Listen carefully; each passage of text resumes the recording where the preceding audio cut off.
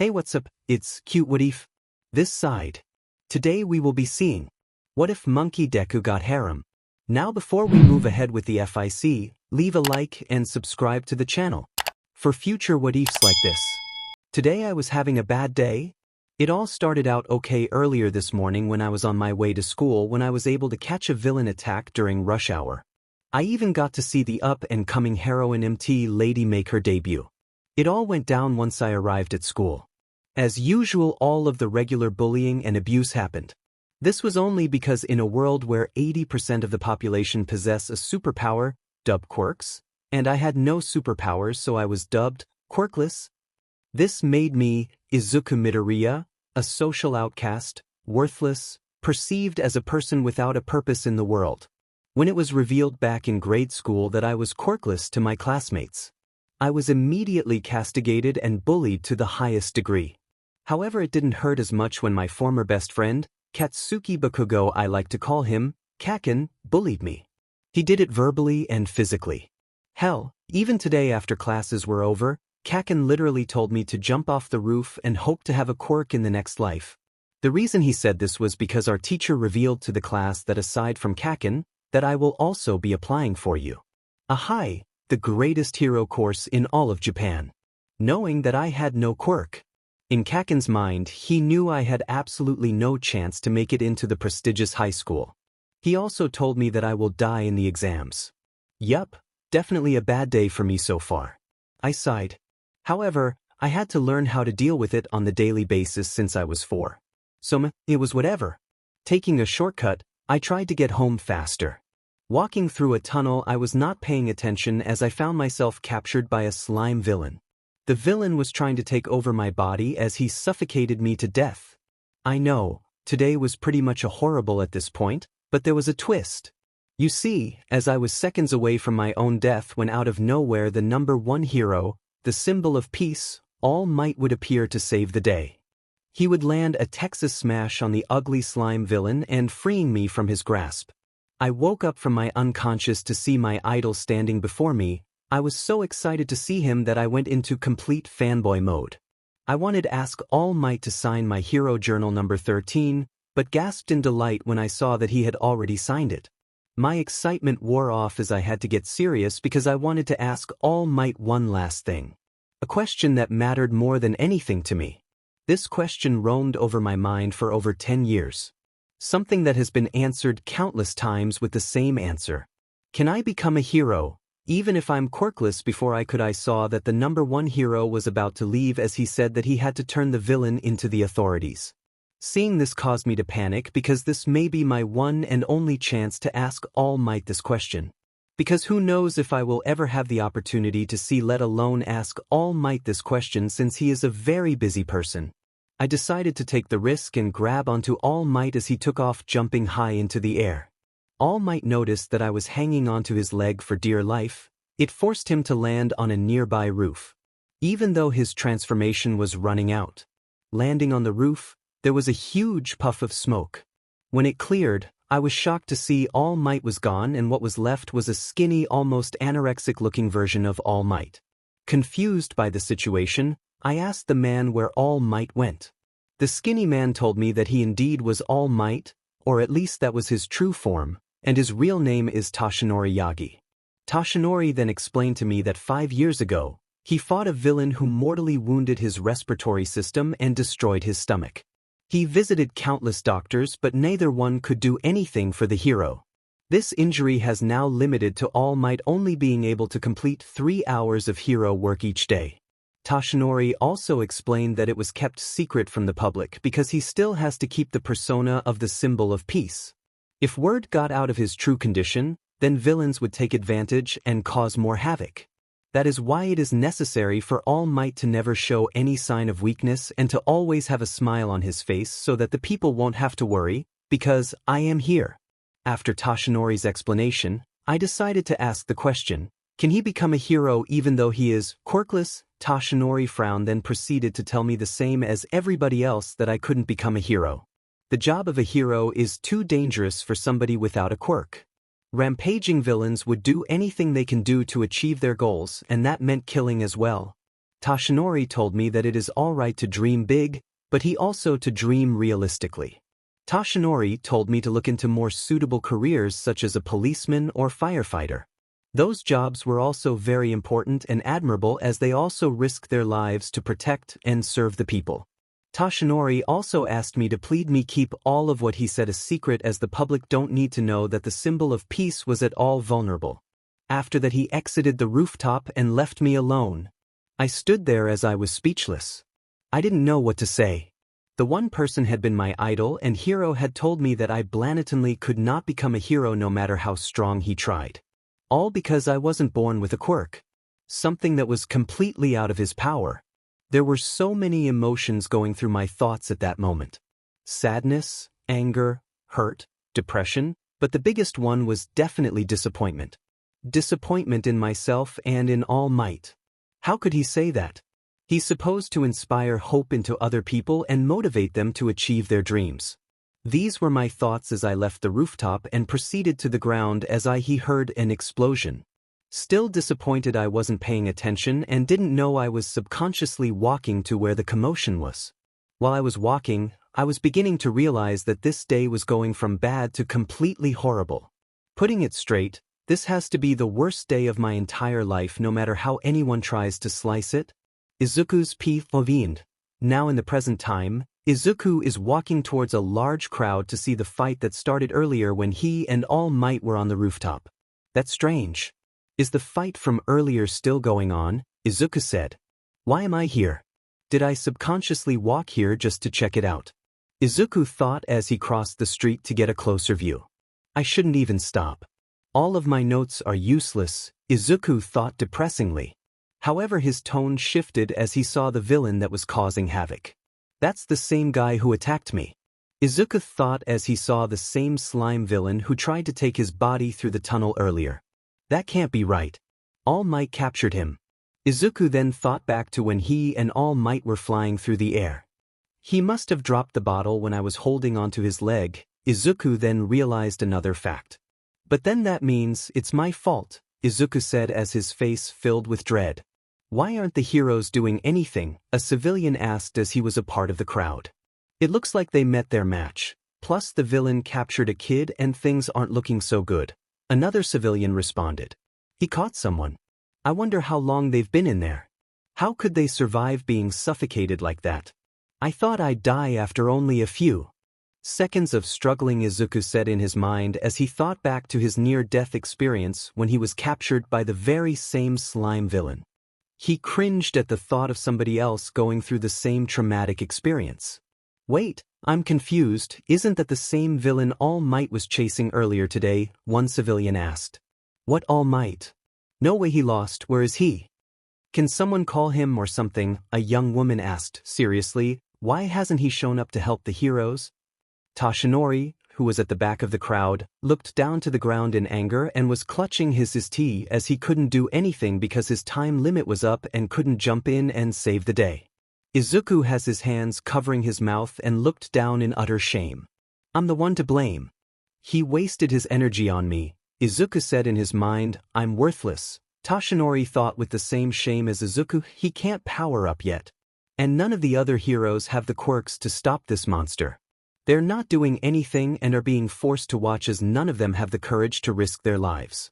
Come on, aren't they called heroes for a reason? Izuku thought with anger. So pathetic, Toshinori said to himself as he is doing nothing but being a bystander. It's my fault. I'm sorry. So sorry, Izuku thought in sadness. I am a disgrace, Toshinori thought as he kept on insulting himself. Help will show up and save the day, I'm sure, Izuku said in his mind with hope. I'm not a real hero, Toshinori said in his mind as he clutched his tea harder and looked downwards. A real hero will come soon, Izuku thought. However, at that moment, Izuku saw the face of the person who was currently being held hostage by the slime villain. He had blonde spiky hair with red eyes. He was struggling so strong and trying to breathe as he desperately opened his mouth to no avail. The hostage is Katsuki Bakugo. Izuku's eyes widened with shock. He couldn't believe it. His former best friend was getting suffocated and tortured right in front of his eyes. An innocent child who could be moments from death. And he was the cause of it. Even though Izuku has been a victim to Katsuki's traumatic bullying in the past up to the present, he still hasn't done anything near as bad to deserve the SDSM he was enduring at the moment. Nobody deserved this. It was too much. Izuku looked at the pro heroes. Nothing. They were doing absolutely nothing to save the child. They were merely helpless bystanders. Not even MT Lady could do anything as she couldn't transform to full height since the alley was way too narrow and it would risk serious property damage and even some lives as well. No one was doing anything. At that very moment, something awakened within Izuku. Something that has been dormant for a very long time. Something that has been built up and has been waiting for its release. What is this sensation? Izuku thought as an unknown source of power went through his body, coursing through his veins as he felt his muscles bulging. Wait, he has muscles. Isn't he all skin and bones? Izuku looked towards Bakugo and how he was struggling against the slime villain. Then the look of shock was replaced by a look of determination and anger as he sprinted towards the slime villain. Music. Boku no Hero Academia OS you say run. Start playing at 022 timestamp. Toshinori and all the other heroes gasped as they witnessed Izuku Midoriya run straight ahead towards the villain. No, you idiot. Stop, you're going to get yourself killed. Death Arms yelled as he tried to stop the young man from heading straight into danger. Not this brat again. The slime villain said as he looked towards Izuku. That. Katsuki said in shock as he couldn't believe that his quirkless classmate and former best friend was running towards him, seemingly to save him. What am I doing? Why am I running? Why can't I stop? Izuku thought to himself as he kept running at full speed towards the villain as he continued to feel the unfamiliar, yet it felt so natural, power flowing through him giving him an unbelievable amount of power that felt so right that it was almost unexplainable. You're toast, kid. The slime monster yelled as he aimed his fist towards Izuku. Izuku took off his book bag and threw it towards the monster's eye to momentarily stun him. This loosened his grasp on Katsuki and gave him the opportunity to finally breathe. Izuku then jumped high in the air and landed a strong right fist straight at the slime villain. The punch was so strong that it was able to push the villain back about 50 meters.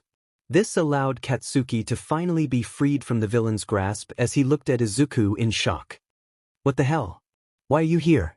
Katsuki asked Izuku. He was about to respond, but suddenly Izuku started moving towards the slime villain again at high speeds. What in the world is happening to me? My body is moving on its own.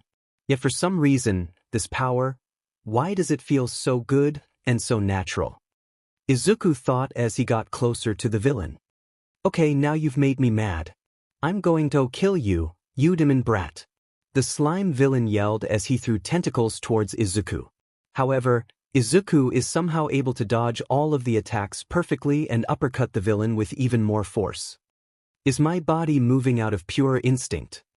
Izuku thought as he saw the slime villain land to the ground after getting hit with an uppercut that generated so much force, it was able to create shockwaves that pushed the bystanders back a few steps and even broke some nearby windows. Izuku turned around, tears around his eyes and with a big smile on his face. Kachin, I couldn't just stand there and watch you die. Toshinori gasped in utter shock. Here was a quirkless boy doing everything in his power to save the hostage while he was just being a bystander doing absolutely nothing. I have to do something, no matter the cost.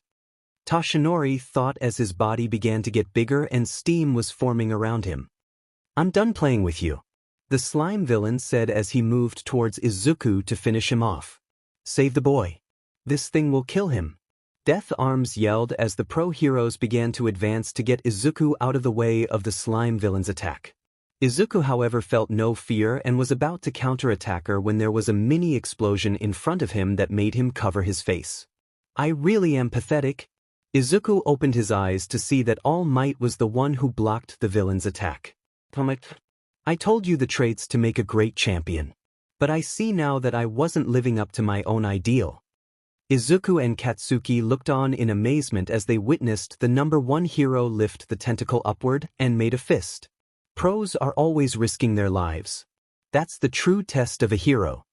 All Might yelled as BLD was escaping through his mouth. illustrating the pain that he was suffering due to forcing his hero form beyond his 3-hour time limit. In You All Might, the slime villain then began to strike the number one hero using numerous slime tentacles.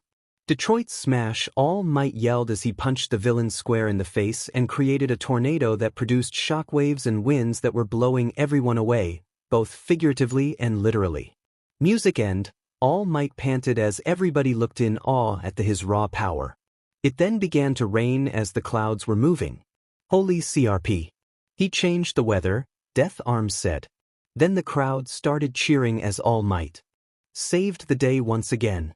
After that, the heroes collected all of the scattered mounds of sludge. And the villain went into police custody where he belonged. There were crowds of reporters and cameras trying to get an opportunity to speak to All Might. Izuku got chewed out by the heroes big time while Katsuki was praised for his bravery. The one who was hostage and almost died was getting praised for bravery while the one who risked his life and saved the hostage was castigated. Oh, the irony. Sunset came and Izuku was walking home. He wanted to apologize to All Might, but he was swarmed by interviewers. He didn't want to interrupt. He can always try to send a message through his website when he gets home. He was also feeling really tired after fighting the slime villain. He felt really sleepy and really needed to take a nap. He was still trying to figure out just what exactly he did back there. That power, speed, strength, agility, and instinct. His body was moving on its own. Was it his quirk? It didn't feel human. But it did feel natural, almost like a primal power that he is only now experiencing. And it also felt like he knew how to fight. The way he was dodging and counteracting. He wasn't even nervous or scared, more like excited. Deku. Izuku turned around and saw Katsuki running up to him. Kachin. Listen, I would never ask a weakling like you to help me. Don't think you can look down on me. Got that? I was fine by myself. You're just a quirkless failure who won't even cut it as cop. You didn't help me. You did nothing. Don't forget it. I don't owe you anything. Katsuki then turned around and began to walk off. Izuku's sweat dropped. What was that? Kachin is right though. It's not like I did anything to help today. But at least I tried. Guess now I should get back to giving up on my dreams. Izuku said as he began to walk back towards home. I am here. All Might yelled as he landed in front of Izuku. All Might. Why are you here? How did you get rid of all of those reporters? Ha. I stand for justice. Not sound bites. Because I am All Might was cut off as his transformation ran out and now returned to his true form while spitting out BLD and coughing as Izuku screamed in shock. Young man, I came here to thank you. And also to discuss your question from earlier. Toshinori said, if you hadn't told me about your life, if you hadn't run into that fight, I would have been a worthless bystander watching from the crowd, so thanks. Oh no. It was my fault he was there to begin with. I got in the way of your strong work. I wasted your energy and not to mention your time. Izuku responded, I'm not done. You told me you didn't have a quirk. So when I saw this timid quirkless boy try to save a life, it inspired me to act too. Izuku gasped as he processed the words his idol, the number one hero, just said. There are stories about every hero. How they became great. Most have one thing in common. Their bodies moved before they had a chance to think. Almost on their own. Music, Boku no Hero Academia OST 2, You Can Become a Hero. Izuku's eyes widened as he began to shed tears. For some reason, he remembered his mother's words in that moment. I'm sorry, Izuku. I wish things were different. Izuku clutched his Izzy with both hands as he began to lower towards the floor. And today, that's what happened to you. Izuku's mother never told him the thing he wanted her to say back then. The words he needed to hear. The wind started blowing as cherry blossoms flew through the air. Young man, you too can become a hero. Toshinori said. Izuku then began to sob fully. Dreams can become reality. Mark Twain once said, the two most important days in your life are the day you are born and the day you find out why. And on this day is when Izuku Midoriya found out that he indeed was born to become a hero. Izuku clutched his teeth even harder as he began thinking of all of the doubters and bullies that told him that he was useless, worthless, and had no shot to become a hero.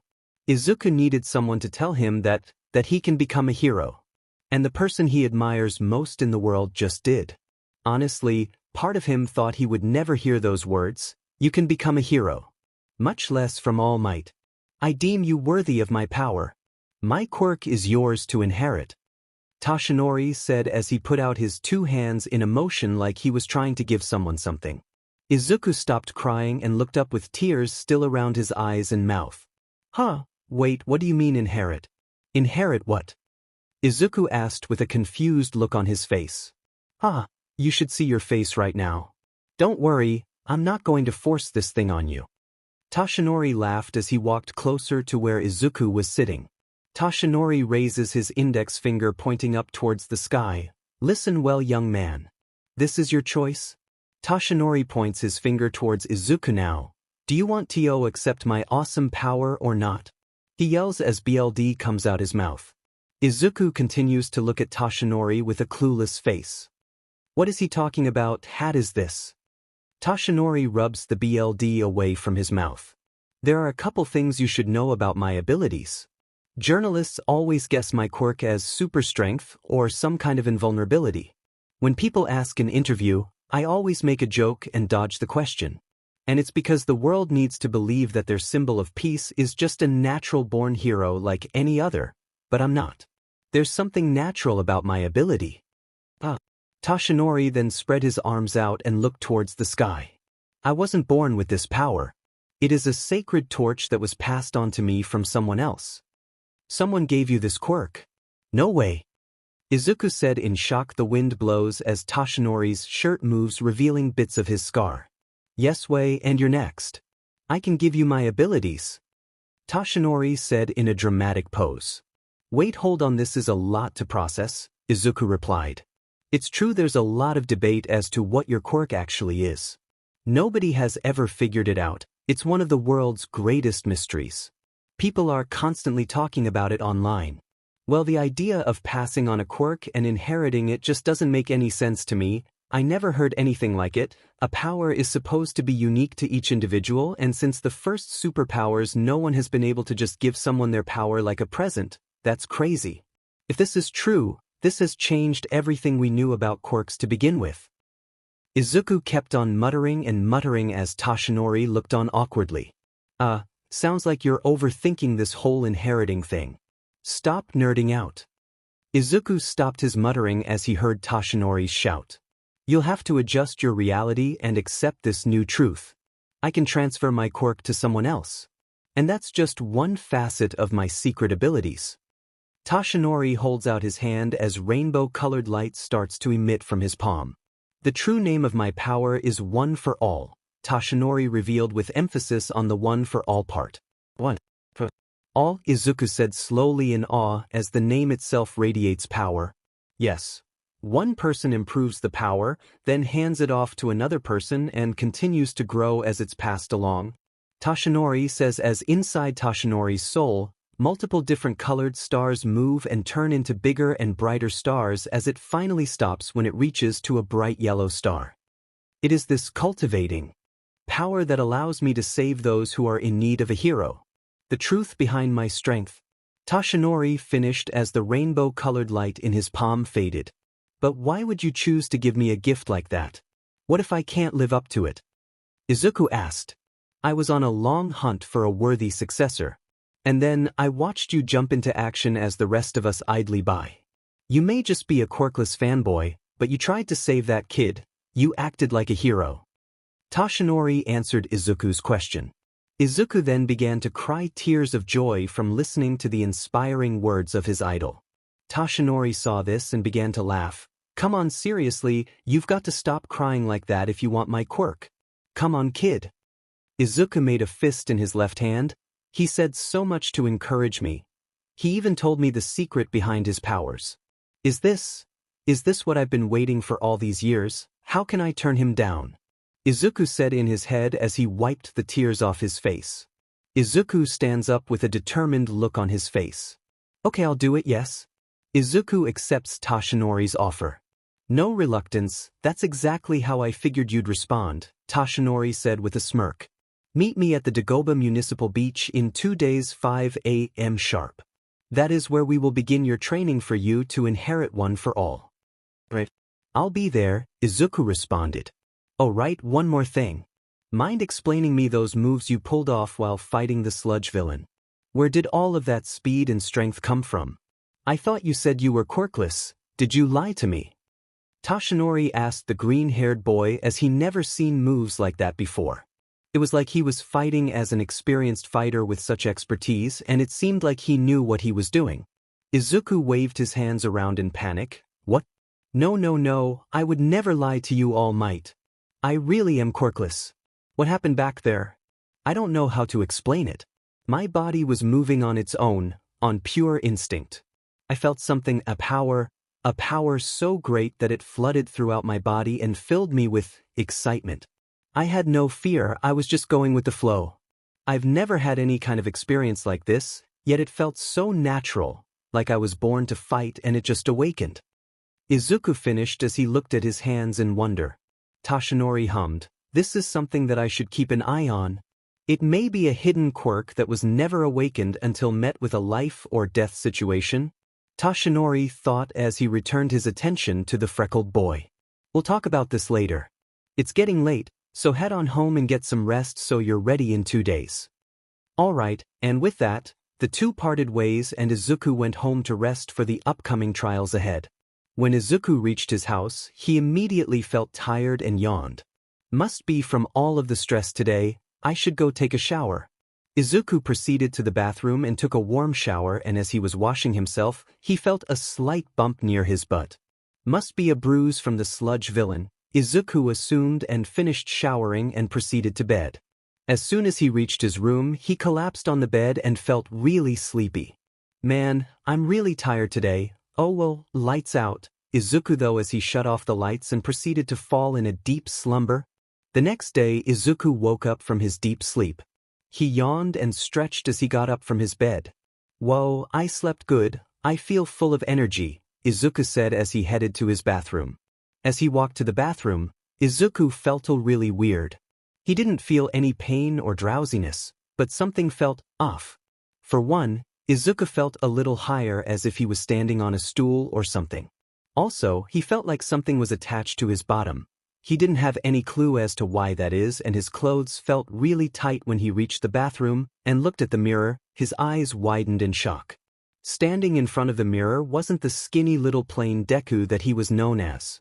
No, standing there was a young man with a height of 5 feet 11 inches with broad shoulders and a defined lean muscles all throughout his body that would put most bodybuilders to shame. There was no more baby fat as his face had defined cheekbones and a sharp jaw with a face that resembled more like a man than a boy. His CZ was much bigger, and so were his biceps and triceps that they were bulging under the now too small and tight shirt Izuku was wearing. His hair was longer, denser, thicker, and much more spiky and a lot more darker. While all of this is surprising to say the least, the thing that shocked Izuku the most was what was behind him, more specifically a part of him. Behind him was a wagging brown monkey tail that was a few feet long. It was moving freely as it was the most normal thing in the world. What in the world? Why do I have a monkey tail and why do I look so different? Wait a minute, could this be my quirk? Izuku thought as he closed his eyes and concentrated. He felt it, the same rush of power he felt yesterday against the sludge villain. Only this time, he felt more in control and like it was something he has had for his entire life. I feel the exact same energy when I was fighting the sludge villain. Is this really my quirk? If so, what exactly is Izuku? Are you still sleeping? It's past noon already, it's time to get up. Inko Midoriya said as she walked towards her son's room but stopped when she saw the bathroom door open. She peeked inside and saw a completely different Izuku inside with a brown monkey tail. Izuku, honey, what happened to you? Inko asked in shock as she couldn't believe her son was in the bathroom, taller and packed with muscles that looked he worked his entire life to gain. Not to mention the fact that he had tail too. I don't know, Mom. I just woke up and I looked into the mirror and saw this. I think this could be my quirk that has finally awakened. Izuku said as he tried SWNGNG his tail, which he successfully did. Well, okay, you can explain in a minute. I'm going to go look for some of your father's clothes as it looks like they can fit you now, Inko said as she went to her husband's old closet to fetch some apparel for Izuku. After putting on some of his father's clothes, Izuku explained everything that happened yesterday with his fight with the sludge villain, leaving out the part where All Might picked him as his successor obviously. Inko thought Izuku's new quirk was a bit strange. His father, Hisashi Midoriya, who works overseas, quirk is that he can breathe fire. Her own quirk is the attraction of small objects. Usually a child's quirk is either one of the parents' quirks or a combination of both. So where in the world did that monkey tail come from? Nevertheless, she felt extremely happy for the fact that her son finally has his own quirk. She felt guilty for all of the trauma that Izuku had to endure because of his quirkless status. She hated that he wasn't able to inherit her power or his father's. She even felt guilty for not encouraging and inspiring him to pursue his dream no matter what. Instead she just said sorry. But now, Izuku has a power now and has a chance to follow his dream, and that's all a mother can ask for. Izuku, please be careful honey, don't hurt yourself testing out your new powers.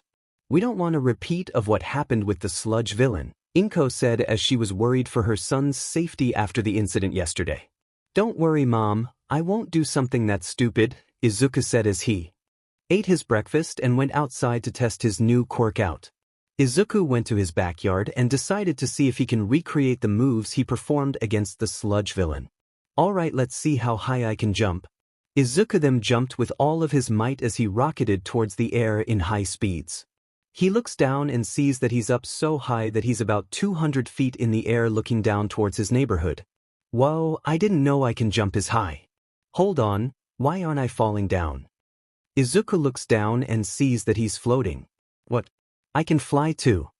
Just what is my quirk? Izuku said in shock as he went down back to his backyard. Alright, let me test out my strength. Izuku then punched the ground with so much force that it was able to create a mini shockwave and craters in the ground. Izuku looked at his fist in awe. It was unbelievable. He was able to go from a weak little quirkless boy to a guy who's able to fly with superhuman strength. Wow, what else can I do with this power?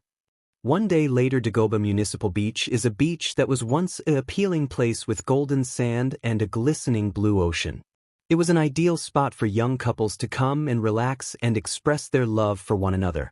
But now it is a complete dumpster, full of trash and garbage. It has been a total mess for the last few years. Because of the ocean currents, anything that is dropped in the water ends up on the beach. People take advantage of that when they are illegally dumping their trash. Now all the locals avoid this place. Toshinori is on the beach waiting patiently for a certain green-haired boy to show up. He looked at his phone and the time read 4:58 a.m. He should be arriving any minute now, Toshinori said as he looked towards the entrance of the beach. In the distance, he could see what seemed to be a young man with a mop of green spiky hair, running to the beach with a bright green tracksuit on as he was getting near to where Toshinori is standing. Wait a minute, is that? Toshinori said in surprise as the young man reached Toshinori.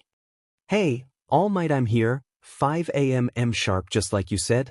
So why did you tell me to come here to train in this dumpster? Izuku asked with curiosity as he wondered how this would be the ideal training place. Wait a second. Young Midoriya, is that you? When were you this tall? And where did all of those muscles come from? And is that a tail? Toshinori asked as he couldn't believe that the skinny, plain, little boy with no quirk is the same tall and muscular young man standing right in front of him right now. Izuku smiled and rubbed the back of his head in embarrassment. Well, you see. Izuku told Toshinori all of what transpired the day before, how he woke up and the powers he discovered that he had. He hypothesized that this is his quirk that took a long time to manifest, probably because of the physical requirements needed to use properly. Izuku demonstrated his power by picking up a fridge with one hand and absolutely crushing it with the other hand. He then showed how fast he was by running so quick he was able to run across the ocean. After that he flew up so high that Toshinori thought he was dreaming. After Izuku's demonstration, Toshinori turned into his hero form. My goodness! Never have I seen such feats from such a young boy. It seems that inheriting one for all will be better, much easier than expected. Wait, what do you mean by that? Izuku asked as he flew back down to the beach. What I mean is that my quirk one for all is a whole lot to handle. The combined physical prowess of everyone who has ever used it creates a hurricane of pure force. An unprepared body can't fully inherit it. Your arms and legs would shoot off if you tried to. Izuku imagines his limbs tearing off and his body falling apart and decimating itself. He cringed, seriously. Then that's harsh. Izuku shaked his head as he tired to get the image out of his head. Okay, so this whole trash thing is some kind of hardcore gym workout. And you're my trainer. All Might smirked and did a thumbs up, you got it? But there's another reason too. I did a little online research yesterday. Turns out this part of the beach used to be appealing, but it's been a total mess for years. Izuku looked around and nodded in agreement. Yet, people just throw their garbage here, and since it's already a mess, people wouldn't suspect a difference. It's a shame nobody has taken the time to clean this place up. Izuku said with disappointment, as one would think a hero would at least try to renovate the place. Heroes these days are all about showing off and capturing flashy villains. Things were different before quirks. Service is what mattered. Back then heroes were those who helped the community even if it was kind of boring. All Might said as he grabbed a microwave and crushed it effortlessly.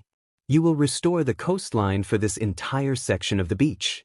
That is the first step of your path, young man, towards being a hero. All Might finished as he stared into Izuku's eyes seriously. All this. But there is so much, Izuku said, looking around the entire beach, which was filled to brim with garbage of all different kinds. That's impossible. Young Midoriya, you want to go to you? Right. Well, yeah, of course. You went there, so it must be the best school around, right? Izuku looks down and ball his right fist. It's a long shot, but still, I'm going to shoot for the moon. You've got a lot of spirit, fanboy. But as I said before, being a hero isn't easy to do without a quirk. It's not fair, but that's unfortunately the reality. And A is the hardest hero course to get into. So that means that I have to prepare my body for your quirk really fast. UA's exams are in 10 months. All Might took out sheets of paper. Not to worry, kid. I've got you covered with the help of my handy aim to pass American Dream plan. Follow this to the letter and you'll clean up just in time. I also detailed every other aspect of your life while I was at it. Izuku looked at the sheets of paper. Wow, even my sleep is scheduled. If I'm being honest, this is going to be super strong. Think you're up to it. Izuku smirked and gained a look of confidence. Yeah, sure I am. I have to work 100 times harder to get in if I'm going to outdo everybody else. So what choice do I have, right? Music, Boku no Hero Academia OST. Hero A instrumental. Izuku went right to work, taking as much trash as he could at a time. Ever since he has gotten his newfound power, his overall strength, speed, and stamina increased to the level of superhuman. He's able to lift cars and trucks that weigh several tons with relative ease. His efficiency in cleaning up the trash was so off the charts that All Might estimated that Izuku may get the job done with time to spare. When Izuku returned to school, all of his teachers and peers were speechless. They almost couldn't recognize him as he looked like a totally different person. It was unreal to them. When they saw his tail, they were even more shocked as they thought the green spiky-haired nerd didn't have a quirk. He explained to the class that his quirk finally awakened during the whole sludge villain ordeal. He theorized that the quirk is mutant/physical enhancement type that required the user's body to be developed in order to use as if he would have had it when he was 4. It may have been too much for his small body to handle. Surprisingly, Katsuki Bakugo didn't really give Izuku's newfound quirk much glance. If anything, he probably still thought he was much superior thanks to his incredibly powerful explosion quirk. After that day, Bakugo and pretty much everybody else stopped bullying Izuku. This was most likely because Bakugo respected Izuku a little for what he did against the sludge villain, and now that he had a quirk, it moved him up on the proverbial food chain in society. Since Izuku's NE power gave him inhuman amounts of stamina and endurance, he was able to study and do his schoolwork with ease since he didn't feel much fatigue after the morning and afternoon workouts cleaning trash that he would have otherwise felt. Another cool aspect Izuku discovered about his new abilities was that he is able to feel the energy signature of any living being. He could tell where someone was located based on their unique power level, which is what he liked to call it, and he could how strong exactly someone was and assess their abilities. This would be a very useful ability as a hero where he could predict the power level of dangerous villains. Another ability Izuku had was what he dubbed ki blasts, which were small laser-like blasts generated through an energy called ki and fire them like projectiles. This was especially useful as long-range attacks since it wouldn't be a good idea to always fight somebody at close combat depending on what type of quirk they had. Izuku set time aside to practice his ki control so he would be able to increase the efficiency of his ki attacks and hopefully MSTR them to an extent before the UA exams. Izuku gave his mother a recipe for the new diet he would have to take courtesy of All Might's training. A side effect of Izuku's new quirk was that it increased his metabolism, which allowed him to eat a ridiculous amount of food that wasn't normal by human standards. Inko was surprised at first, but she smiled and didn't mind it since she had no problem cooking for her beloved son. Izuku loved his mother's cooking and it would motivate him to keep on training and studying as strong as he could in order to achieve his dream to become a hero. His motivation was so strong, he even went to the beach and did extra cleanup during the times that he was supposed to be sleeping. He wanted to get it done as soon as possible and to get as much training as he could before the exams. I need to train 1,000 times harder than anyone else if I want to be the #1 hero, is what he told himself when he would spend the late night and early morning hours cleaning trash as fast as he could. He was so serious about his training that he even put training weights on all 4 of his limbs weighing 200 pounds each in order to increase his strength and endurance so that he can be the best possible vessel he can be for One for All.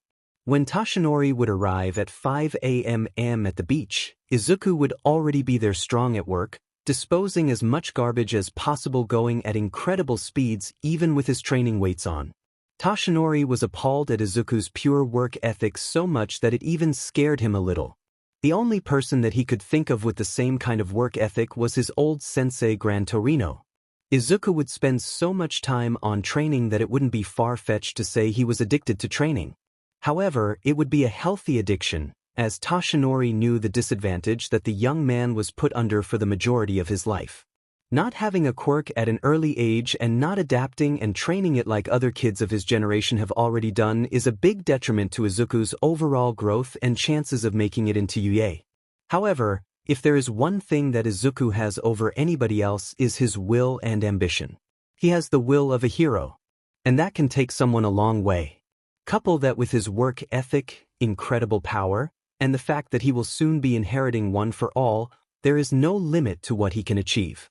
The same pattern repeated as Izuku would start working before Toshinori got there, go to school, lift weights under the table during class, eat, study, sleep, train, and train some more. After a while, Izuku got accustomed to his training weights, so he increased them to 2,000 pounds each. He kept these weights on 24/7, even when he was showering or sleeping, because he wanted his physical body to get used to the strain so that when he inherits One for All, it won't be a problem for his body and he will be able to adjust with relative ease. This made his body add in even more body muscles and made his figure even bulkier, but not too bulky, as Izuku didn't want to trade strength for speed, as he loved the fact that he had an equal balance of the two. Izuku is too smart to think that strength alone can win you any fight. You need to have other attributes and bring other things to the table to be considered a pro hero. With that said, Izuku has not only trained his body, but also his mind. He has continued working on his hero journals and practiced the many strategies that he has either learned or created that would benefit his quirk. He would spend long hours just thinking about how he could improve his training regime and get the best possible results before the exams. One time he was even caught muttering to himself in class. Although it was embarrassing, he didn't mind, because in his mind and heart he knew that he needed to have the determination and will of a hero if he is going to achieve his dream. Music end, September 26th, exactly 5 months before the UA entrance exams. Toshinori got out of his truck and walked towards the beach.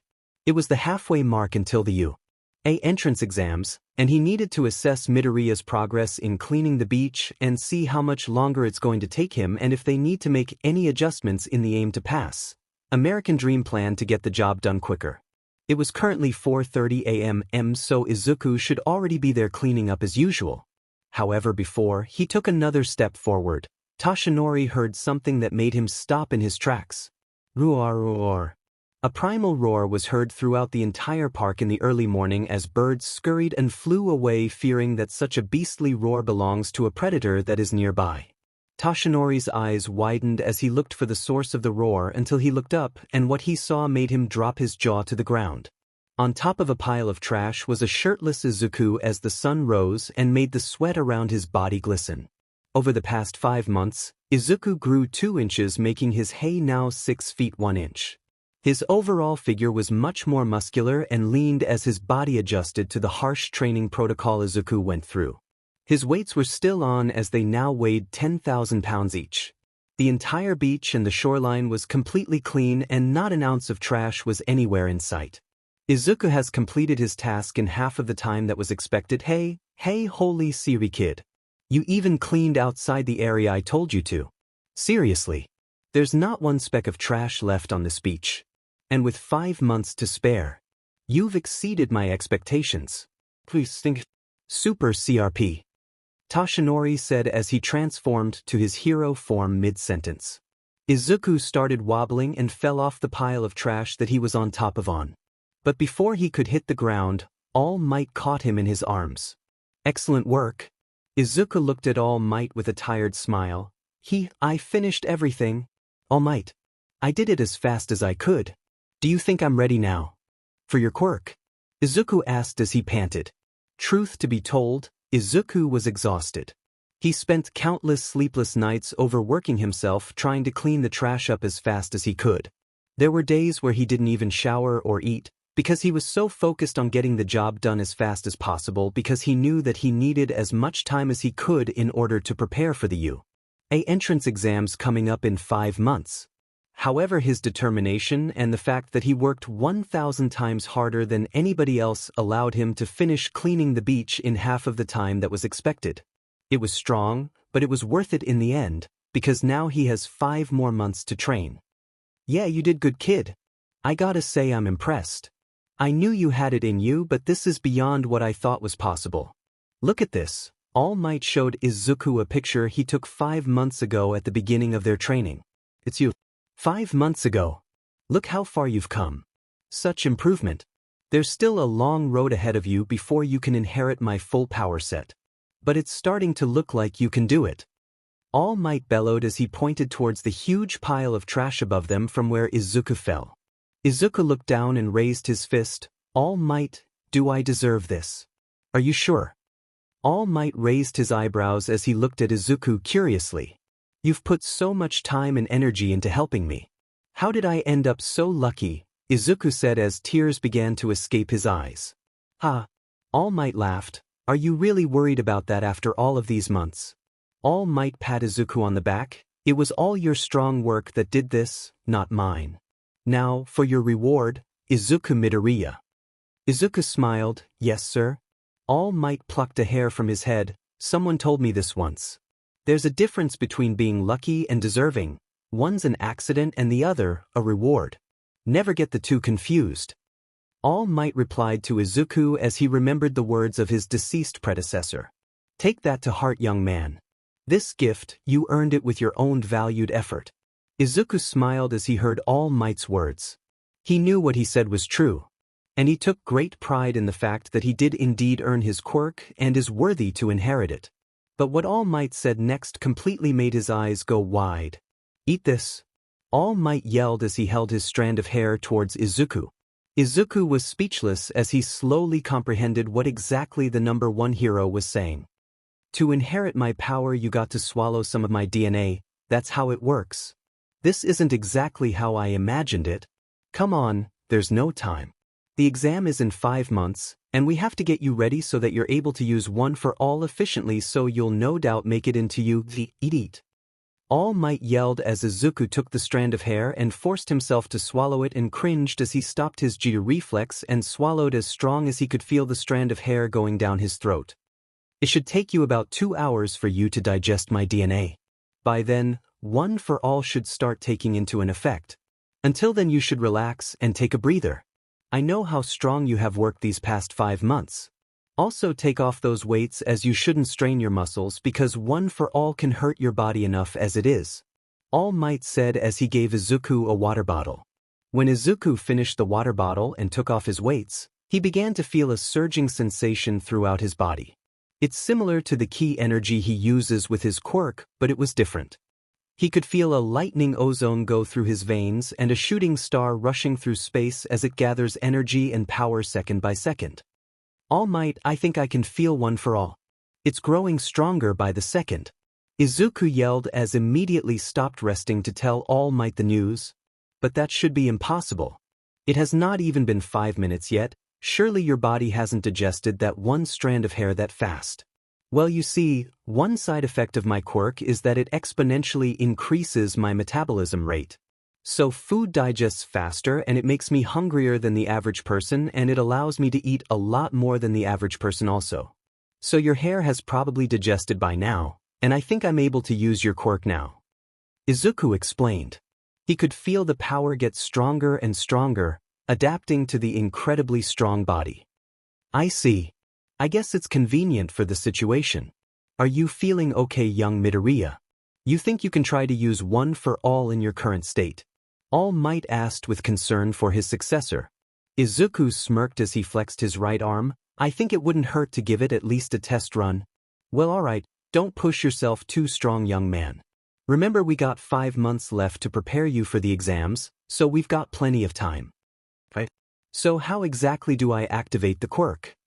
Izuku asked curiously as he can still feel the intoxicating power flowing through him just waiting to burst out.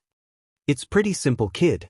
All you have to do is clench your butt cheeks and reach down from the depths of your heart and yell smash. All Might yelled as he demonstrated by punching the air and creating a mini tornado that resulted in a whirlwind. Izuku nodded and looked towards the crystal blue ocean. He concentrated and raised his right arm and clenched his butt cheeks. His arm began to glow as red markings appeared and his biceps bulged as he can feel the power building up in one point. He can also feel his ki in his right arm supporting the power that One for All was giving him. It was so unreal, the power. He has never felt anything like this before. It felt so right and meshed so well with his other quirk, that it practically felt like a perfect combination. Izuku looked towards the ocean and yelled with all his might. Smaeawash. Izuku sent a thunderous punch towards the sea. The force of the punch was so great that it sent him back a couple of yards. It created winds that were going at 60 miles per hour. The sea was split into two as it created waves that were so high that it seemed that they could touch the heavens. Izuku's punch also created a tornado similar to the one that All Might produced with his Detroit smash against the sludge villain. It wasn't strong enough to completely change the weather like All Might did, but it was still impressive in its own right. Especially since it was Izuku's first try. All Might smirked as he saw the display of power Izuku put on. He was extremely impressed and Izuku even exceeding his expectations once again. That smash was near the level of All Might's 5% Detroit smash in his prime. All Might walked over to Izuku to see the condition of his arm. He knew what the backlash of using One for All for the first time could be like. He just hoped that he didn't completely break his arm. But I was able to do that much with just one punch. I can't wait to see what I'm able to do when I've mastered this quirk. The power output is so amazing. All Might's jaw dropped to the ground when he saw Izuku standing with no injuries at all, looking completely fine. Young Midoriya, is your arm all right? Do you feel any pain? All Might asked in surprise as Izuku didn't even look like he was in pain. His arm looked completely normal. But it feels a little numb, but that's probably mostly from the weights I had on. I guess all my training paid off. My body is able to handle the backlash of One for All with little to no injuries. So does that mean my body is a proper vessel now? Izuku asked All Might as he was stretching to loosen up his muscles. This will make your training a lot easier. And since you've given us a 5-month head start, in that time, we will be focusing on increasing your control and efficiency rate of using One for All. This is so that by the exams you will be used to the effects of One for All and you won't have to worry about not knowing how to use it. Young Midoriya, are you sure you don't need rest? I know you have been working really strong, so are you sure you can keep training for the rest of the day? All Might knew how important getting into you and becoming a hero is to Izuku. He also understood how little time he has to prepare. However, too much of anything can be detrimental to anyone, especially if one were to overwork themselves. The human body had limits after all. So it would be only natural is the young man needed to take a day off to rest and recuperate. No, it's fine. I promise you, All Might, I can keep going. How many times do I have to tell you this? I have to work 1,000 times harder than anyone else if I want to be number one. I don't want to just make it into UA. I want to excel and be the top student of my class. So that's why I'll keep training no matter what, and I won't rest until my job is done. Izuku yelled with vigor. The same red markings of One for All began to appear around both of his arms and legs as he flexed his arms ready to get to work. All Might just smiled. What else could he expect? Hearing those words just gave him the reassurance that he made the right decision in choosing Izuku as his successor to bear One for All. You truly have the spirit of a hero, young man. Then it's settled. These next 5 months we will train your control of One for All, and we will commence by holding a series of sparring matches between you and me so you can get some combat training. Get ready, young man, because this is where the real training starts. Also, I almost forgot to mention, from now on, refer to me as Toshinori-sensei. 5 months later, 2 weeks until the entrance exams. It's been over 4.5 months since Izuku gained One for All, and the progress he was able to make in such a short amount of time is nothing short of amazing. He is now able to use One for All at 20% and at a very proficient level. Usually, when children awaken their quirks, it's strong for them to use their powers without wasting a lot of energy. That doesn't seem to be the case with Izuku though. Izuku is so skilled at using his quirk that he's able to fight and launch attacks with little to no backlash to his physical body. When All Might saw the progress that Izuku was making during their sparring matches, practically getting stronger, faster and better every day, it almost scared him.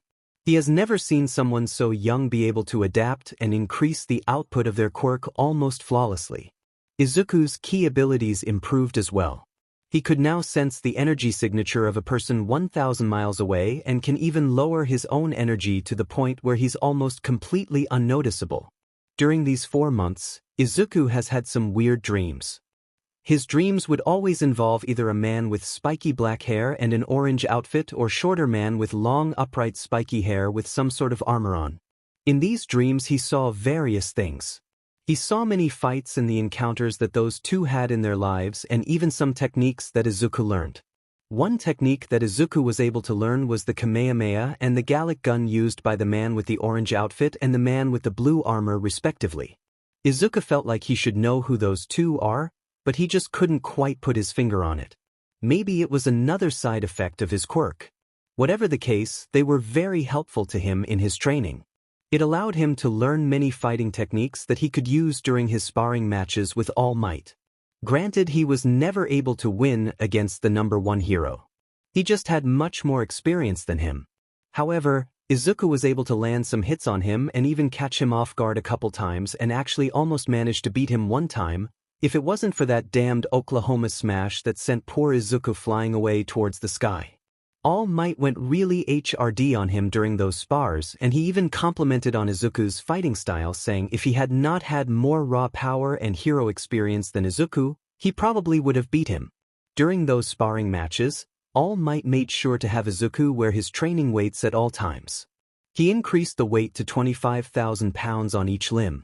His rationale for such harsh training conditions is that if Izuku is able to keep up with somebody as fast as All Might with 100,000 pounds on his body, then he should have no problem outperforming any other person during the exams physically. This day and age, too many people rely solely on their quirk to do all the strong work, when in reality they have forgotten just how powerful humans can become with their physical bodies alone. And thanks to Izuku's quirk, his physical abilities seemed to have skyrocketed. This is one edge that Izuku will have over any other applicant, as both Izuku and All Might knew for a fact that no other person his age trains like Izuku does. Detroit Smash. Instantly the waves of the Dagoba Municipal Beach were raised to seemingly impossible levels. The ocean rumbled as if a tempest was taking place, but the weather remained the same. Not strong enough. Toshinori-sensei is able to change the entire weather with a single Detroit smash almost effortlessly. Mine is pretty good, but it still lacks the extra force and volume that Toshinori-sensei's smashes have. Guess I'll have to keep practicing until I get to that level, Izuku said to himself as he stood on the beach by himself. He is currently shirtless as he was sweating from training the entire day. All Might isn't there because this is one of the days when Izuku is supposed to be taking a day off. But who was he kidding? Izuku doesn't know the definition of a day off. Izuku now stood at 6 feet 2 inches as he was able to grow 1 more inch during the past couple of months training with All Might. Izuku guessed that the reason he was growing so fast was because of the addition of One for All. His body adapted since the bigger and stronger his body is, the more effective his usage of One for All can be. He now had a defined six-pack, which is a sign of evidence of all the strong training he has done these past 9.5 months. Well, at least it's better than before 2 months ago. Flashback to 2.5 months ago. DMN it, yelled a frustrated Izuku. He just finished a sparring session with All Might, and was currently taking a 5-minute break. Why do you seem so troubled, my boy? You have made excellent progress. At this point, Izuku has already gained access to 10% of One for All. He is able to activate it in all 4 limbs and fight on par with All Might's 10%. It's just that I feel that there is a way to use One for All a lot easier and more efficiently like you, Toshinori-sensei. When you use One for All, it's not just in your arms and legs, but your whole body, and you're able to use it with much more versatility. I want to be able to use it like that as well, but for some reason, I can only activate it in my limbs. Right when he said those words, Izuku widened his eyes as a light bulb lit up in his head. Wait a minute, that's it? Izuku exclaimed as he jumped up and confused All Might. All this time, I've been thinking of One for All as sort of like SW, where I turn on and off whenever I use its power, as if it's an external weapon, sort of like a gun or sword. However, I've got it all wrong. One for All isn't just some disposable weapon. It's a part of me. It's connected to my very core and soul. It's the power that will unite the world and smash all evil into its place. I am One for All. Izuku closed his fists and began to power up and use One for All. Red markings immediately appeared on his arms and legs. Then it started to spread to his forearm, then to his hands, then to his feet and upwards to his T and shoulders. Come on. Focus and concentrate. Izuku said loudly and grit his teeth as he put in his absolute best effort. The red markings then rose up to his neck, cheeks and ears. Then it finally reached to his eyes and head as his eyes turned into a brighter and glowing shade of green. His hair rose a little as his green spikes became a little more defined.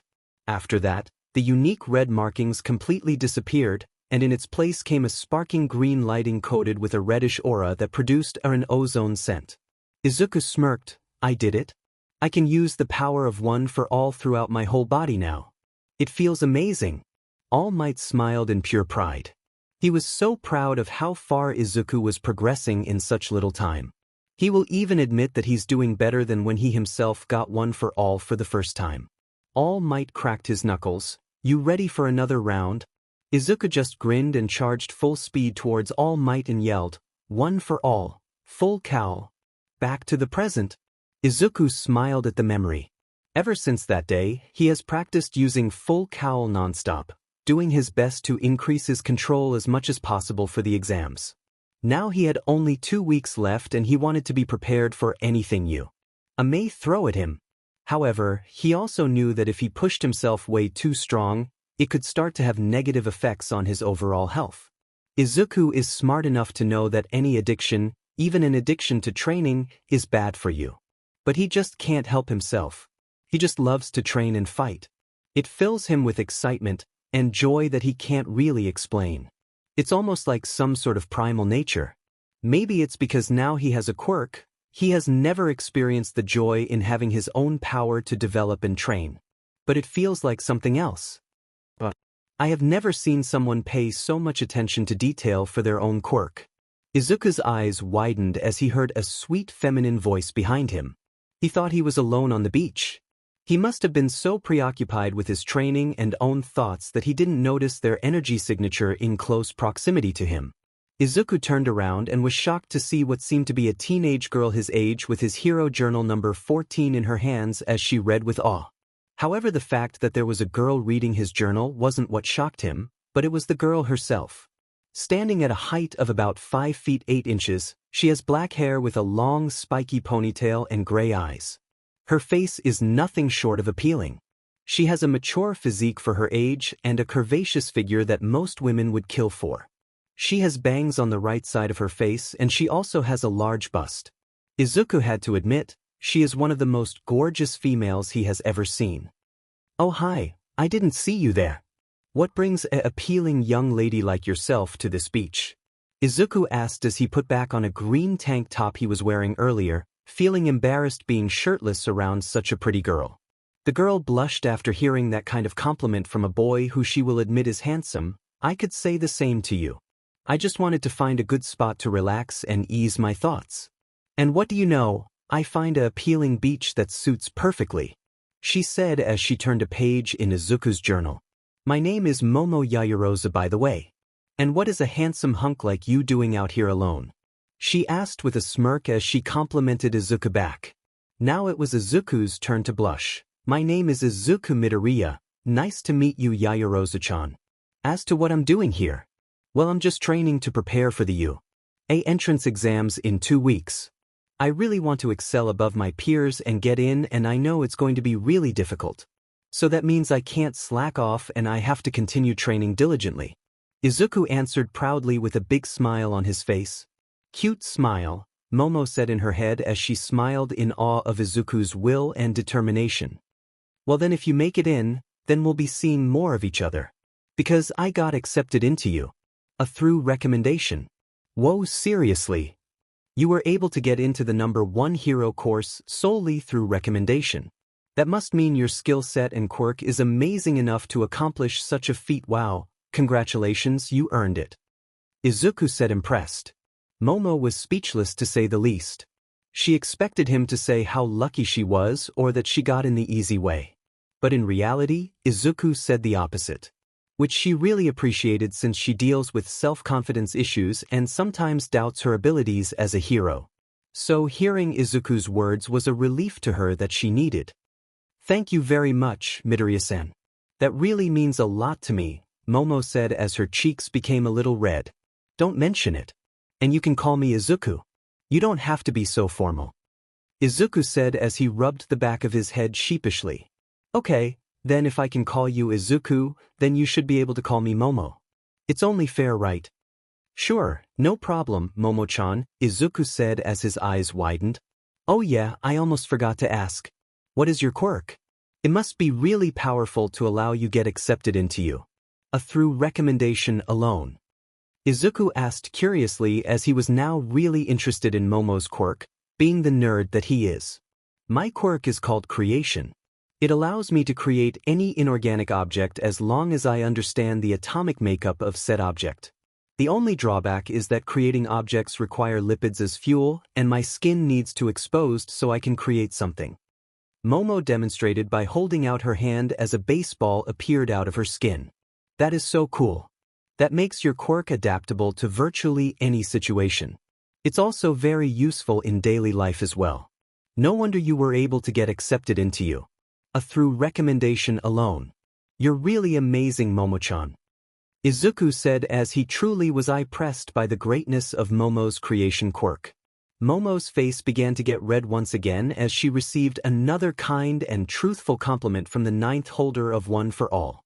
All her life, she thought her quirk as not so great as it wasn't exactly an offensive juggernaut.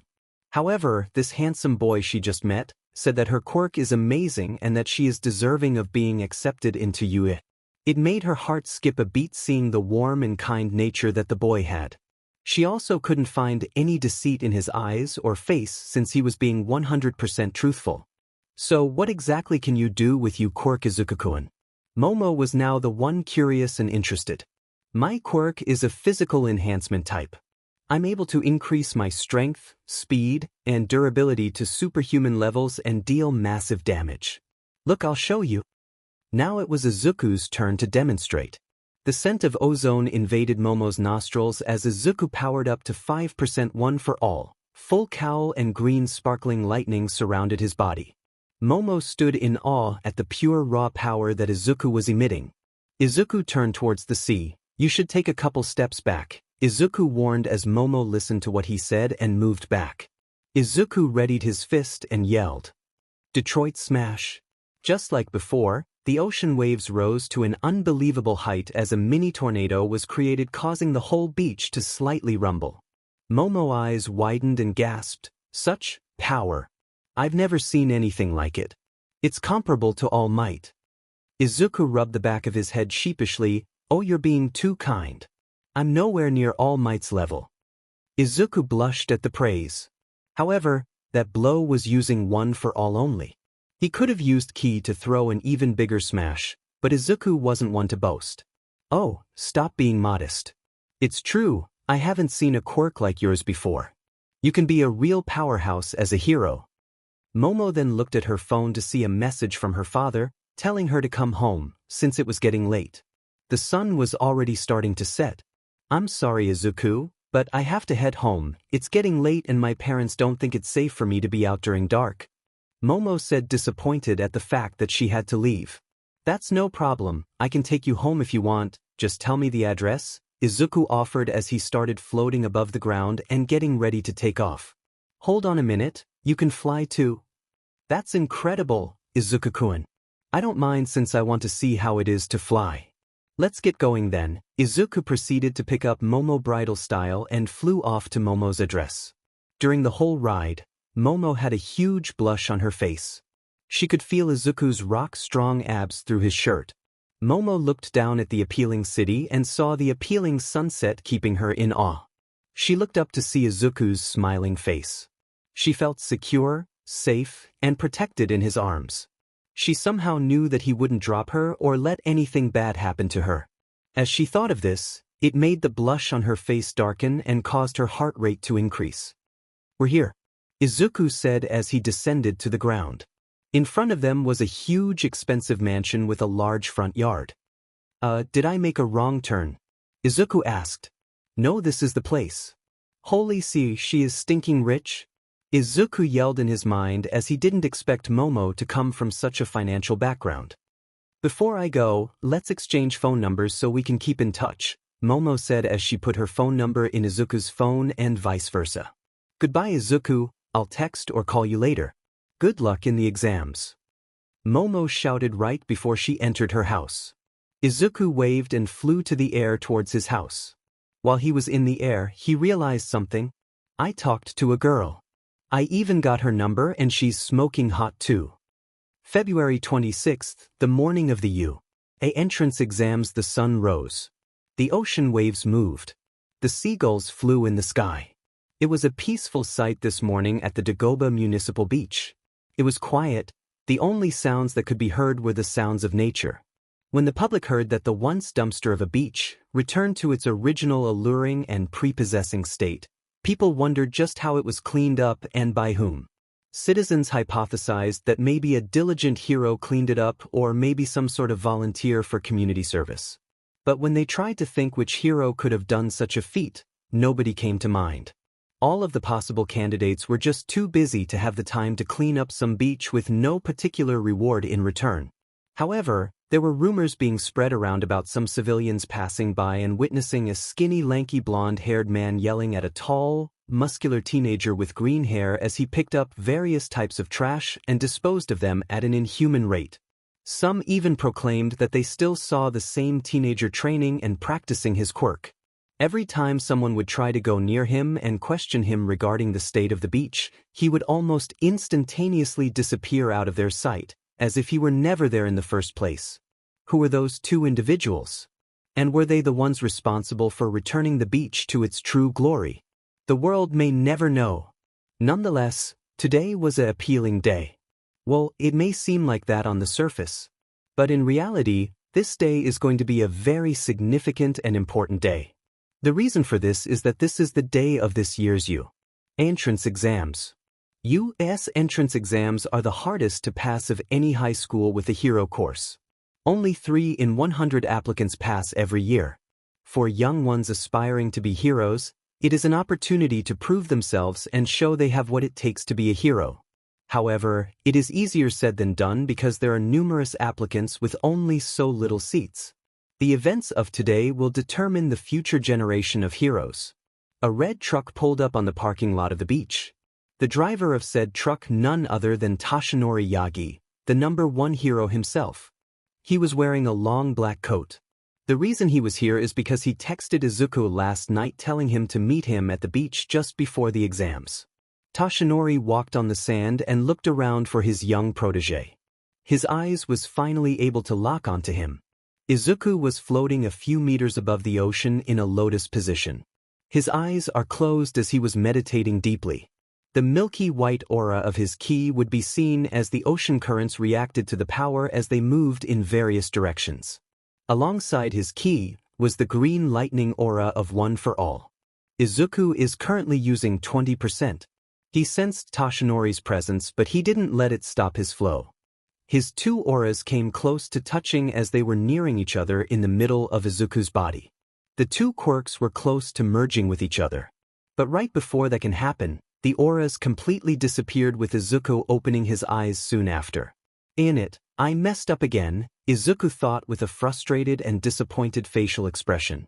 Izuku's frustration was caused by the fact that he was unable to combine his One for All, full cowl mode with his ki throughout his whole body and use the two powers simultaneously. He is able to use the two only in certain concentrated points of his body. For his example, he is able to infuse One for All energy into ki blasts and fire them from his hands or feet to increase the power output. Or he could also infuse ki into an attack like a Detroit Smash and increase the punch's destructive capability. But he isn't able to combine the two all around throughout his body like full cowl. And he really wanted to achieve a mode like that. The reason being that when he combined the two quirks into one attack, it would cost him a decent amount of his stamina and limited his versatility, control, and efficiency. Similar to how it was when he used One for All before he had full cowl. This was something Izuku has been trying to succeed in for the past couple of weeks now, but no matter how strong he concentrated, focused, or tried, it all ended in the same result. Both of his quirks shutting off, and each time making him feel more annoyed. Izuku tried to use a similar strategy to unlock One for All, full cowl. But for some reason this was just a lot more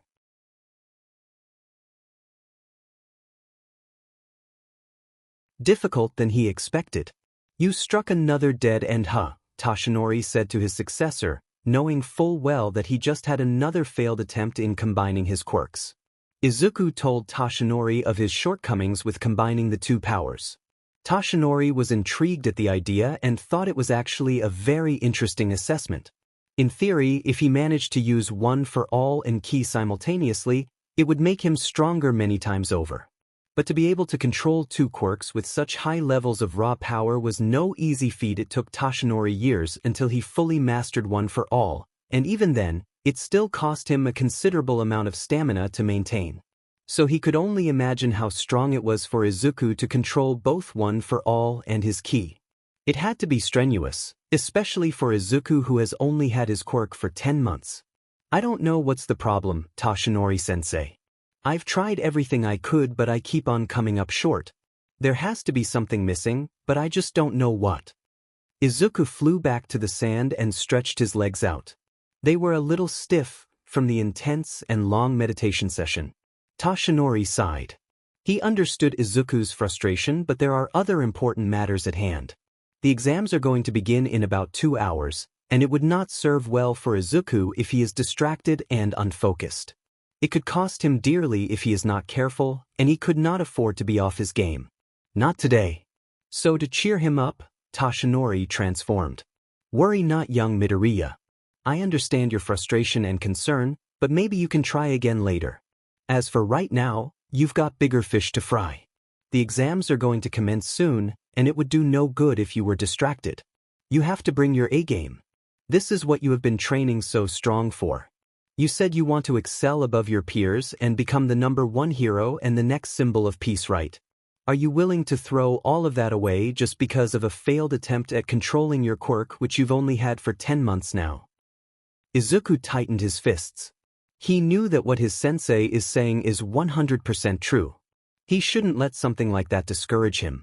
Of course, there are things in life he won't succeed in at his first try. Nobody is perfect.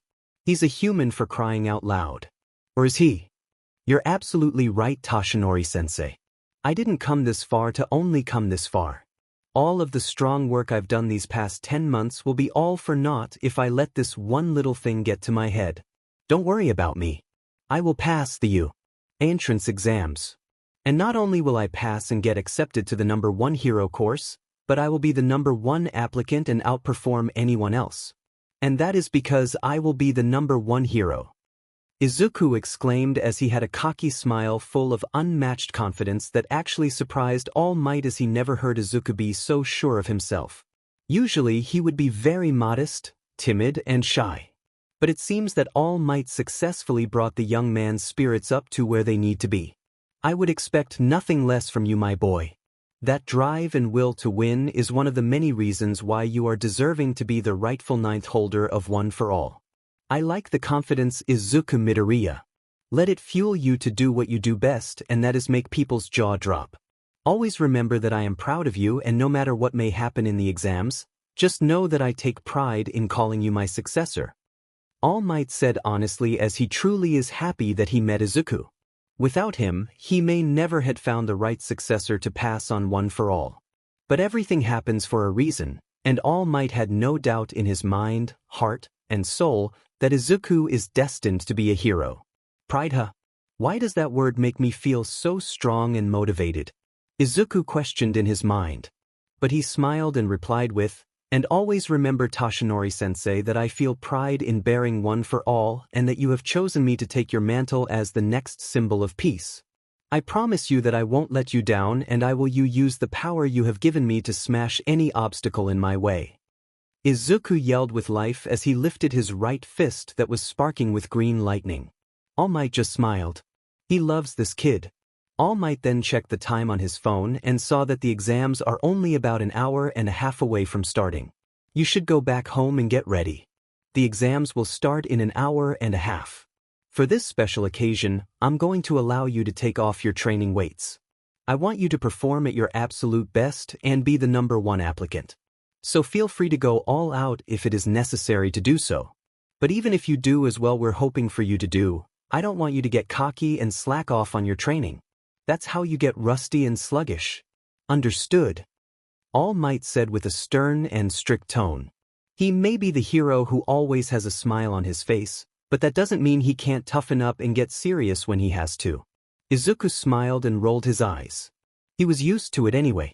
After being forced to carry around 50 tons on his limbs 24/7 for several months, and with that same weight on him, having to spar with the #1 hero practically every day who has the strength to change the weather with a single punch, it didn't really bother or affect him anymore. On the contrary, he is actually grateful All Might is strict in that sense.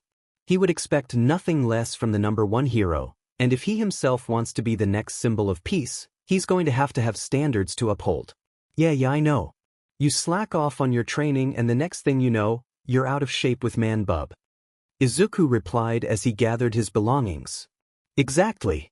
That's my successor. Keep working harder than anyone else, and no one else will be on your level. All Might said as laughed and pointed his finger up towards the sky. Well, I'll talk to you later, Toshinori-sensei. I'll let you know how it all went after the exams finish. See you later, and don't overexert yourself fighting villains. Izuku said right before he blasted off towards the sky. All Might stood there for a second as his eyes followed Izuku's milky white key trail. He left in the sky, flying until he was completely out of sight. Show them what you're made of, kid. I'll be watching you and supporting you every step of the way. Man, I haven't felt this loose and light for a while, Izuku said as he walked towards a building. He was dressed in his middle school uniform with his yellow backpack on. When he went back to his house, he took off his training weights and immediately felt an extreme amount of looseness and relief. It was so much easier for him to move around, and he realized why All Might made him wear the weights 24/7. The results were a dramatic increase in dexterity and agility. Immense amounts of raw strength and power means nothing if you can't move as fast or faster than your opponent. All Might wanted to make sure that Izuku would have practically all physical advantages over all of the other applicants. It just made Izuku more grateful for how much All Might has changed his life. Earlier, he received a text from Momo wishing him good luck.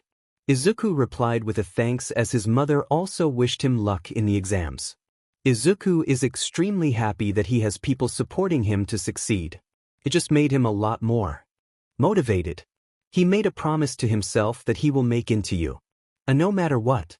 Izuku finally reached the entrance to you. Izuku sensed a familiar energy signature walking behind him. He smiled and turned around, knowing exactly who it was. Good morning, Kaken. Are you ready for the exams? Izuku asked cheerfully. Over the past 10 months, Izuku got over his fear of Bakugo. It isn't necessarily because Izuku thinks he's now stronger than him. It's because Izuku realized that now he has power. His own power. Power that he will use to become a hero. And in reality, the same could be said for Bakugo. Izuku sees Bakugo as his equal, not as somebody superior to him. Once upon a time, he may have thought of Bakugo that way, and some could say he even had an inferiority complex. But not anymore. Izuku now has the confidence and pride in himself needed to not have to fear his former childhood bully anymore. They were both just two kids aspiring to be heroes. And really, Izuku just wanted to be friends, not enemies. Katsuki Bakugo looked at Izuku, up and down, sizing him up. You've gotten taller, Deku? It was funny seeing as how Bakugo always figuratively looked down at Izuku for not having a quirk, labeling him worthless and good for nothing. It's how he came up with the name Deku. However now, Bakugo has to literally look up to Izuku whenever he spoke to him because he was about 7 inches shorter than him now.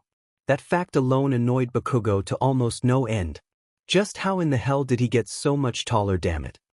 Is his quirk like a miniature version of MT Ladies or something?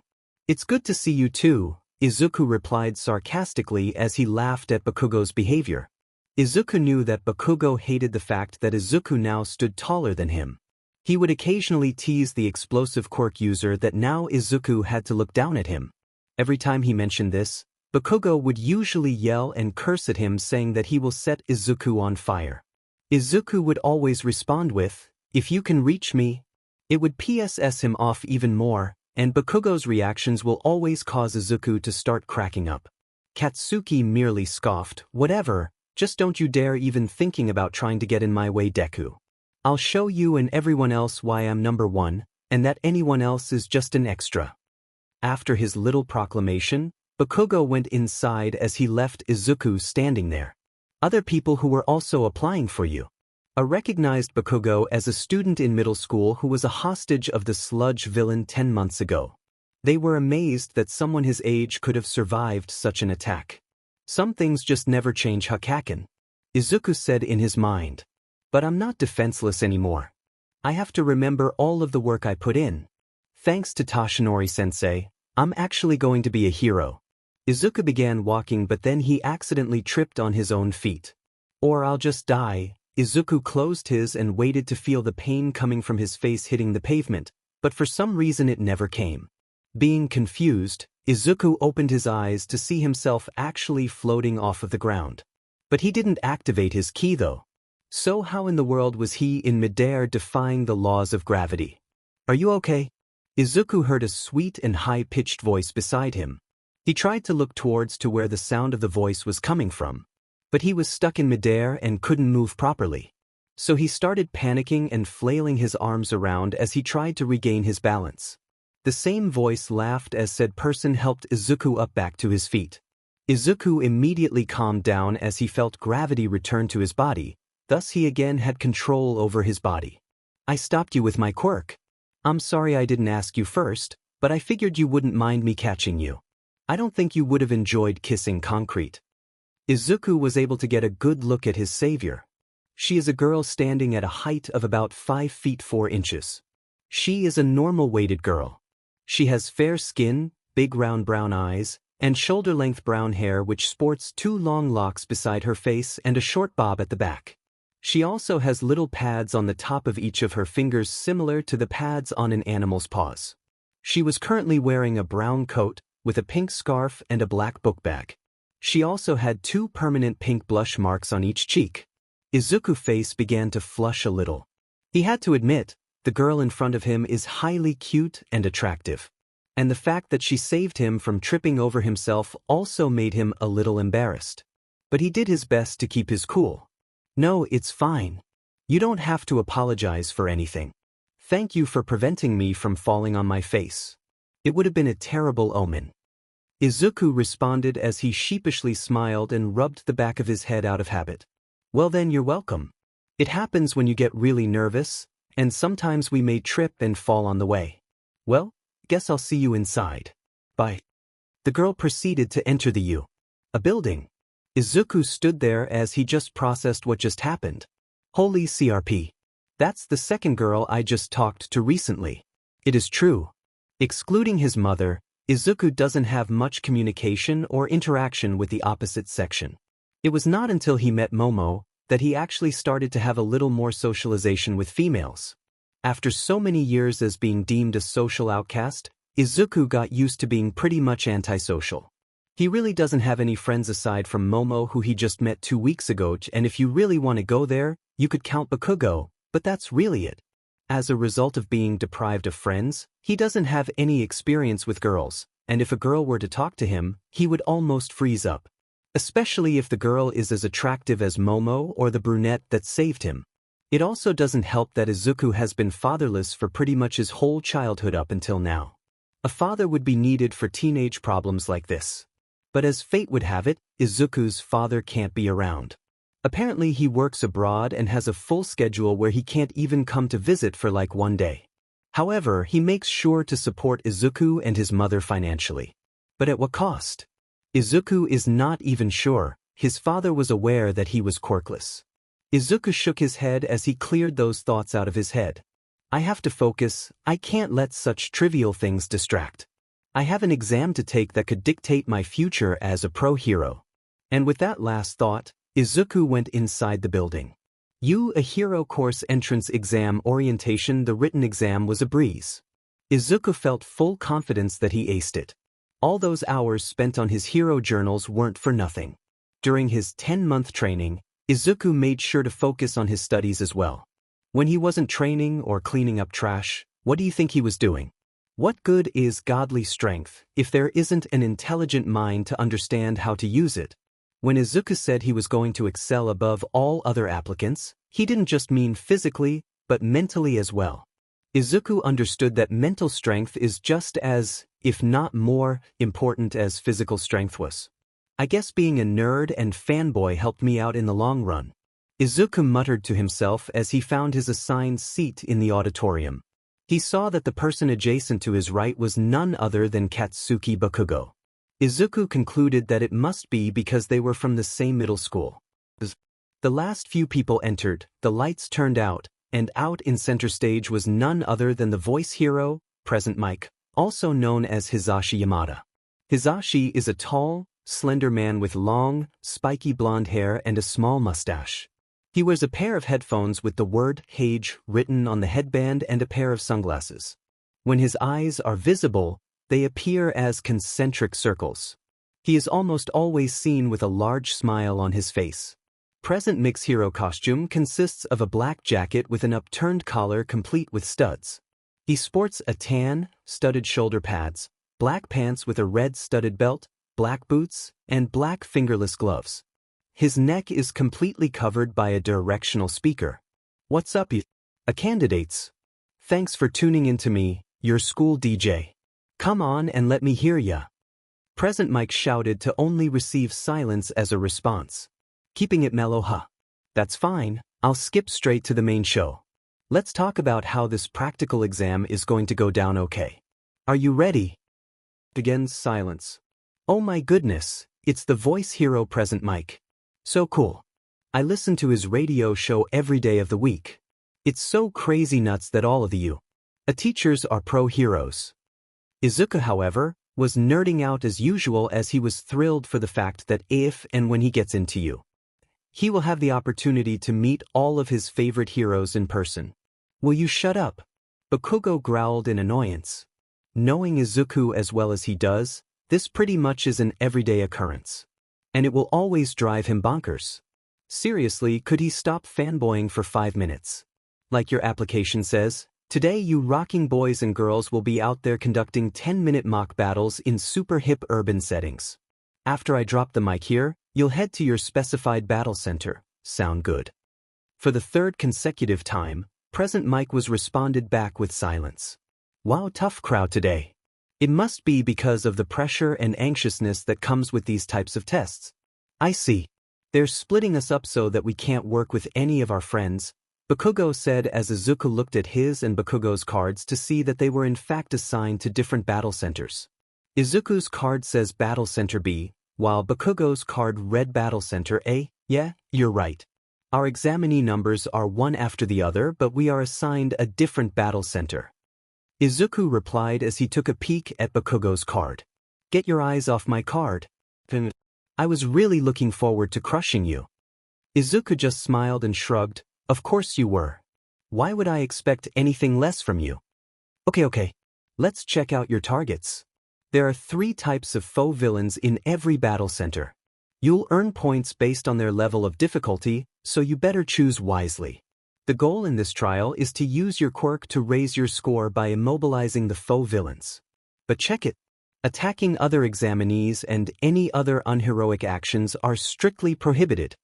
May I ask a question? One examinee asked. Present mic pointed towards the examinee as a spotlight was put on him. On the printout, there are 4 types of villains. If that is a misprint, then you, the most prominent school in Japan, should be ashamed of that foolish mistake. We examinees are here in this place because we wish to be molded into exemplary heroes.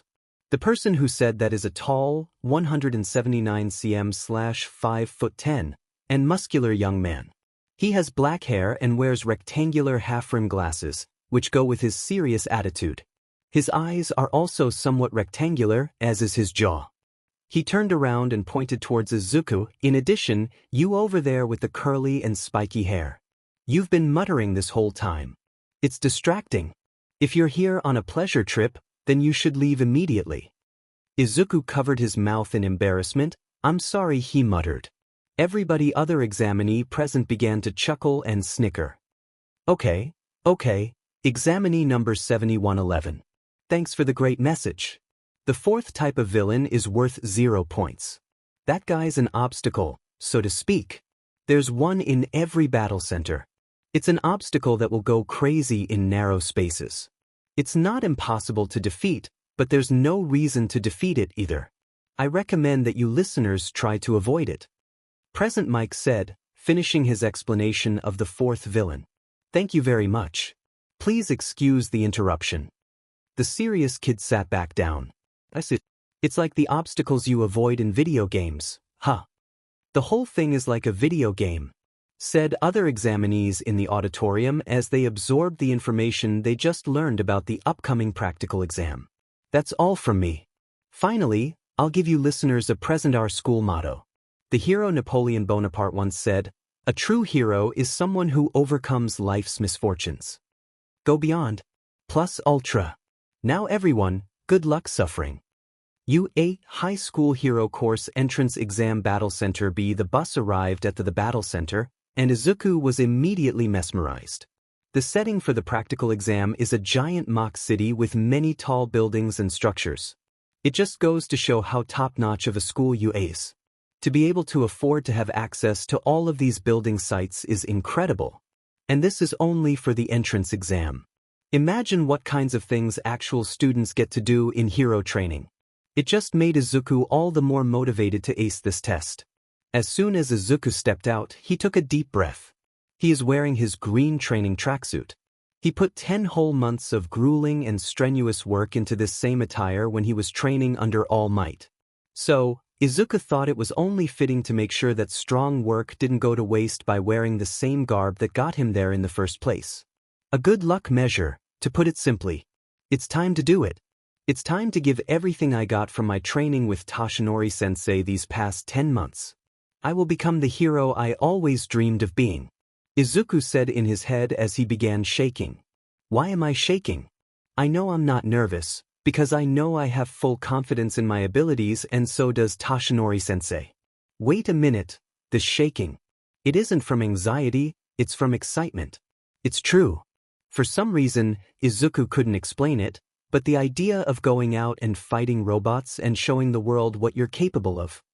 The whole concept just filled Izuku with a sudden urge to just rush out and destroy everything in his path. This violent nature. It feels similar to the primal nature inside his core that he felt when fighting the sludge villain. It was so bizarre. It's almost like it was embedded in his DNA. As if he was born for the sole reason of fighting. Whatever it was, Izuku couldn't help but admit that he liked it. The rush of excitement, he can feel it fueling him, preparing him for the battle that's to come in a few moments. His patience was running thin. He just wanted to start right now and Detroit smash every single robot that dared come in his path. Mock battles, Izuku muttered to himself as he looked around at his competition. Everybody seems to be confident. They even have equipment to go with their quirks. Izuku kept on wandering his eyes until he saw a specific person. Oh, it's the person I met at the school gates. The nice person. She was assigned to the same battle center. Oh yeah, I have to thank her for earlier. Izuku began to walk towards the girl's direction until he felt a hand on his left shoulder stop him right in his tracks. Izuku turned his head to see it is the same kid with glasses that called him out for his muttering earlier. He's here too. Izuku thought embarrassingly as he hadn't forgotten what transpired in the auditorium not even 30 minutes ago. That girl appears to be trying to focus. What are you doing here? Are you taking the entrance exam to interfere with everyone else? The boy asked with a stern voice with a stern glare that put Izuku on edge. Izuku jumped and began to flail his arms around, and no, of course not. That guy's the one who was about to trip in front of the school gates, right? The one who winced after being called out. He may seem like a tough competitor given his height and extreme muscular figure, but he seems to be a nervous wreck. At the very least, we have one less rival to worry about. Lucky for us. All of the other examinees who saw the interaction between the two said simultaneously as they didn't see Izuku as a threat. I feel like the others think they lucked out because I'm here. Yeah, I guess my nervous stuttering and muttering may give off that kind of impression. I may have mostly gotten rid of my self-confidence issues, but I still need to work on my nervousness and stuttering and muttering. No wonder why I have social issues. Izuku thought in his head as he felt a smile to creep on his face. But I could use this to my advantage. They already wrote me off as a non-threat. So now I have the element of surprise in my arsenal. So they think I'm nothing to worry about. Okay then, let me show them a portion of what I can do. The familiar scent of ozone filled the air, as Izuku's body began to emit green sparking lighting which immediately caught everyone's attention as they didn't expect for Izuku to activate his quirk before the practical officially began. I'll start with 5%, Izuku mentally said as the green lightning became slightly bigger as he went from 1% to 5%, one for all, full cowl. Everybody was so immersed into Izuku's light show display, questioning whether he had some sort of electrical quirk, that they didn't notice Present Mike above them. Okay, start. Present Mike shouted. Everybody stood there confused as they failed to process what was going on. What's wrong? There are no countdowns in real fights. Run. The die has been cast, you know. Look, there's already one examinee who's way ahead of all of you. The examinees looked ahead shocked to see Izuku already running and jumping over buildings as he already found robots to destroy. Whoa, he's so fast. He was right next to me, and yet I didn't even notice when he moved. The boy with the glasses said as he and the rest of the examinees, who were still shocked at Izuku's pure speed, raced ahead to begin the practical exam. Meanwhile, with Izuku as he was running down a street, a robot came in front of him and cut him. Izuku stopped and grinned, so you're the one-pointer. Target acquired. I will kill you. The one-pointer said as it charged straight at Izuku. Bad mistake, Izuku said as he flicked his finger towards the robot. Delaware smash. The force of the finger flick was so potent that it was able to create a sharp gust of wind that completely obliterated the robot in half and barely left any scrap metals left. Really, that's it. That was barely even a warm-up. If the rest of the robots are like this, then this test will be a breeze. Izuku exclaimed as he began running and leaping looking for more victims. At the top of a building, Izuku saw a whole pack of 10 two-pointers, waiting for a fellow examinee and to catch them off guard. Izuku saw this as another opportunity and leaped high above the building and yelled, "Texas Smash!" Izuku brought his fist towards the floor of the roof and it created a shockwave that reduced all 10 of the robots to absolute scrap metal. So that's 20 points plus the one-pointer is 21 points. I'm kind of getting the hang of this, Izuku said cheerfully as he jumped off the roof and landed on the ground. There, he found 5 three-pointers and 3 two-pointers already waiting for him. They must have heard the shockwave of his Texas Smash and began looking for him. The faux villains circled Izuku as they seemed to be planning to jump him and attack him all at once. Izuku realized this and just smirked. "Come on, bring it on. Give it your best shot." After hearing this, the robots charged all at once hoping to corner him and end his life right then and there. You fell for the bait. Right as the robots were inches away from capturing Izuku, he began to spin around at overwhelming speeds. Oklahoma Smash. The result was a whirlwind that immediately sent the robots flying as they were completely destroyed by Izuku's smash just like their kin before them. I've been dying to test that move out ever since Toshinori-sensei used it on me during that spar one day, Izuku said as once again commenced to run and count his points. Okay, so that's 35 points now, if I did the math correctly. Man, these robots don't seem to be a challenge at all. That's probably because these were meant for untrained teenagers with subpar quirks to be able to beat them. Not for someone who trained directly under the #1 hero himself and inherited his awesome quirk. Izuku concluded as found another pack of 5 three-pointer robots who were coming directly to him. "Let's try this," Izuku yelled as he fired 5 yellow key blasts at each of the three-pointers with deadly precision.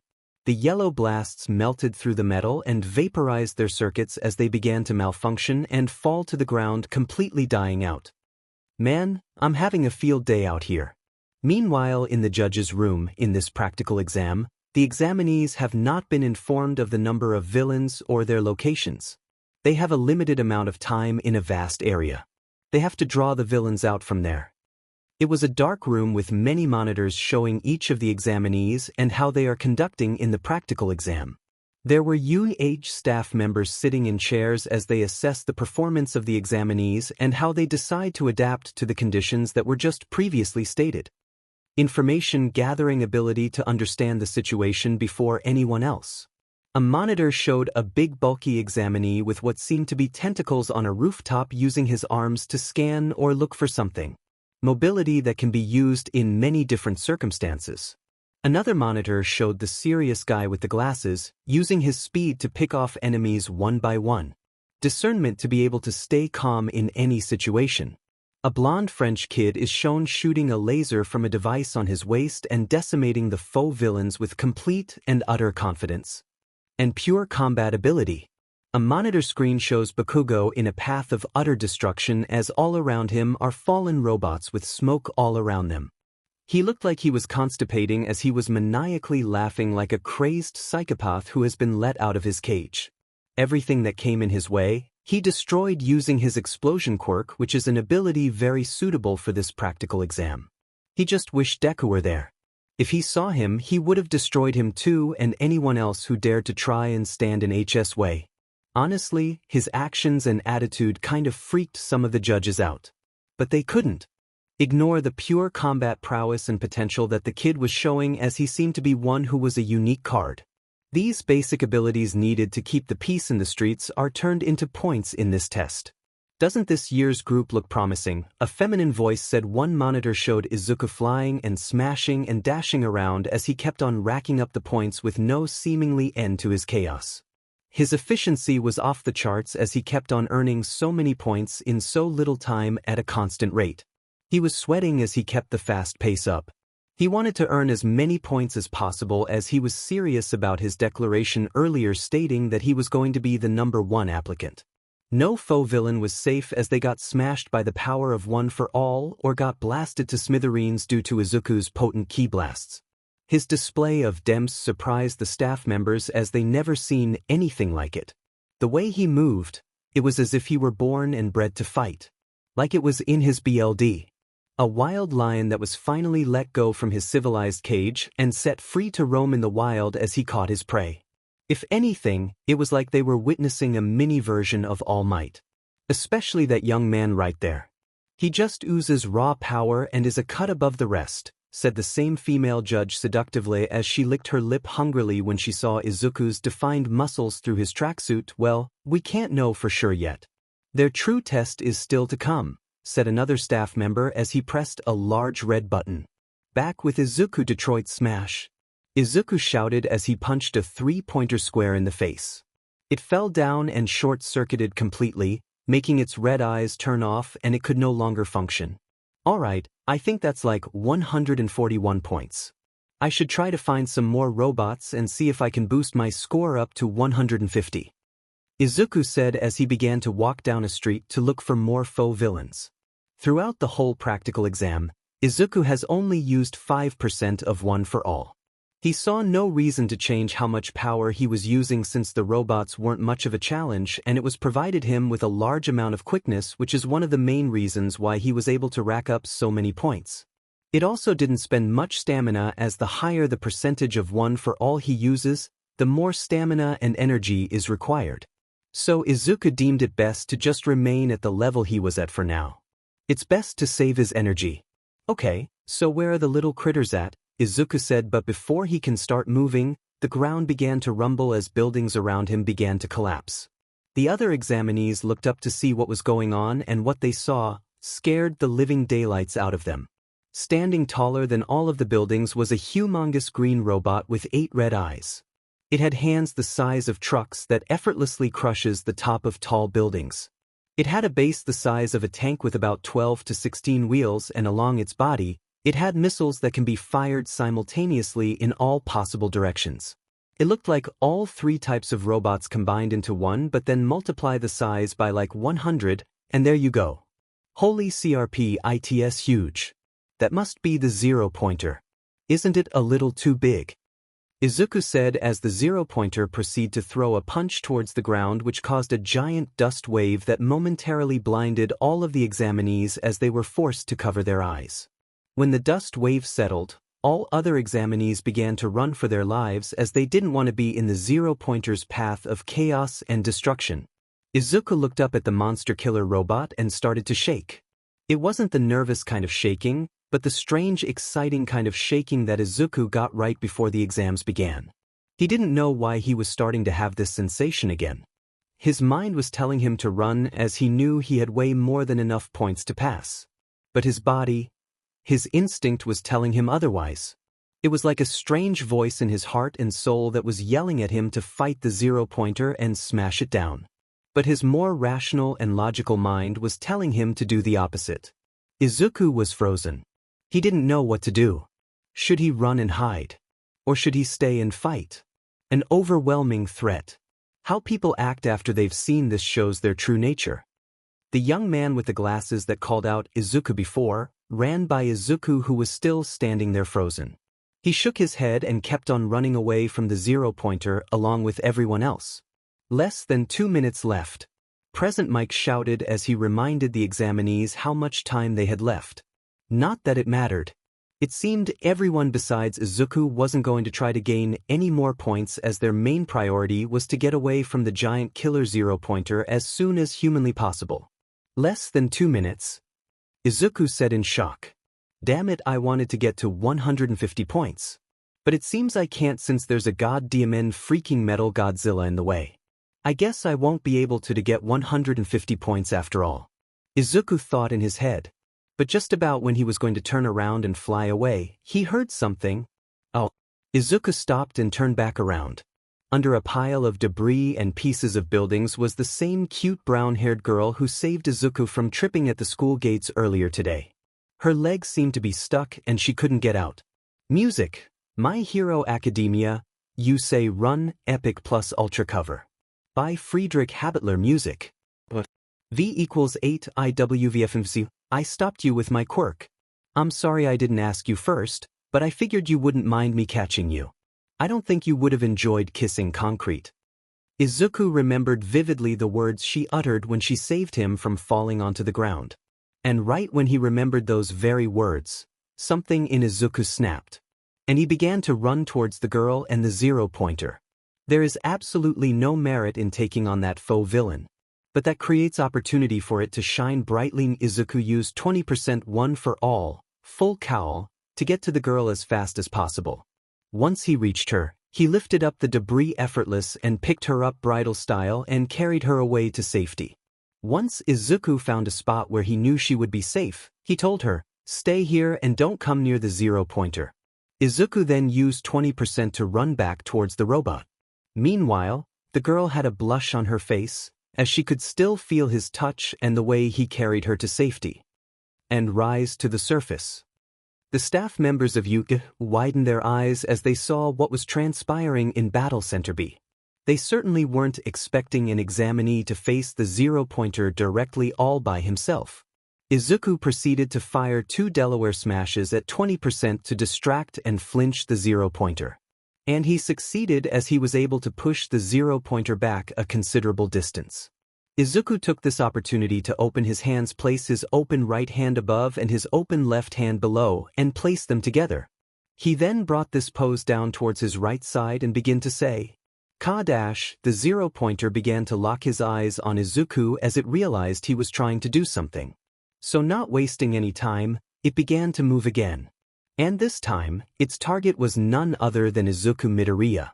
The UJ staff members began to wonder what exactly the spiky green-haired young man was trying to, as they never seen a pose like that before. Just then, a blue-colored energy like ki blast was starting to appear inside Izuku's hands.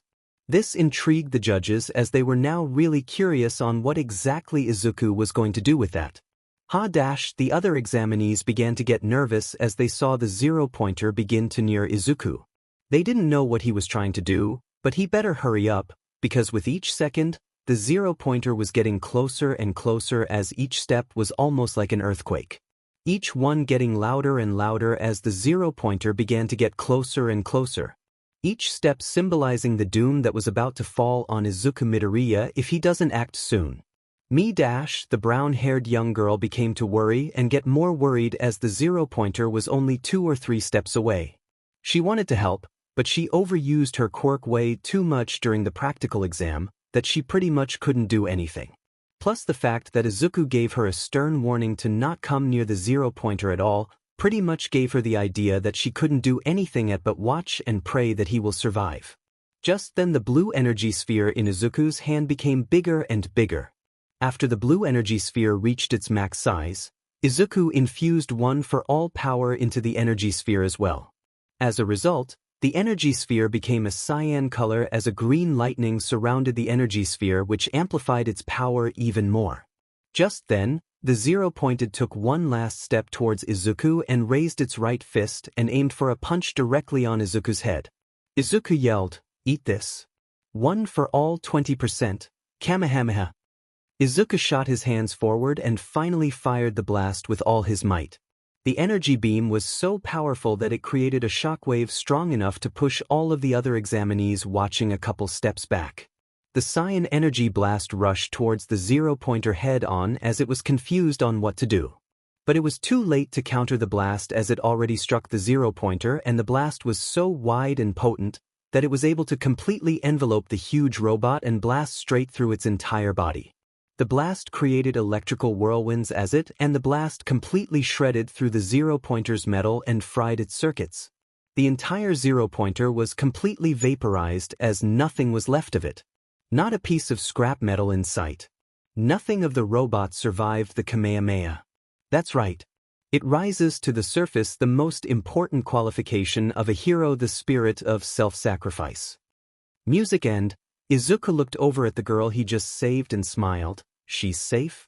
"I'm so glad." Izuku collapsed and fell unconscious.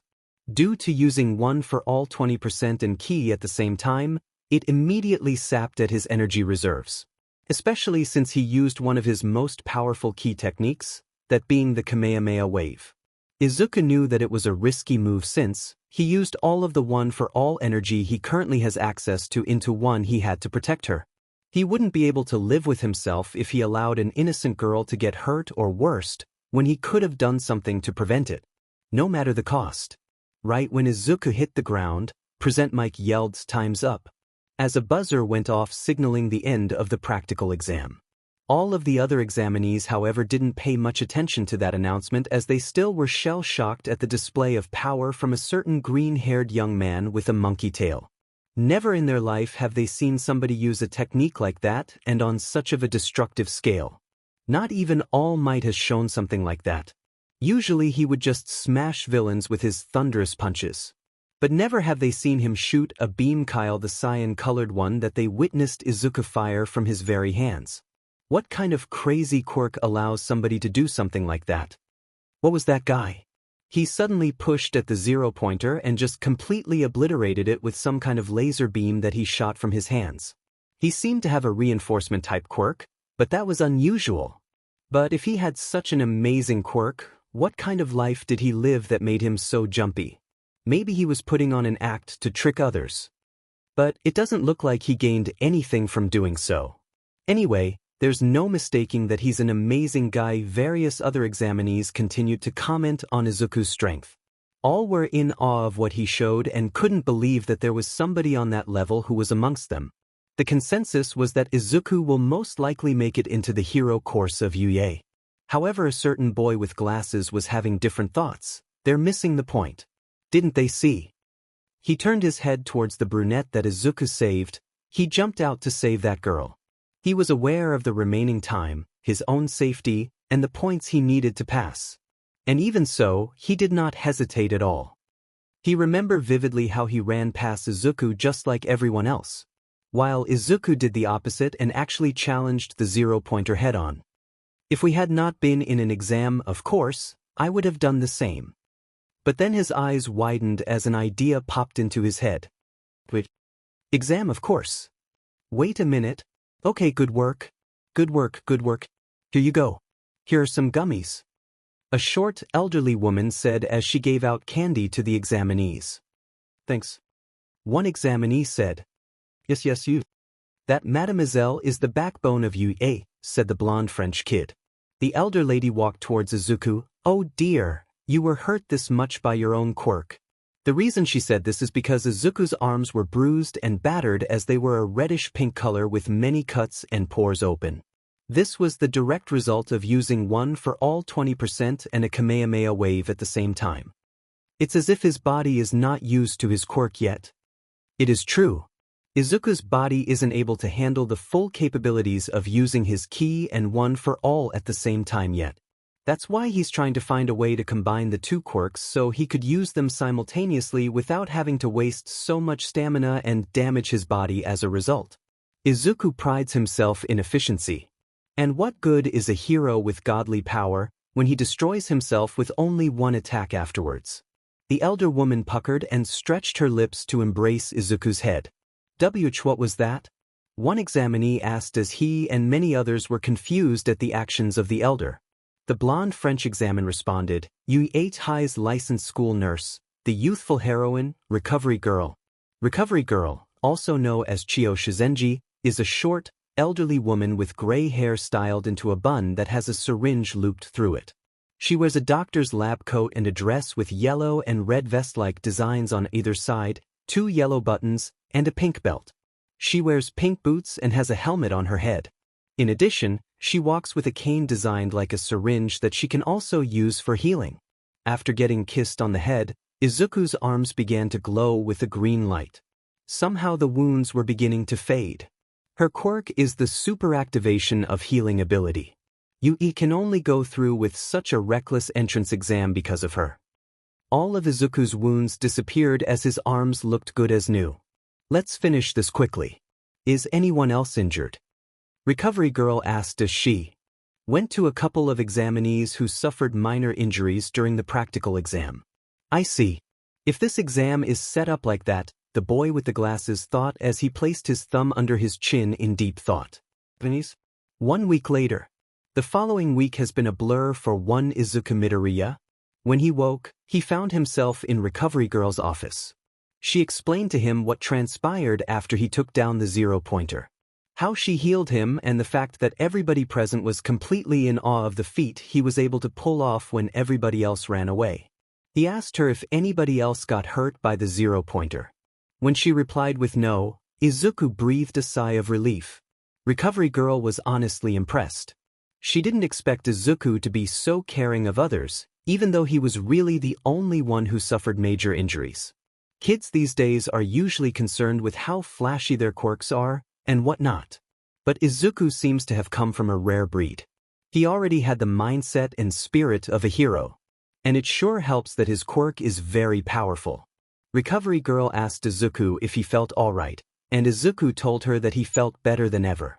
Her also said that he actually felt stronger after she healed him. Which is weird, but Izuku brushed it aside as it probably being because he was able to get some rest. When he got home, Momo called him to ask how the exams went. He told her that the written exam was really easy, and he is pretty confident in himself that he got a perfect score. He then went on to tell her that he got 141 points in the practical exam. Momo was absolutely shocked and told him that score must be a record. She explained to him that the only people to have gotten over 100 points on the UA practical entrance exams were the number 4 hero Best Jeanist, the number 2 hero Endeavor, and of course the number 1 hero and symbol of peace All Might. Izuku was surprised after hearing this, because he didn't know that information before. He felt pride in himself to be one of only 4 people to get over 100 points in the hardest hero course practical exam in all of Japan, where the acceptance rate is less than 3 in 100. Izuku now knew for sure that he was going to get into UA. Izuku told Momo that he would have gotten more points if it weren't for the zero-pointer creating chaos and endangering a girl's life. He explained to her that he couldn't let someone get hurt or worse when he could do something to prevent it. Momo's face flushed when she heard Izuku's words. She was impressed by the level of selflessness he showed. Even though he could have gotten more points and possibly surpass All Might's record for the most points in the practical exam history, he sacrificed that glory to save another examinee because he knew that was the right thing to do and it was what a true hero would have done. It just made him all the more attractive in her eyes. When he told his mother how he did, Inko was delighted with happiness. In order to award him for his performance in the entrance exam of the best hero course in all of Japan, she made him his favorite meal and quadrupled the size so that he could eat all he wanted until his stomach could not take any more. Izuku cried tears of joy and thanked her over 1,000,000 times, calling her the greatest mother in the world. In the present day, it was evening. Izuku was on the couch lifting weights, continuing his training just like how All Might told him to do. He missed the feeling of looseness and lightness he felt when he took the weights off, but he had no choice but to continue training. He wanted to be the number 1 hero after all, and he can't be wasting time slacking off and doing nothing. Ever since the entrance exam, Izuku hadn't been able to contact All Might. He hasn't answered any of his text messages or calls. Izuku at first was worried and thought that maybe he didn't get into UA and All Might was disappointed in him and didn't want anything to do with him anymore. But Izuku calmed and just guessed that he was busy with his hero work. He is the number 1 hero, for crying out loud. Of course he would be busy and not have much time to contact Izuku. He just hoped that he will hear from him soon. Izuku promised that he wouldn't tell anyone about One for All. All Might entrusted him with his power. He needed to remain as the symbol of peace until it was Izuku's turn to inherit the torch. So, he'll keep his mouth shut. Just then, Inko came barging into the living room. Izu. Izuku. It's here. It came. It's here. In her hand was an envelope with a red stamp showing the UH symbol. 5 minutes later, Inko was pacing around outside Izuku's room. She was really nervous for the results. She knew how much getting into UH meant for Izuku. She didn't want all of his strong work over the past 10 months be for nothing. Izuku is inside his bedroom on his desk. He stared blankly at the envelope in the middle of his desk. The envelope that will decide his fate. Oh, what the hell am I waiting for? Izuku yelled as he picked up the envelope and opened it by pulling it apart in half. Out of it fell a small metal device that landed on his desk. A light projection showed up and in it revealed All Might in his hero form. I am here as a projection. Toshinori-sensei. Wait, this is from UA, right? What? All Might was in a pink background wearing a yellow suit and blue tie. I had to do some paperwork that took some time, so I couldn't contact you. All Might coughed and bowed. I'm sorry. Actually, I came to this town to work at UA. Toshinori-sensei is working at UA's. What is it? Somebody was trying to talk to All Might behind the scenes, explaining to him that he had to wrap it up soon. Wrap it up? But there is something I must talk to him about. It's going to push everything else back. Alright. Izuku swallowed in anticipation for what his teacher and idol was about to say next. Congratulations, my boy. You got a perfect score on the written exam and 141 points on the practical exam. One of only 4 people in history to score over 100 points, including myself, the number 2 hero Endeavor, and the number 4 hero Best Genist. Of course that means, you passed with flying colors. Izuku smirked. Yeah, kind of already knew that, sensei. But there was a secret component added to the test. Izuku raised his eyebrows, curious to what the number 1 hero was talking about. I'm an entertainer as well. First, take a look at this video. All Might clicked a button on a remote and it showed a video. Excuse me, the nice person? Izuku said in shock as the video showed the brunette that Izuku saved from the zero-pointer during the practical exam. She came to negotiate directly in person after the exam. Negotiate what? Keep watching to find out. All Might pressed play and resumed the video. The person with green spiky and curly hair and freckles? Do you know who I'm talking about? He's very tall and muscular with a brown tail. He also has a handsome face. Izuku's face went red. She's talking about me. Is it possible for me to give him some of my points? There was still time left and he could have gotten more points if he wanted to. But instead he came and saved me from the zero-pointer. So I thought maybe he needed more points. Music. Boku no Hero Academia OST 2, you can become a hero. What the hell can you do? Izuku heard the voice of Bakugo in his head. At least the points he lost. Because of me. There was absolutely no reason for you to put yourself in danger. Izuku also began to hear the voice of Death Arms. He saved me. Izuku gasped as he stood up from his chair, as he was utterly speechless. Please, please, please. All Might paused the video. In addition to now having a quirk, your actions spurred others to act. All Might turned and looked at the camera. The entrance exam the other day was not graded only on villain points. All Might resumed the video. Even if you ask to, you cannot give him your points. Anyway, there's no reason to give him any. Female listener. Present Mike said as he patted her head. All Might paused the video. How can a hero course reject people who save others and do the right thing? Call that lip service. Bring it on. This is a job that requires risking one's life to put that lip service into practice. Rescue points. And they're given by a panel of judges. It's the other basic ability we at U look at. A scoreboard showed up displaying all of the examinees' scores from top to bottom. Izuku saw his name at the number 1 spot. Izuku Midoriya, 60 rescue points. It then showed the number 4 spot. And Achiko Uraraka, 45 rescue points. You both pass. And with 141 villain points and 60 rescue points makes a total of 201 points. You, Izuku Midoriya, scored the highest amount of points of all time in the U8's practical exam. And you're the only one to ever score over 200 points. Izuku's eyes began to water as tears were threatening to spill out. This is too crazy. It's unreal. I must be dreaming. Why am I so blessed? All Might opened his hand towards the camera. Come, young Midoriya. This your hero academia. Izuku wiped the tears out of his eyes as he could barely control his tears of joy from exploding. Yes, sir. After receiving a lot of help and waking up with a brown monkey tail one day, Izuku's life changed and will continue to change. And now his dream high school life is about to begin. However, this is only the beginning of his journey, as I almost forgot to mention. This is the story of how Izuku Midoriya became the greatest hero of all time. Frieza. Explosions and battle cries could be heard in the distant void of outer space. In a galaxy far, far away from the planet Earth we all know love, is another planet that is very similar to it, but not quite. For one, the gravity is about 10 times heavier than that of planet Earth with a very dense and thick atmosphere. Another difference is that Earth is blue. This unique planet, however, is pink in color.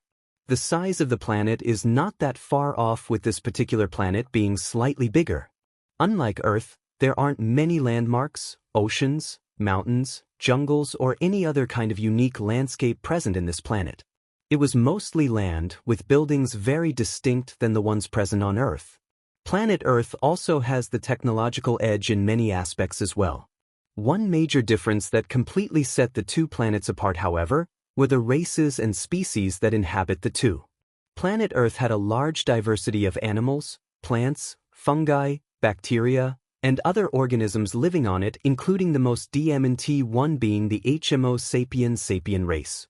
The pink planet had a wide variety of organisms too. But there was one huge difference. The most DMT race wasn't the Homo sapiens sapien race, but a very similar species that goes by the name of scion. Humans and scions had very similar features. They both walked on 2 legs and had 2 arms with 2 hands with 5 fingers. The way they reproduced and procreated are the exact same as well, making it possible for a scion and a human to mate and create a child with no worries of BRTH defects. Practically every single DMN thing was the same, every organ, every bone, tissue, cell, you name it. However, there is one key difference, and that being each and every scion was born with a brown monkey tail. This completely set the two apart as far as strength and overall fighting capabilities go. The scion race are natural-born fighters with a primal nature reminiscent that of a lion. They are always striving to be the strongest warriors in the universe. The planet that inhabits these magnificent warrior race is none other than planet Vegeta. A baby scion's power level is measured as soon as they are born. If their power level is up to standard, they are raised as upper-level warriors and become combatant candidates. If their power level remains low even after a certain amount of time has passed, they are classed as low-level warriors and become either engineers or infiltration babies. Infiltration babies are sent off to a planet the scions have selected for takeover, and if the baby grows up into a warrior capable of taking over the planet, they are allowed to return as a full-fledged combatant. Infiltration babies have a low survival rate. Scions do not naturally know how to fly, some need to be taught, while others work it out on their own. Training to increase power level is also uncommon, with only a few scion children receiving a short PRD of special training to acquire a greater power level. Scions do not celebrate any holidays. Instead of playing like Earthling children, scion children fight amongst themselves. Frieza, stop hiding. Come out and fight me, you coward. The one who is screaming at the top of his lungs is a low-class scion warrior. He has unkempt hair which partially stands on end. He has a scar on his left cheek, slightly dark skin and fully outlined, sharp eyes. He wears a dark blue and green battle armor and a green scouter on his left eye, and has red-cut pants and black and green shoes.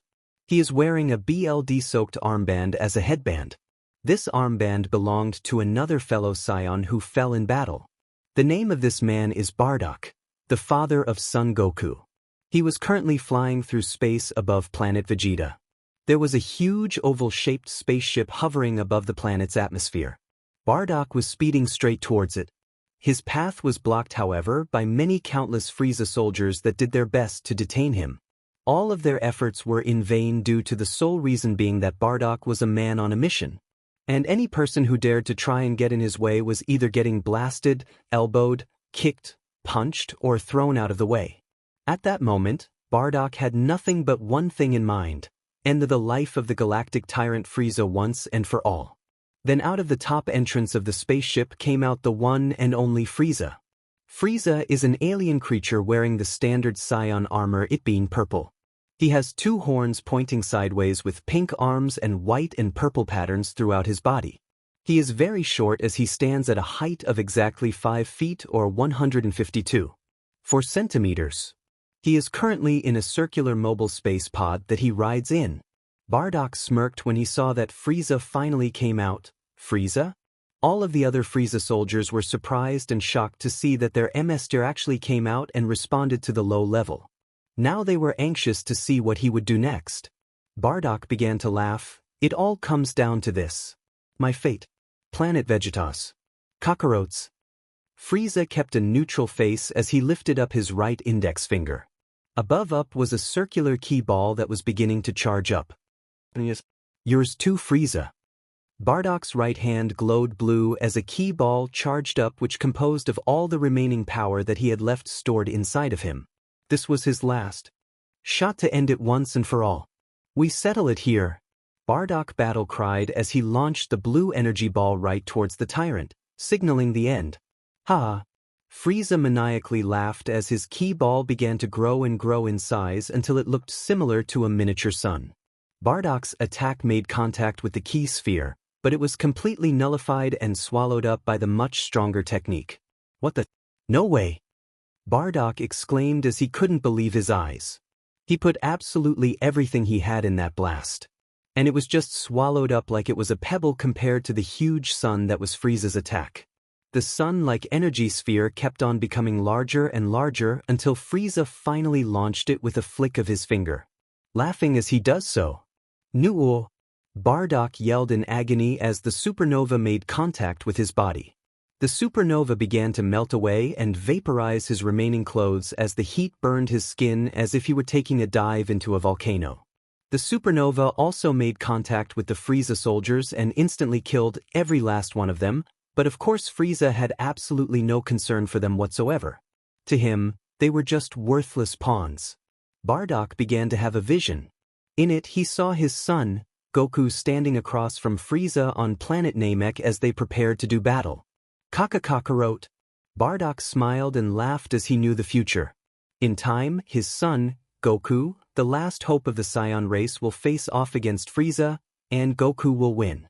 Not only will he win, but he will avenge his race and everyone else who tragically died at the hands of Frieza. Kakarote. The name of his beloved son was the last thing Bardock said as his body was burned to ash by Frieza's supernova. It eventually made contact with planet Vegeta.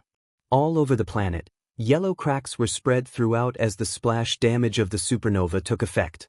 A couple seconds later, Frieza began to laugh maniacally once planet was utterly destroyed as all the Saiyans present were destroyed along with it.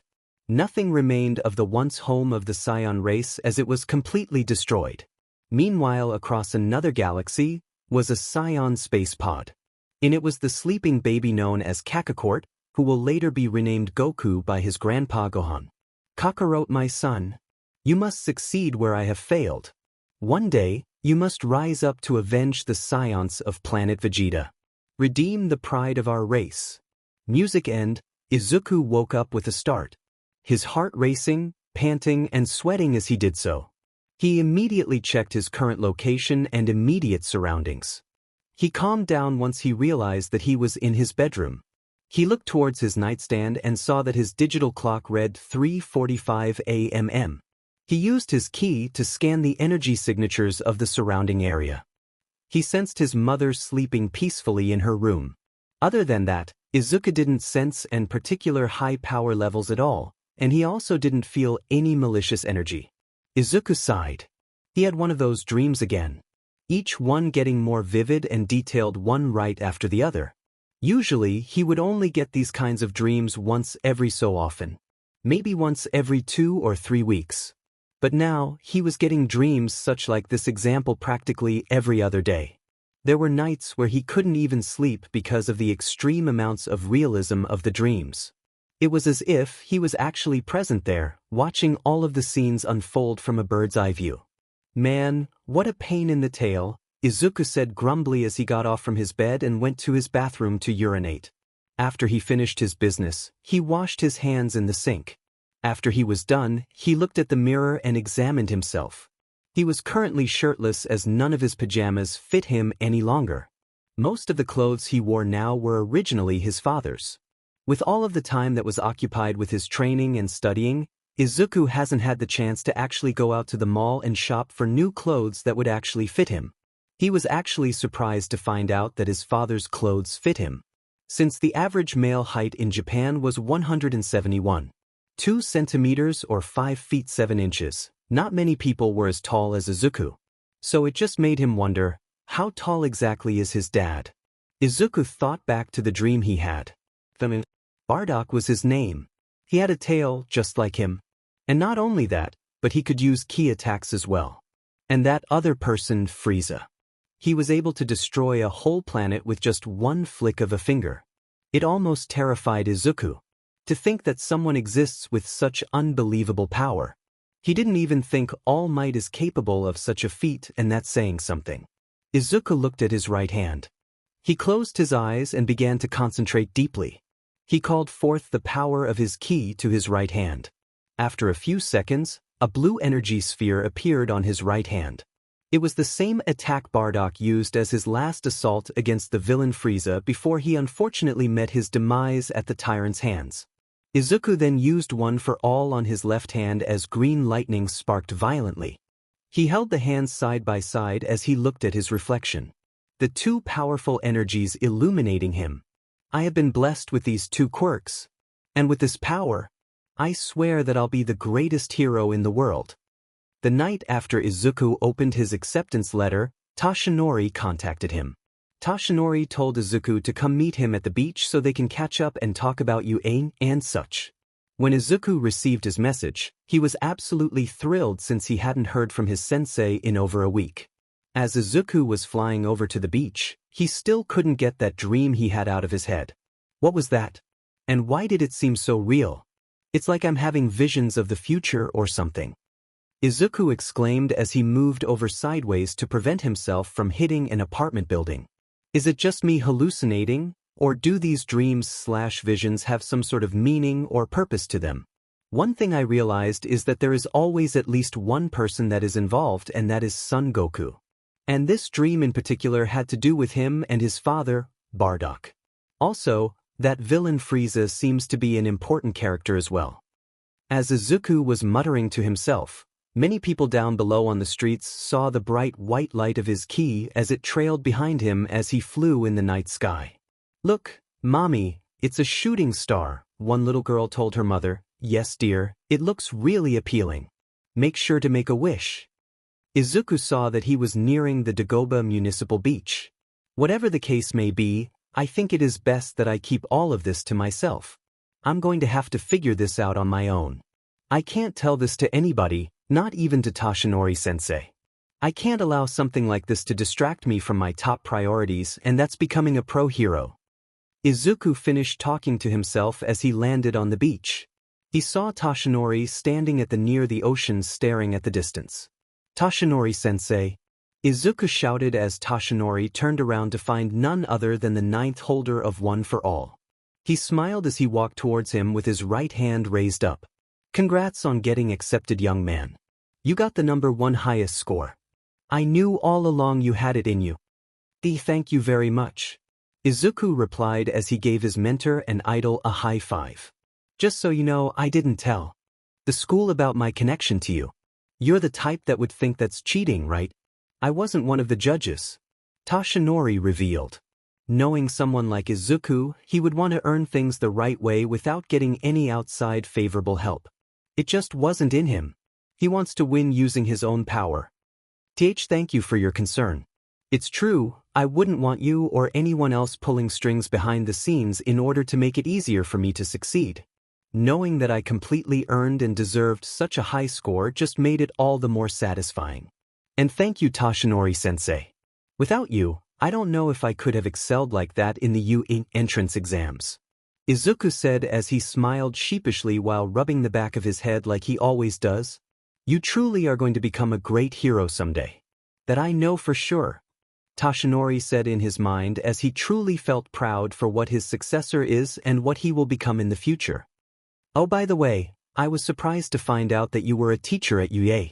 So that's why you came to this city. I mean, your agency is in Roppongi in Minato, Tokyo at dash. Stop that.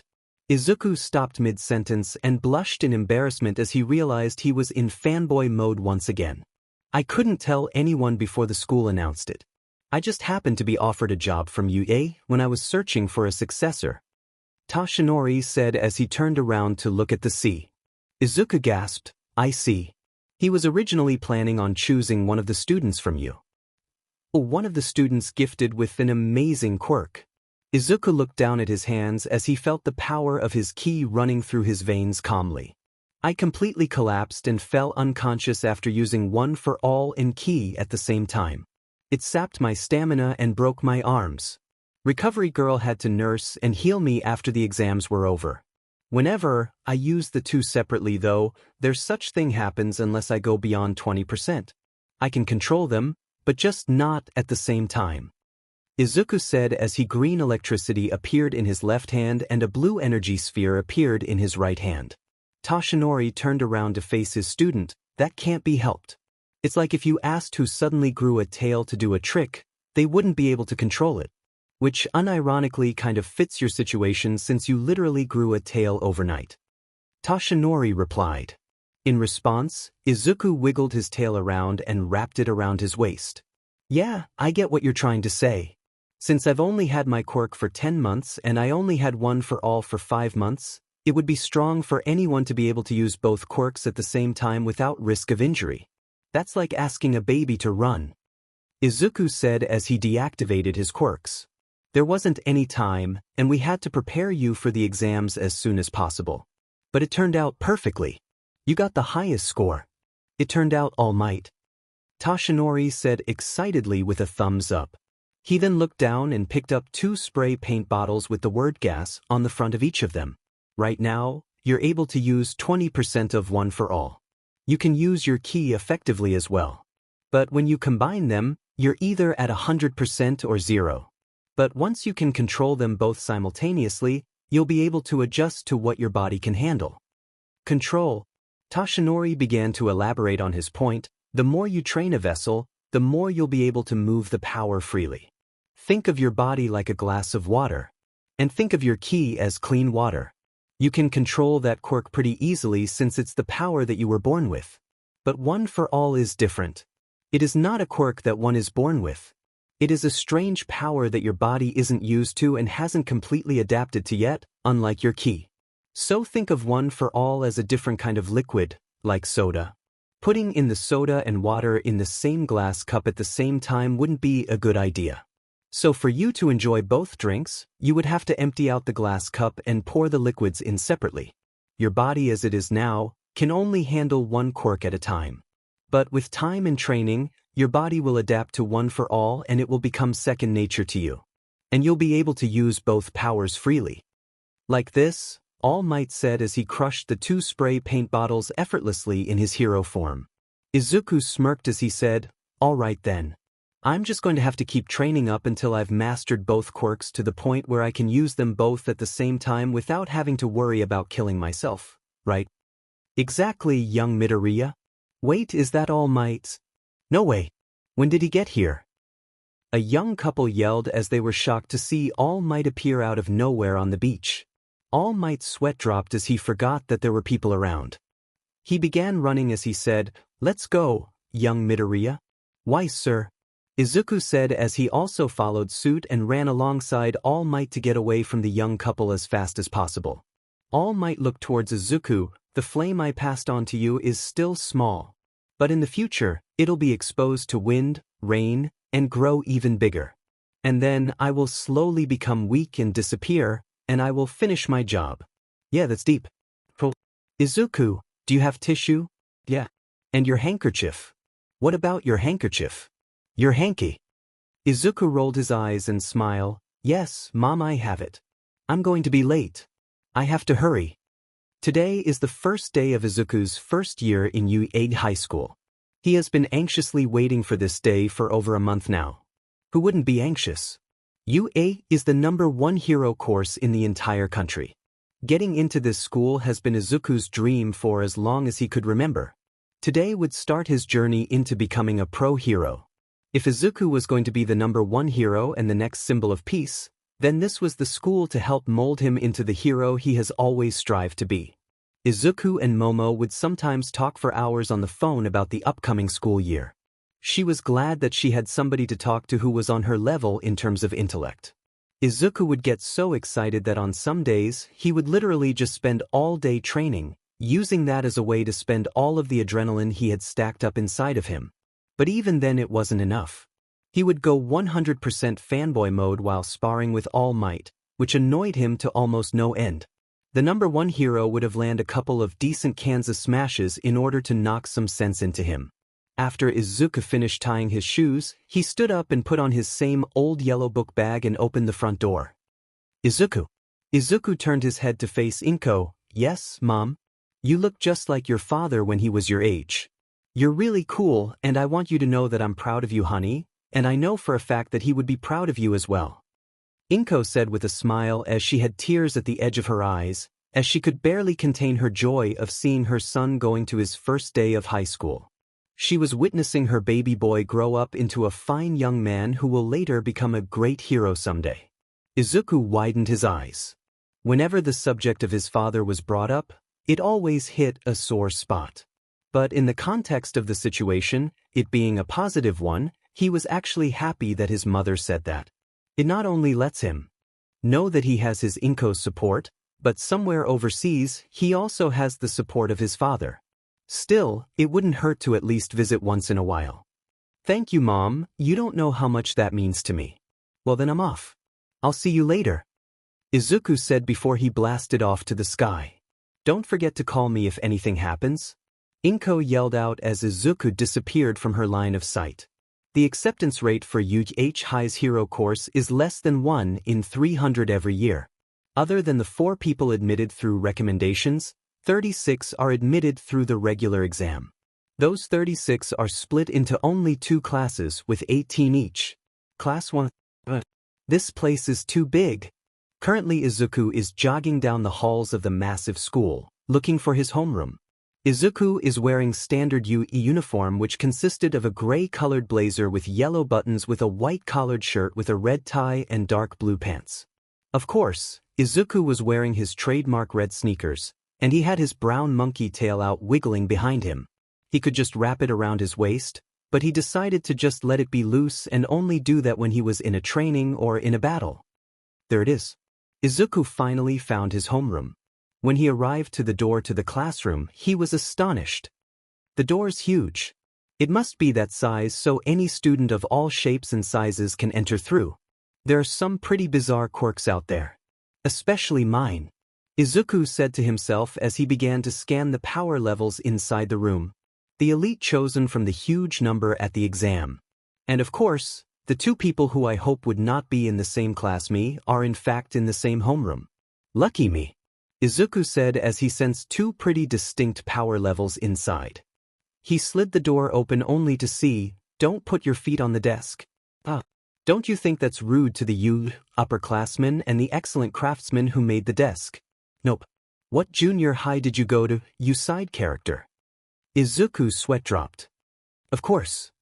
The tall, serious teen with glasses stopped for one moment as he began to speak again. Let's start over. I attended semi-private academy. My name is Tenya Ida. Bakugo scoffed, Semi? So you're a DMN elite. Looks like I will have fun crushing you. Crushing? That's cruel. Do you truly aim to be a hero?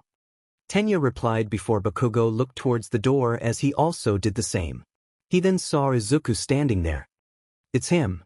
Tenya said as he recognized Izuku as the one who destroyed the 0-pointer in the entrance exam.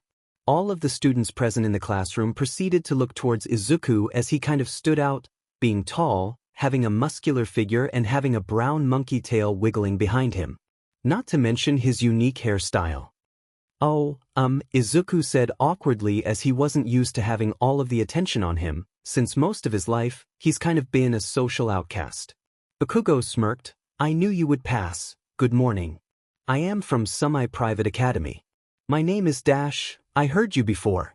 I'm Izuku Midoriya. Nice to meet you, Ida. Izuku said as he smiled sheepishly and rubbed the back of his head, a habit that has seemed to have stuck with him. Midoriya, you realized there was something more to that practical exam, didn't you? Izuku responded dumbly, I had no idea. I completely misjudged you. I hate to admit it, but you are better than me. Tenya said as he praised Izuku. Izuku's sweat dropped as he waved his hands around. No, no, no, you've got it all wrong. I wasn't aware of the secret behind the exams. I just did what I thought was right. I couldn't let a fellow examinee get hurt or worse when I could have done something to prevent it from happening. Right? Izuku said as he found Momo at the back of the class. She gave him a smile and nod as she waved at him. Oh, that curly and spiky hair. You're the handsome-looking one. Izuku turned around to see the same cute brunette that he saved during the entrance exam. He blushed at her comment as he took a good look at her. It's the nice person. You passed, just like Present Mike said. She looks good in a uniform. Izuku thought as the uniform hugged her curves nicely. Of course you did. That blast was amazing. Izuku's face now resembled a strawberry. Oh, well, it was thanks to you going to speak with him directly that Izuku stuttered. How did you know about that? Oh, that's because... Bakugo looked at the scene in front of him as he kept thinking, how was Deku able to get so strong in so little time? It doesn't matter. He's the only one from our sorry little middle school that is worthy enough to get into UA, besides me. But of course, I'm still number one. I wonder if today's just the entrance ceremony and orientation. I wonder what our teachers are like. Aren't you nervous? Sheet, so close, Izuku thought as he did his best to hide his red face as it was he wasn't used to grills his age being so up close and personal with him. Go somewhere else if you want to play at being friends, said a monotone voice. Achiko and Izuku looked outside the door to see a man inside a yellow sleeping bag. This is the hero course, the man said as he drank a juice box. Something's here. Izuku, Achiko, and Tenya thought. The man stood up and unzipped his sleeping bag. Okay, it took 8 seconds before you were quiet. Time is limited. You kids are not rational enough. Izuku sensed the man's power level. Whoa, this guy's got a pretty high power level. He must be a teacher, which means he's a pro hero. But I have never seen a hero who looked that worn out before. I'm your homeroom teacher, Shota Aizawa. Nice to meet you. Shota Aizawa is a tall, skinny man who stands at a height of about 6 feet. He has black, messy, shoulder-length black hair that partly hangs in front of his face and black eyes. He looks tired and worn out, like someone who just got out of bed. He wears a long-sleeved black shirt with matching pants and boots. He also wears a gray scarf around his neck.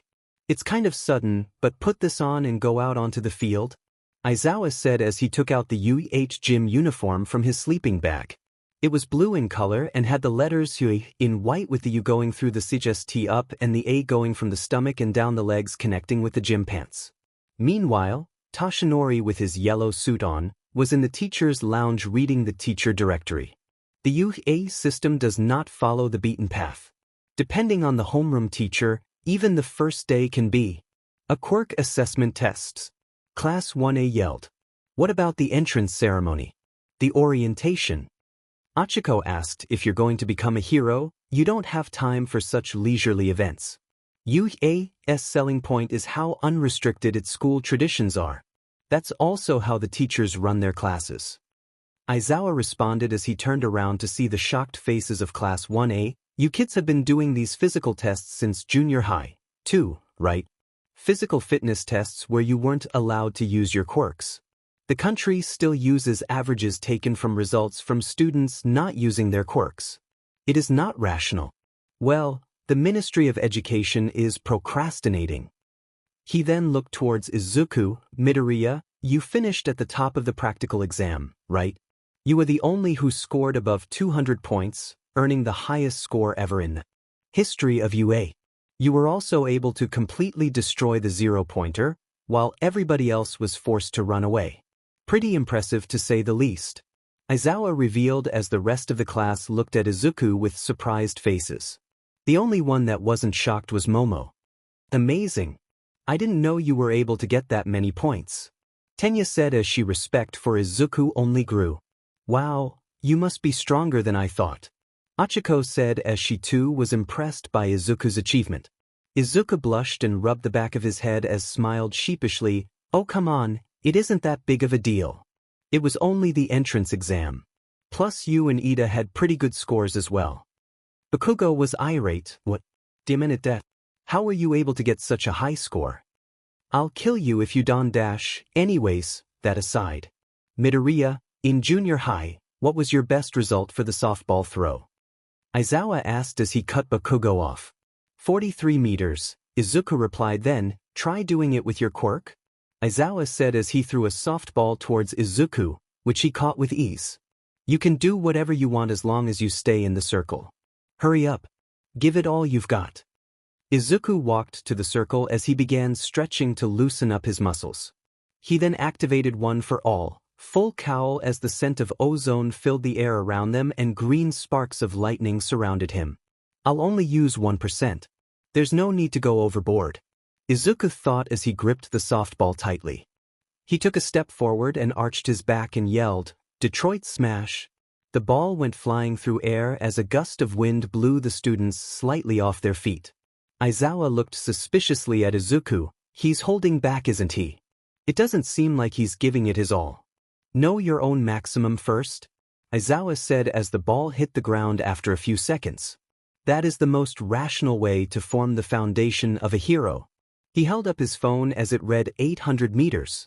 Class 1A gasped in shock. 800 meters? Seriously? Said a blonde student with a black electric bolt mark in his hair. What's this? It looks fun, said a pink-skinned girl with yellow horns and yellow eyes. We can use our quirks as much as we want, as expected from the hero course. It looks fun, Aizawa said ominously. You have 3 years to become a hero.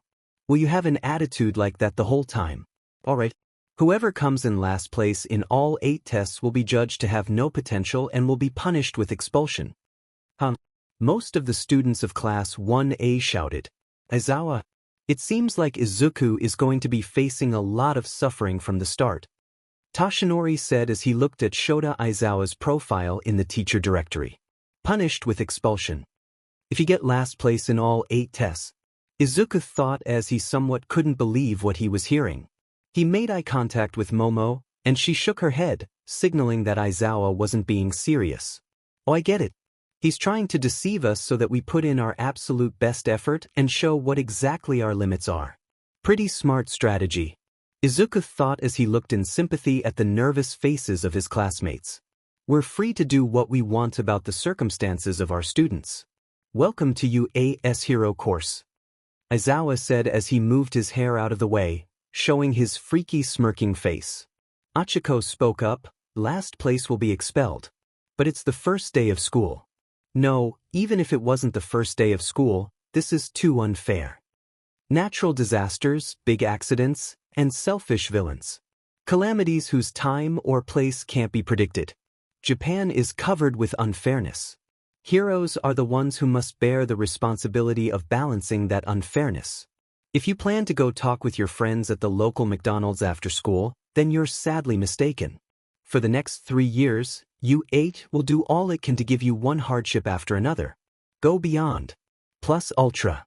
Overcome it with all you've got. Tenya took out his water bottle and began to drink. This is too serious to be hazing. However, this is the best of the best. There is no choice but to do it. Oh, I can't wait to blast everything in my path. Bakugo thought, all right, demonstration is over. The real thing starts now. Test 1. 50-meter dash. The first test was the 50-meter dash.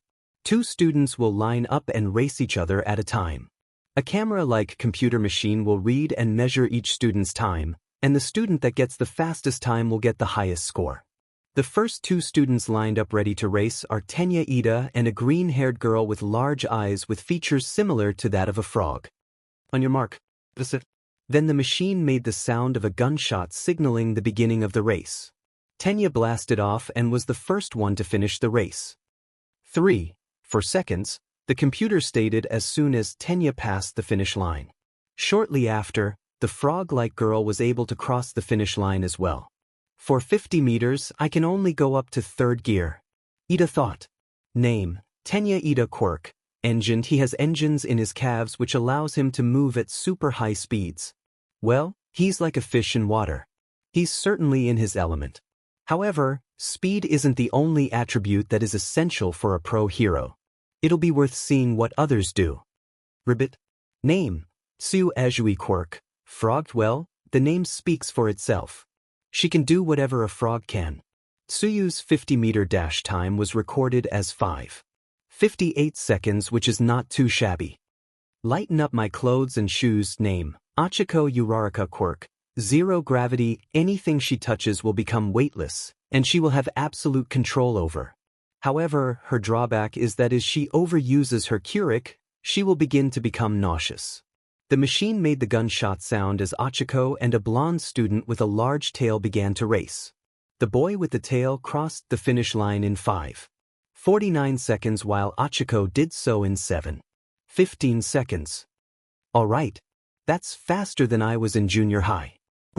Everyone, you're not being creative enough. I'll show you what it's like to be allowed to use your quirk. Name, Yuga Aoyama Quirk. Naval laser, he can shoot a laser from his belly button. But he's limited by the amount of time he can shoot continuously. 5:51 seconds. If I shoot for more than a second, I get a stomachache? What the heck, thought the various students of Class 1A, looking at the upper limit of your quirks and the room for growth in each result, it becomes clear what you can and can't do. Aizawa said as he looked at the last two students getting ready to race. They were none other than Izuku Midoriya and Katsuki Bakugo. On your mark. Izuku looked to his left and gave Bakugo a thumbs up. Let's do our best, Kachin. Bakugo smirked. Yay. Just try not to fall too far behind me, okay, Deku. Get set.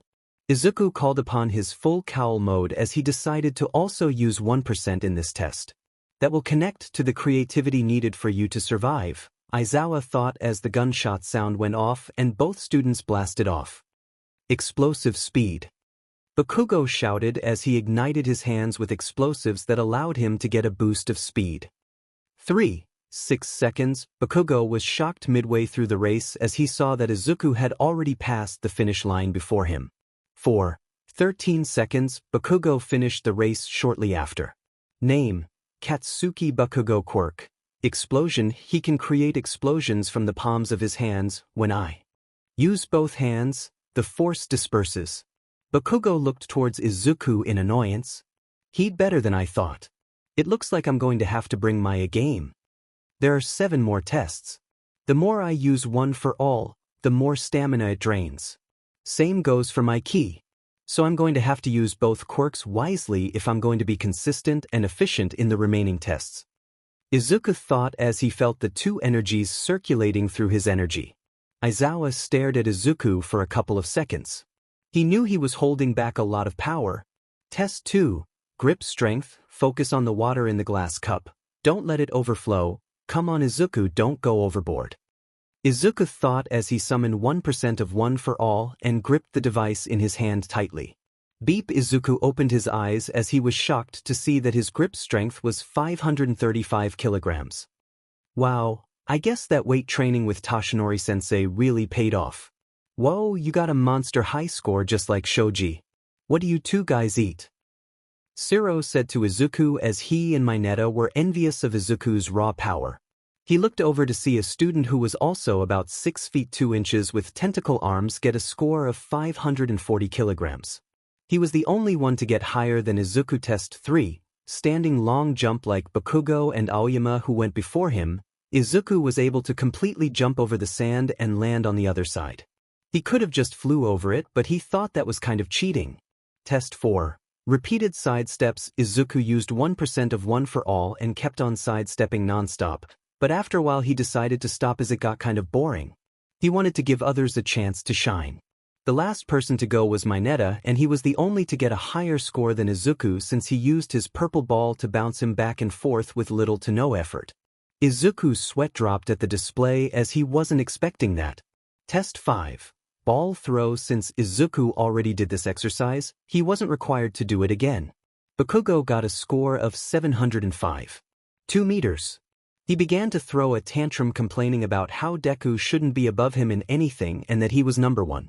You know, the usual. Momo created a cannon and was able to fire the softball about 767 meters. Izuku congratulated her and praised her Quirk as it was one of the most useful and versatile he has ever seen. She would surely make a good pro hero. Of course, Momo blushed at the praise, but she did her best to hide it. When it was Achiko's turn, she used her zero-gravity quirk on the ball and threw it as it kept on floating and floating until it became a twinkle star in the sky as it went into space. Aizawa showed what his phone read, and everybody was aghast to see that it read a pink infinity symbol. Infinity! Class 1A shouted, "That's amazing! She got infinity!" "Well, I guess she got me beat in this test," Izuku said as he sweat dropped and chuckled. Test 6. Sit-ups. Every stood there gobsmacked as they couldn't believe their eyes. Izuku was currently doing continuous sit-ups without breaking a sweat. Everybody had long stopped doing their sets. Bakugo tried to keep up with Izuku, but it was too much for him and he was forced to stop as his body could not go on.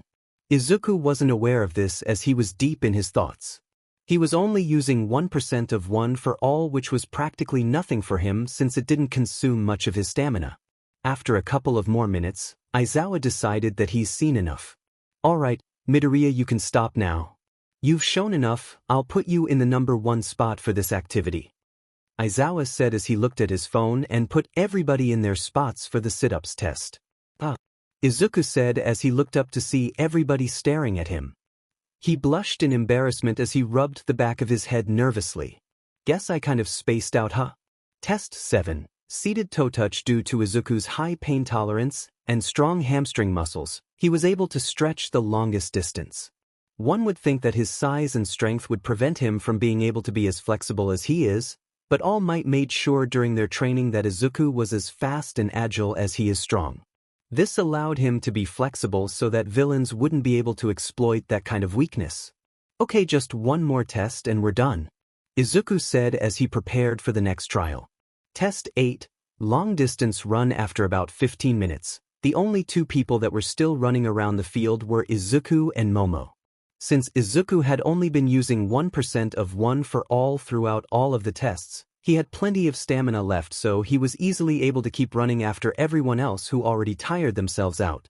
The reason Momo was still there was because she created a bicycle that allowed her to easily keep up with Izuku. "You weren't kidding when you said you could create anything," Izuku said as Momo caught up with him. "How in the world are you able to keep on running like that? Aren't you tired?" Momo asked in between breaths as she began sweating. Izuku shook his head. "Not really. I train practically every day for hours upon hours. So an exercise like this is really nothing for me. It's barely even a warm-up for me." After that, 15 more minutes passed and Momo was forced to stop as her legs couldn't keep on pedaling forever. After Izuku stopped running, the entire class waited patiently for the results. After arranging all of the spots, Aizawa looked at the class and said, "Okay, I've got the results, but there seems to be a problem." Aizawa's hair then began to go up as his eyes turned red and his scarf spread and launched towards Izuku and pulled him closer to Aizawa. Izuku was caught off guard as he sensed Aizawa's power level rise dramatically. Around Aizawa's neck was a pair of yellow goggles. Izuku gasped as he saw them. "Those goggles? I see. You can erase other people's quirks with your quirk just by looking at them. The Erasure Hero, Eraserhead." "Eraser? I don't know him. I've heard of him. He's an underground hero." Unbeknownst to the students and teacher, All Might was hiding in the corner observing all of the events unfolding. He doesn't like media attention because he says it hinders his work. "That's right, young Midoriya. He and I don't get along. From what I can tell, you have been holding back a lot of power, haven't you?" Aizawa said as Izuku widened his eyes as he was shocked to find out that Aizawa was able to find out that he has not been putting in his all. The purpose of this quirk assessment test is to gauge your abilities and figure out your limits so that we as teachers can help you improve and prepare you in order to become the best pro hero you can possibly become. But instead, you decided to willingly hold back when your potential is much higher than what you have shown. Aizawa then let go of Izuku as his eyes and hair went back to normal. "You scored the highest number of points in the practical exam history for a reason. Show us why exactly that is. Don't let your potential go to waste. That is not rational." Aizawa took out his eye drops and began to take care of his dry eyes. "Go ahead and redo all of the tests. And this time, don't hold back. If I catch you holding back even a little, then you will be the one going home," Aizawa said as Izuku widened his eyes. Izuku walked over to the 50-meter dash site. "All right. From here on out, I'm going to have to use 20%. Izuku thought as the green lightning grew bigger around him and his aura became denser. On your mark, get set. The gun shot. Sound went off as Izuku immediately went running faster than the naked eye can see. There was a sonic boom as strong winds blew everyone back a couple feet. 15 seconds, Aizawa smirked. Now that's what I want to see. Tenya was speechless. What in the world? That's stupid fast. He was holding back that much power this entire time. The rest of Class 1A had similar thoughts as they have never seen a kid their age go at such ridiculous speeds. Izuku was also shocked at his own speed. What the hell? That has to be some sort of record. I wasn't expecting that. After everybody calmed down and picked up their jaws from the floor, Izuku redid the grip strength test. When he used 20% of one for all, he completely broke the device as his grip strength was way too strong to be read. Zero and Mineta cried out in shock. What? There's no way that's possible. He's not human. After that, Izuku did the standing long jump again. This time he decided to completely fly over it and land on the other side of the field. For the repeated side steps, Izuku was moving so fast that the machine couldn't keep up and it said error, and just counted Izuku's score as infinity. Izuku began to scare some of his classmates. It seemed like there was no limit to his power. For the ball throw, Aizawa decided that he needed to see more. Midoriya, remember when you were able to completely vaporize the zero-pointer during the practical exam? I want you to use that same power, but this time, don't pass out and completely break your arms. In order for you to become a pro hero, you can't always destroy your own body and think that every time somebody is going to save you. You have to learn to control your power. And if you can't, then well I guess we won't be seeing you and you anymore. Aizawa said as he put the most pressure on Izuku that he possible could. Tenya began to worry, why is Mr. Aizawa putting this much pressure on Midoriya? Hasn't he proved himself already? Bakugo replied with, he better come up with something or else he's done for. He better not get expelled or I'll kill him. Come on Izuku-kun, you got this. I believe in you. Momo thought as she also began to worry for her friend. He said to show him the same power I used against the zero-pointer. He must mean when I combined both my ki and one for all into one. But if I do that, then I'll collapse. What do I do? What do I do? Izuku thought nervously. Just then a light bulb lit up in his head as he finally got an idea. Alright, it's all or nothing then. Izuku then took off his training weights which together weighs 50 tons. As soon as they hit the ground, it created a dust cloud and shook the earth that resembled a mini earthquake. What the hell is that? Don't tell me he has had that on him all this time. Mineta shouted as he and the rest of Class 1A were wondering just how the hell Izuku was even able to move with all of that weight on him. Okay, now that I'm nice and loose, let's get this show on the road. Izuku said as he activated full cowl 20%. He gripped the ball nice and strong prepared to throw it. I have to give it my all. If not, then how can I dare call myself a hero? All Might saw what Izuku was about to do. Hey, is he serious? I have to work a lot harder than everyone else if I want to become the #1 hero. That's why, with all my strength, I'll do what I can right now.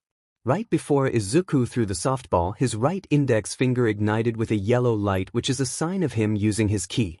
The energy mixed with the green electric power of one for all as the two energies focused on one point and combined to create an even greater power. Izuku yelled with all his might. Delaware smash. The ball launched into the air as it went so fast that it created a sonic boom that created a whirlwind that forced everybody present to cover their face so that dust doesn't get into their eyes. It doesn't hurt as much as before. Izuku's index finger was completely broken as it was now an ugly purple color. When the ball finally hit the ground, Aizawa looked at his phone as it read 80 kilometers. Mr. Aizawa, said teacher looked towards Izuku as he looked at him in the eye and smirked pridefully as he closed his fist with the broken finger. I can still move. Aizawa smiled and returned with his freaky face. This kid. I came because I was worried, but what the heck, young man? You still couldn't control both one for all and ki at the same time, but you also couldn't become incapacitated. So, you propelled the ball at the last point of contact by sending the power of one for all and your ki at the same time to just your fingertip, minimizing the injury while maximizing the power. All Might thought as he felt so much pride in the fact that his successor was able to defy the odds once again. What the heck, young man? You're so cool. 80 kilometers. Multiple members of Class 1A cried out in shock as they were once again had their jaws dropped thanks to witnessing the absolute raw power of none other than Izuku Midoriya. That's amazing, I knew he could do it. Achiko cheered as she was happy that Izuku isn't going to be expelled thanks to exceeding everyone's expectations once again. Nice job as always, Izuku-kun, Momo said as she crossed her arms. His finger is swollen. He also broke his arms during the entrance exam as well. His quirk is really powerful, but it is also very strange. I have never seen anything like it. He truly is one of a kind. Tenya said with his finger resting on his chin as he pondered about Izuku's abilities and his unique powers. It's not very stylish, Ioma said, but everybody ignored him. However, the one that was the most surprised out of the group was Bakugo as he had his mouth open gaping at Izuku's magnificent softball throw. What's with that power? Everyone's quirks manifest by the age of 4. This is unthinkable. It's blasphemous. Unbelievable. But it's happening right in front of me. You're trying to tell me that he got this strong in the span of 10 months. Bakugo yelled in his head as he thought back to the first time Izuku's quirks appeared, which was when Izuku saved Bakugo from the sludge villain. The memory brought a sour taste to the ash-blonde boy's mouth. What is the meaning of this? Bakugo said as he ignited an explosion in his right hand. He then ran towards Izuku head-on as he yelled in pure rage, "Tell me what's going on, Deku, you be. How did you get so ridiculously powerful?" "Oh, serious?" Izuku cried in fear as he still hadn't recovered from the self-inflicting injury he suffered due to using ki and one for all in one attack. And a super angry Katsuki Bakugo, with an explosion with Izuku's name on it, was the complete opposite of what he needed at the moment. But right before Bakugo could even lay a finger on the Izuku, Aizawa detained him using his gray scarf, which completely immobilized Bakugo as for some reason the gray cloth just wouldn't budge. "What the dash? Why is your scarf so DMN strong?" Bakugo said as he grit his teeth as he tried to break free but to no avail. It also didn't help that his quirk was deactivated as well. Because it is a weapon for capture made of carbon fiber woven together with metal wire made of a special alloy. Jeez. You kids keep making me use my quirk over and over again. I have dry eyes. Aizawa said as his hair was elevated upward and eyes were now glowing red, signaling that he was using his erasure quirk to immobilize Bakugo. Izuku raised his eyebrows, impressed at the high power level he sensed from Aizawa. It's such a waste, since his quirk is so amazing. All of the students from Class 1A said simultaneously as they sweat dropped at their teacher's quirk's lame drawback. Name, Shota Aizawa quirk. Erasure, he can erase the quirks of those he looks at. The effect goes away when he blinks. Mutant-type quirks are immune to erasure and the quirk won't work if his line of sight is obstructed from the intended target. Aizawa deactivated his quirk and let go of Bakugo. We're wasting time. Midoriya, you don't have to redo the remaining 3 tests since the result will be the same anyway. So to not waste any more of our time, let me redo my calculations and I'll reveal the results in a moment. Izuku looked at Bakugo for a second and went towards the rest of the class as he left Bakugo in the middle of the field sulking. "Is your finger all right?" Achiko asked Izuku as she recognized that his injury is similar to the ones he sustained in the entrance exam when he saved her by destroying the 0-pointer. "Oh yeah. It is no big deal. I've handled worse." As they were conversing, Katsuki remained in the middle of the field as he tightened his fists in anger. Until a little while ago, he was just a pebble on the side of the road. Katsuki thought as childhood memories involving him and Izuku resurfaced his mind. "You're so lucky, Kaken. Your quirk is so cool. I hope I get mine soon too." Kid Izuku said as he and Kid Katsuki were walking in a forest. Kid Katsuki had a fishing net in his hand and Kid Izuku was trudging behind him. "No matter what quirk you get, you will never beat me, Deku." A pebble, on the side of the road, Bakugo thought as he grit his teeth. After about 2 to 3 minutes, Aizawa was finally ready with the test results. He walked over to the group of students and said, "Okay, I'll quickly tell you the results. The total is simply the marks you got from each test.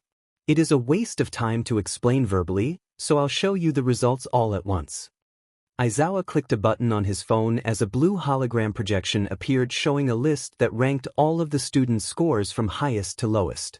The results were as follows: Izuku Midoriya Momo Yaoyorozu Shoto Todoroki Katsuki Bakugo Tenya Ida Fumikage Tokoyami Mizo Shoji Mashireo Ojiro Ijiro Kirishima Mina Ashido Achiko Uraraka Koji Koda Rikido Sato Tsu Azui Yuga Oyama Hanta Siro Denki Kaminari Kyoka Jiro Toru Hagakure Minor Mineta eyes began to tear up as he saw that he got last place in the Quirk assessment test. And oh wait, I'm getting expelled on the first day. But right before he started to sob fully, Aizawa cut him off. By the way, I was lying about the expulsion. No one is going home. All of Class 1A besides Izuku and Momo were speechless as their eyes were as wide as saucers. Aizawa smirked as he made his trademark freaky face. It was a rational deception to draw out the upper limits of your quirks. What? Class 1A yelled besides Izuku and Momo as the rest of the class did not take kindly to being deceived so easily. Of course that was a lie. It should have been obvious if you just thought it through. It's the first day of school for crying out loud. I'm sorry, I guess I should have said something. Momo said. Yeah, you should have. Thought Jiro, Kaminari, and Mineta simultaneously. Yeah, sorry guys, but it was probably the only way to keep you from holding back. So I also didn't say anything. Izuku said as he smiled sheepishly and rubbed the back of his head like he always does. Like you're one to talk. That was a little nerve-wracking. Siro said as he turned to talk to Kirishima. I'll take up the challenge anytime. Kirishima replied as he showed his cocky persona. Bakugo just scoffed in annoyance, probably because he got 4th overall in the Quirk assessment test and Izuku was number 1. Something that he had never even considered being possible. With that, we're done here. There are handouts with the curriculum and such in the classroom, so when you get back, look over them. Aizawa then walked towards Izuku with a slip of paper in his hand. Midoriya, have the old lady fix you in the nurse's office. Tomorrow will be packed with even more rigorous tests. Prepare yourself. We can't have you going home with a broken finger. Aizawa said as he gave Izuku the slip of paper and walked away. Izuku looked at the slip of paper as he was immersed in his thoughts. I got through this for now. I may be strong, but there are still things that I can't do. I made it to first place, so I have a good head start. But I have much to learn from here on out in regards to becoming a pro hero. I just need to make sure I keep working strong to get closer and closer to achieving my dream. Aizawa, you liar. Oh, good morning, All Might. So you were watching. You got too much time on your hands. Aizawa said as he passed by All Might when he was on his way back inside. A rational deception, you said. Ha, nice joke, but April Fool's was last week. You punished a whole class of last year's first years with expulsion. You cut those you judged to be without hesitation. For a man like that to take back his words, that must be because you also felt it too right. Izuku Midoriya's raw potential. All Might bellowed as he pointed at Aizawa. Aizawa began to have a suspicious look on his face as a knowing smirk appeared on his face. Also, you seem to be supporting him quite a bit. Is it too far-fetched to say that maybe you have been giving young Midoriya a little favoritism? All Might widened his eyes as he realized his mistake. See, I need to be more careful with the way I speak about Izuku towards others. Is that how a teacher should be acting? Aizawa started to walk away, but he decided to say one last thing before he and All Might parted ways. It's true what you say. He does have an enormous amount of potential, probably the most potential AUH student has ever had. But potential will only get you so far in this world. Execution is what matters. There are still many things he needs to learn in order for him to become a pro hero. For one, he needs to stop that habit of holding back and letting his guard down. A mistake like that could cost his or other people's lives if he's not careful. I will always cut those without potential. There's nothing crueler than letting a dream end midway. That was the last thing he said before he walked off, leaving All Might to his own devices. All Might grimaced as he heard Aizawa's harsh but true words. All Might knew firsthand what it was like to make a costly mistake against a villain because of a stupid rookie mistake such as letting his guard down. It was exactly how he received the life-threatening injury to his stomach that could have ended his career 6 years ago. So you're being kind in your own way, huh, Aizawa? Sigh, I guess we don't really get along after all. Classes were now over as the first day of UH High School for Izuku Midoriya ended. A bunch of students were leaving the front gates as they conversed with one another, speaking about the first day went for them, how the classes and the teachers were and whatnot. The first day of the school year always has the most energy, more than most of the days in the school year. I'm so tired, Izuku said as he walked out the main gates of UA, feeling very fatigued as he did.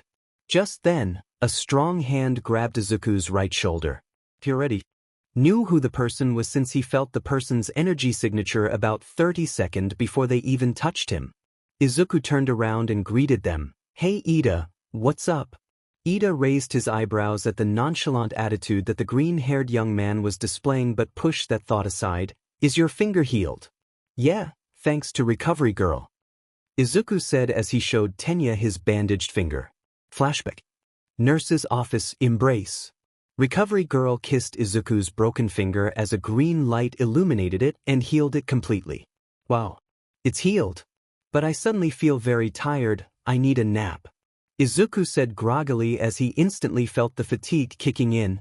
My quirk can only STMLT a person's healing ability.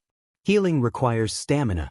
If you keep getting major injuries, you'll use too much stamina and end up dying instead, so be careful, Recovery Girl said as she gave Izuku candy so that he regain some energy. I'll end up dying instead. Izuku cried in horror as in his head he imagined a chibi version of him dead from breaking due to breaking all of his bones and Recovery Girl having to heal him, only for it to end in tragedy. *T. I need to be more *ing careful. Izuku swore as he started sweating nervously and muttering incoherently. Watch your language, young man, Recovery Girl yelled as she smacked him upside the head. Yes, ma'am, Izuku said as he rubbed his head. Back to the present. I can't just keep getting help from others. I have to hurry up and learn to control and master my two quirks, Izuku said mentally as he and Ida walked side by side. I was really taken in by Mr. Aizawa. I even thought, this is the best of the best and such. I didn't think a teacher would encourage us with a lie. But it seemed to have worked out in the end. Although I think threatening you with expulsion was pushing it a little, but I guess it was necessary in the end, Ida said as he crossed his arms. I thought Ida was scary, but he's just earnest and takes his education and training really seriously. That's actually a very important trait to have when you're aspiring to become a pro hero, Izuku thought as he was impressed by Tenya Ida's diligence. Hey, you too. You're heading to the train station, right? Wait for us, Achiko shouted as she and Momo walked towards Izuku and Tenya. Uraraka. Momo-chan. Oh, you're the Infinity Girl and the girl who got second place in the quirk assessment test right behind Midoriya, Tenya said as the two young ladies caught up them. I'm Achiko Uraraka. Yayarozu said she was friends with Midoriya and I thought we could all head to the train station together, Achiko said in her cheery voice.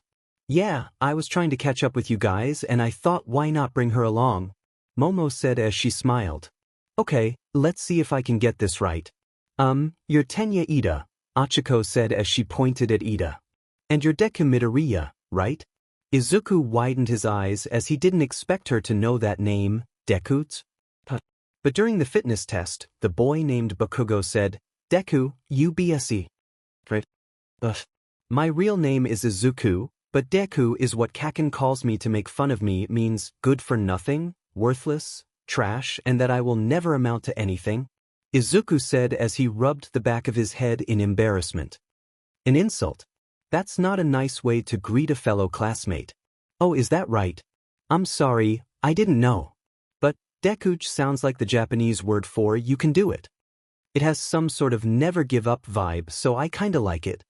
To you it is, Izuku said immediately with no hesitation as his face was bright red. What? But Midoriya, you're accepting it too easily. Wasn't that an insult? Tenya said as he was perplexed by the situation. It's like a Copernican revolution. Izuku mumbled as he hid his blushing face with his hands comically. Kopi. Achiko asked, confused as she didn't get the reference that Izuku was making. Momo giggled as she shook her head, being the only one who actually understood what Izuku was talking about. Pushing that aside, the group of 4 began to walk towards the train station, conversing on the way there. There are so many things I can't do yet. I have to work strong and do my best. This is only the beginning of my journey to becoming a hero. But, Toshinori-sensei, I can at least be happy that I have friends, right? Izuku thought as he finally had people who he can call friends. It has been a while since he has socialized with his classmates or other people in his school. It made him feel happy inside that now his life was finally taking a step forward from the darkness and hopelessness it used to be. This was the beginning of his path to becoming a hero. Meanwhile, in the teacher's lounge, Toshinori was sitting down as he stared at the hero costume that was currently in his hands. You don't have time to relax, Izuku my boy. The real thing starts tomorrow. Prepare yourself for the trials to come. The next day, the curriculum of UH High's hero course, regular required classes, like English, in the morning. Which of these English sentences is wrong? Present Mike asked as he wrote down these 4 sentences on the chalkboard. The man whom I respect most is my father. That is the house in which he lived. I well remember the day on which we both met. Please tell me that all you know. So normal. Mina, Kaminari and Jiro thought simultaneously. So dim and boring, Katsuki thought as he rested his head on his hand. Everybody heads up. Let's get this party started. Present Mike bellowed as he tried to get his students to be more enthusiastic.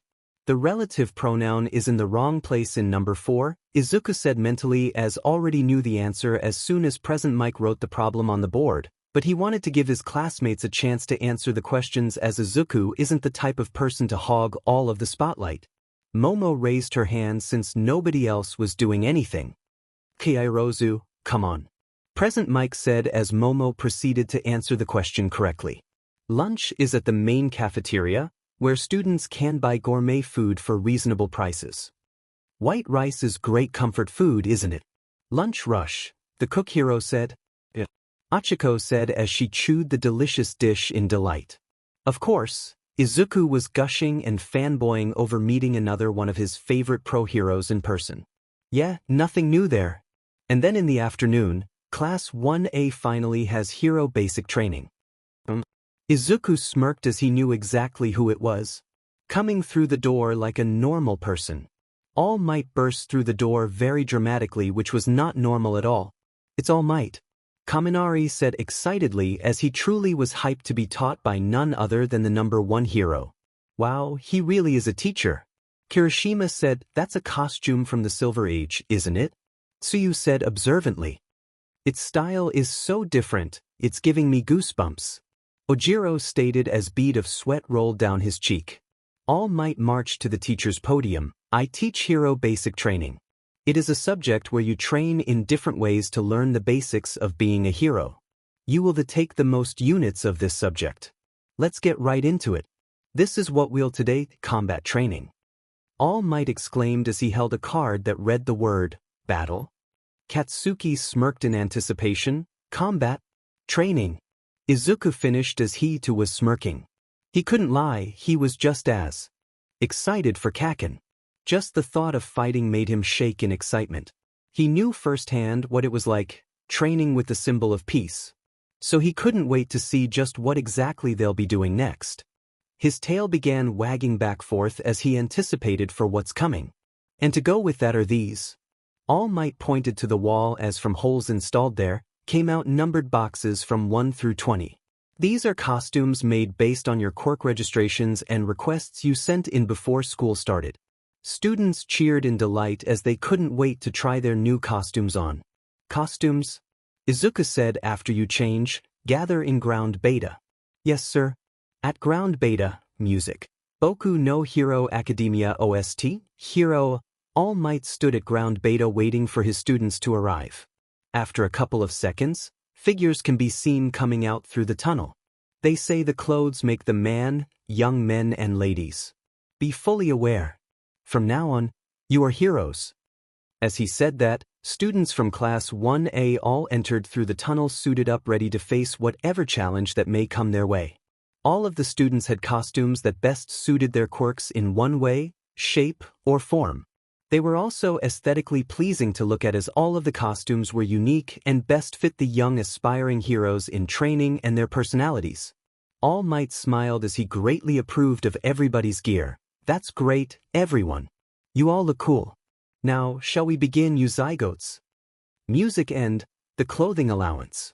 Before they enrolled in UH High, all of the students in the hero course submitted their quirk registration, physical measurements, and desired designs so a support company exclusive with the school could prepare state-of-the-art costumes for them. It truly is a remarkable and useful system. Flashback to 3 weeks ago, I need to go to City Hall to get my quirk registration for the clothing allowance, Izuku said as he sat on his couch with papers spread all around the table. He got caught up with all of the training with All Might that he forgot to send in his request for his costume. And he left it for the last minute. "Oh wait, but I'm already registered as quirkless, OC, what should I do?" He decided to call Toshinori for help. "Quirk registration. Oh yeah, you can update that," Toshinori said blatantly as he sat in the teacher's lounge. "Wait, really? Just like that?" Toshinori chuckled. "Everyone is examined and registered all at once when they enter elementary school and junior high, right? But there are cases where people discover their quirks are not what they thought they were. So you're allowed to update it once or twice. They won't accept outrageous changes, but if you had none before, it's probably fine." "I'm home," Inko yelled from the front door. Izuku got nervous because she could find out All Might and Izuku's secret, so he panicked and hung up by accident. "DMN it, I hung up by mistake. I'll have to apologize to Toshinori-sensei later." Back to the present. Izuku jogged through the tunnel as he was little behind everyone else.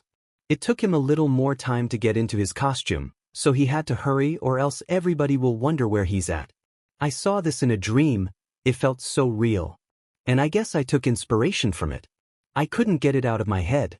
So I drew the model in Hero Journal, number 14. I liked the way it looked and it just stuck to me. I sent the design to the support company making sure that I got all of the detail accurate and listed exactly everything I needed. And now that I'm wearing it, I'm happy I did," Izuku thought to himself as he neared the entrance. He finally entered ground beta as everybody had their eyes on his costume.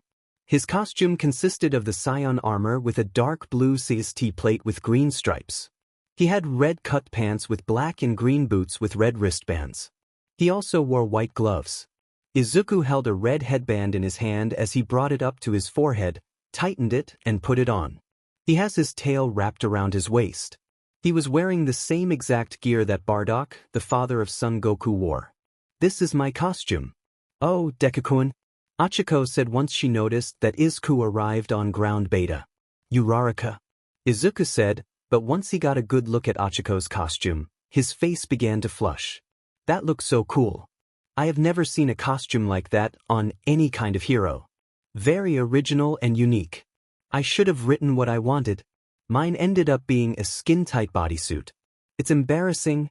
The hero course is the best," Mineta said as he gave Izuku a thumbs up. All Might saw Izuku's battle armor, and he was really impressed. He was worried that Izuku may try to emulate All Might's costume and copy it since he looked up to the symbol of peace so much.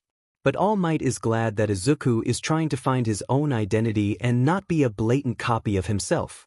All Might saw that everybody was ready, so he began to give directions. "Now, it's time for combat training. Sir, this is a battle center from the entrance exam, so will we be conducting urban battles again?" Ida asked. "No, we're going to move ahead 2 steps. Most of the time, fighting villains takes place outside, but if you look at the total numbers, atrocious villains appear indoors at a higher rate.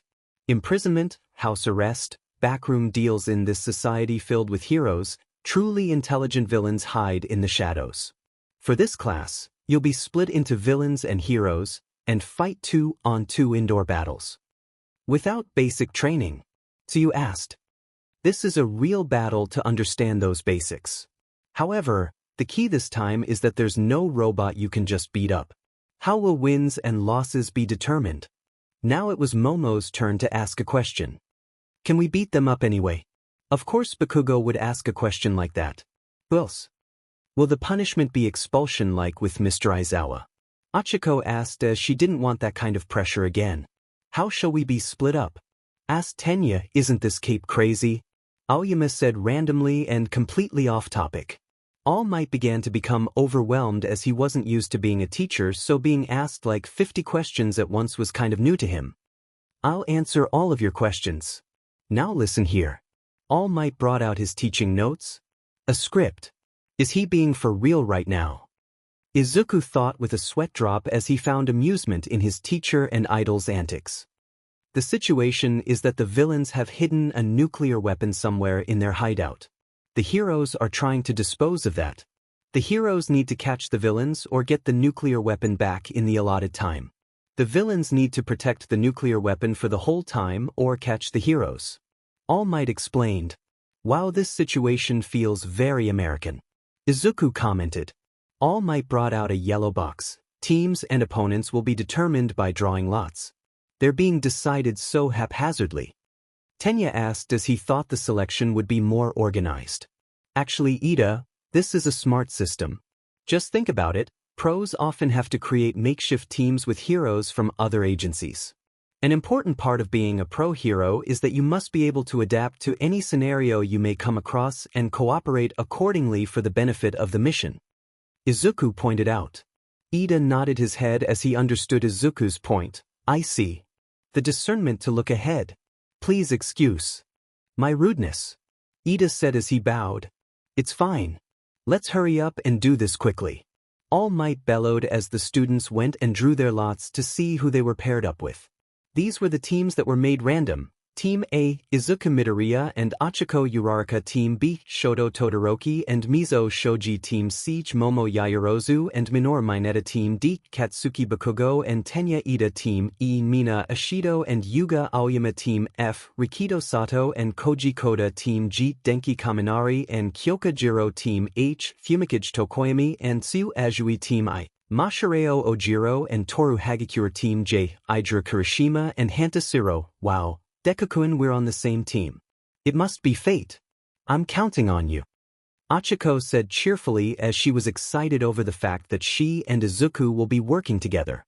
Izuku gave her an enthusiastic thumbs up. Yeah, let's do our best, Uraraka. All Might place his hands in two boxes, a white one labeled hero and a black one labeled villain. The first teams to fight will be.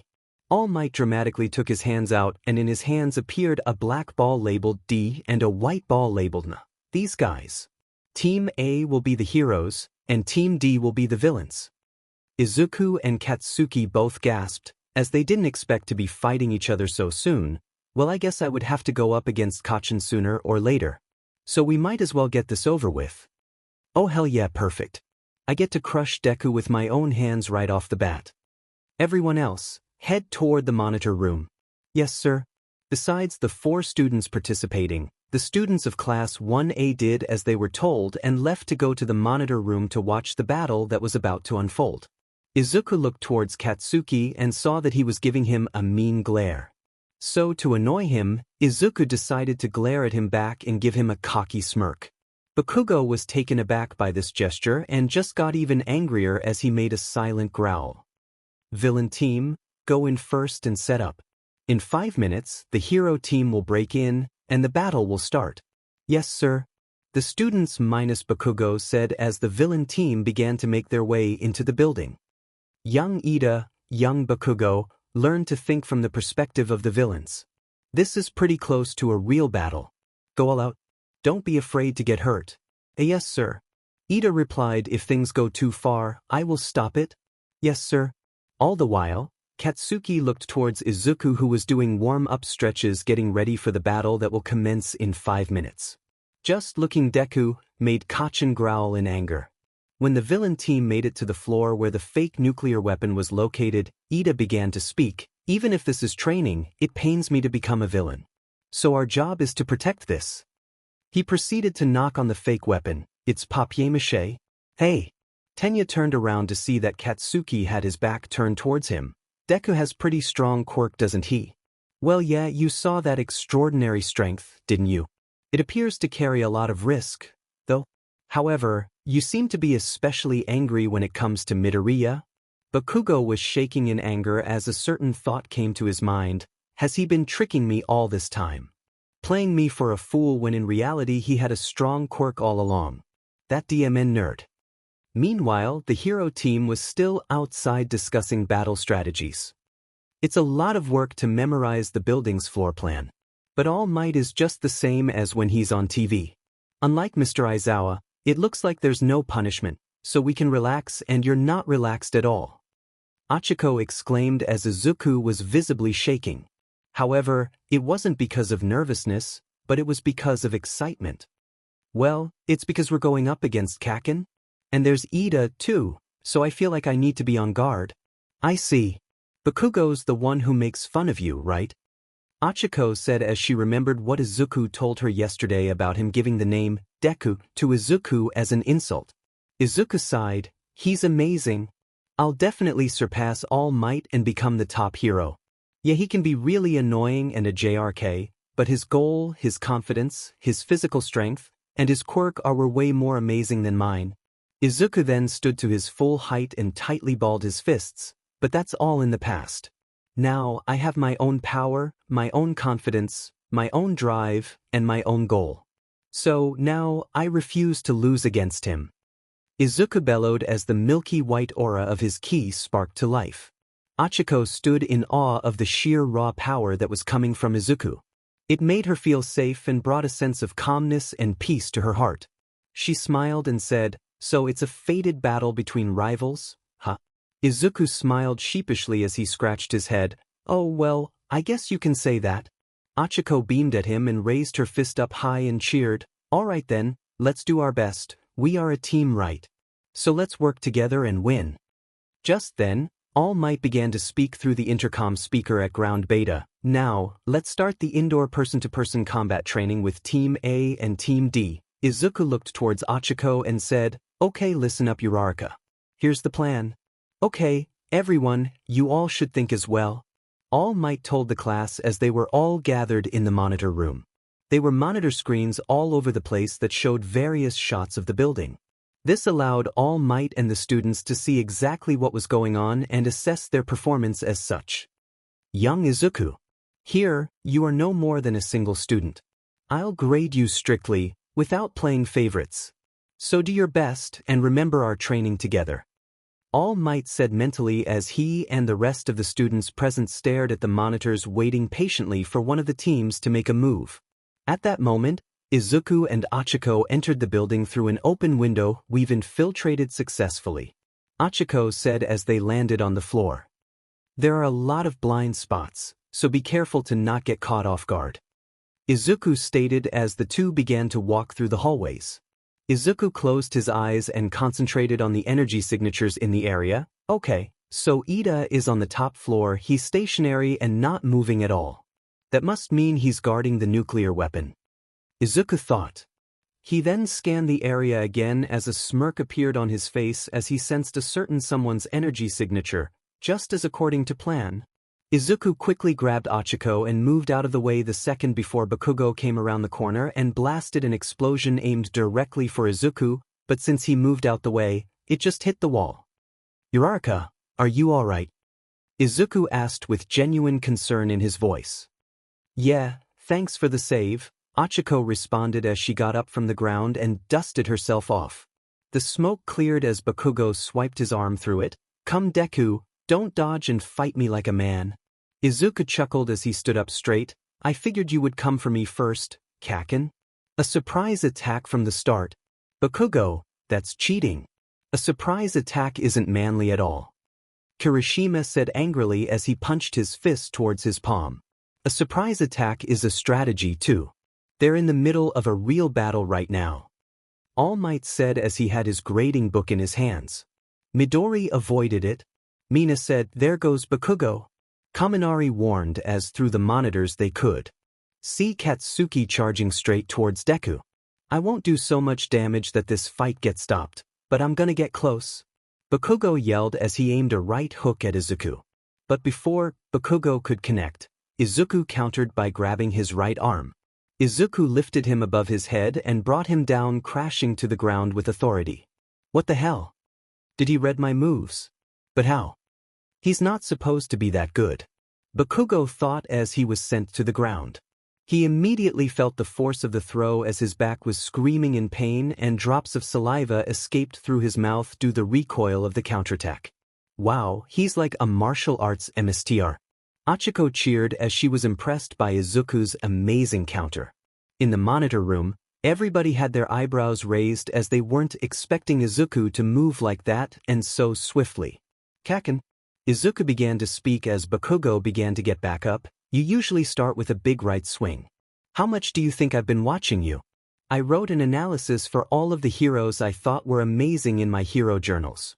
In the notebook you blew up and threw away. What? Bakugo shouted in bewilderment as he too remembered when he threw out Izuku's notebook through the window. Coincidentally, that was the same day that Bakugo told Izuku to commit suicide and Izuku would later on save him from death against the sludge villain. The name, Deku, the same one that you use as an insult to call me useless and worthless. Well, guess what? The name Deku isn't going to mean useless or worthless or good for nothing anymore. Kaken, from now on, Deku is a name that will mean, you can do it, it will mean, never give up, it will be a symbol of hope. From this day forward, Deku is the name of a hero. And I will take great pride in that name until the day I die. Izuku shouted as the scent of ozone filled the air and powered up to 5% one for all, full cowl. The green lightning that surrounded his aura was much more ferocious and violent due to the emotions that Izuku were feeling at the moment. Achiko's cheeks had a slight tinge of red as she remembered that those were the exact words that she used to describe the name Deku yesterday. Oh, is that right? I'm sorry, I didn't know. But Deku sounds like the Japanese word for you can do it. It has some sort of never give up vibe, so I kinda like it. Katsuki now stood completely on his feet, Izuku's words now stained in his memory forever. Deku, if you keep going, I'll never forgive you, Kaken. Katsuki remembered the day when Izuku first stood up to him. He was a weak, small child. He trembled and shaked in fear as he stood in front and defended the other little boy that Bakugo and his lackeys were bullying. Izuku's face were full of tears that day. But now, 11 years later, it was a much different picture. The person that stood in front of him now is by no means a small, weak child. He is a strong, well-built young man. No tears were evident on his face as he had an expression that resembled an undying will, determination, and pride. Back then he had an aura that emanated absolute fear. Now his aura was electric as it oozed power and bravery. Izuku Midoriya is no longer afraid of Katsuki Bakugo. Izuku Midoriya is now Deku. And Deku is a hero who embodies hope and justice, and he has no fear. He will take on any obstacle that comes his way until he achieves his goal. The green electric eyes bore into Katsuki's soul as the sheer raw power behind them knew no bounds. Even though you were scared that day, you still didn't stand down, and now here you are. After all of the trauma I put you through, you never gave up no matter what, and kept striving for your dreams. And look at you now, you're a completely different person. You have no fear at all. You're not even crying like you used to. You will fight no matter what the odds, and you will prevail, you will win no matter what. Katsuki's hands ignited with small explosions as his whole body was burning in absolute rage. That's what I hate about you.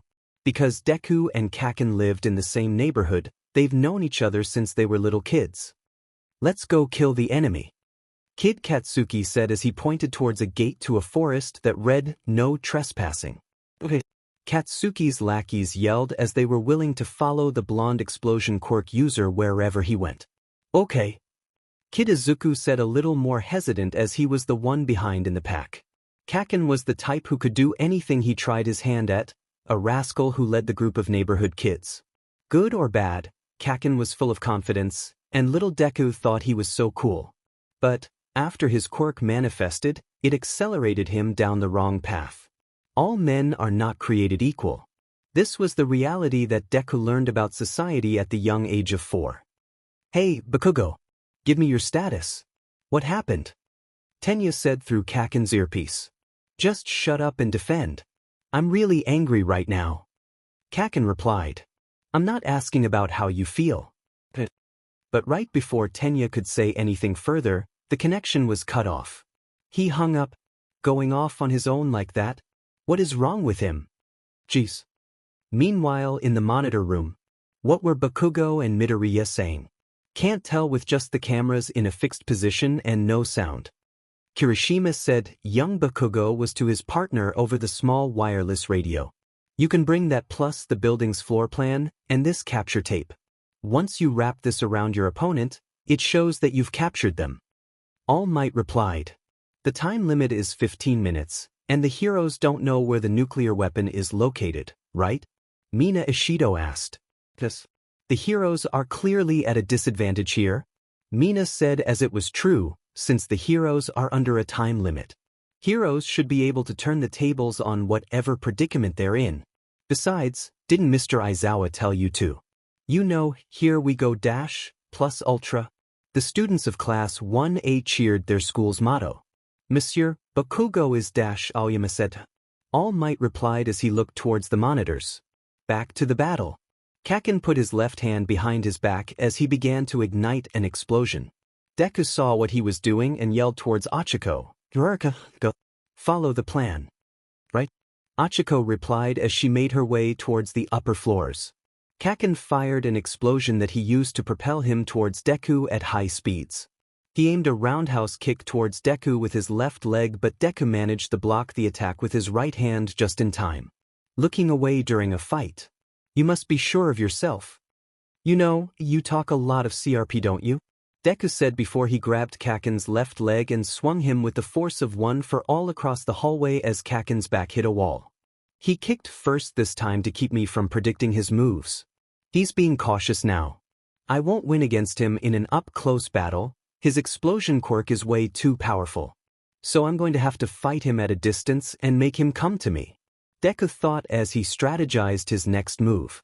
Kaken got back up from Deku's swing and placed both of his hands behind him. Deku saw what he was trying to do and immediately ran around the corner faster than the eye can blink to create some distance between the two and bait Kaken. DM it. Don't you dare run from me. Come back here, Deku. Kaken yelled as he chased after him. After a few minutes of playing cat and mouse, Kaken was growing impatient. Hey, you tricked me, didn't you?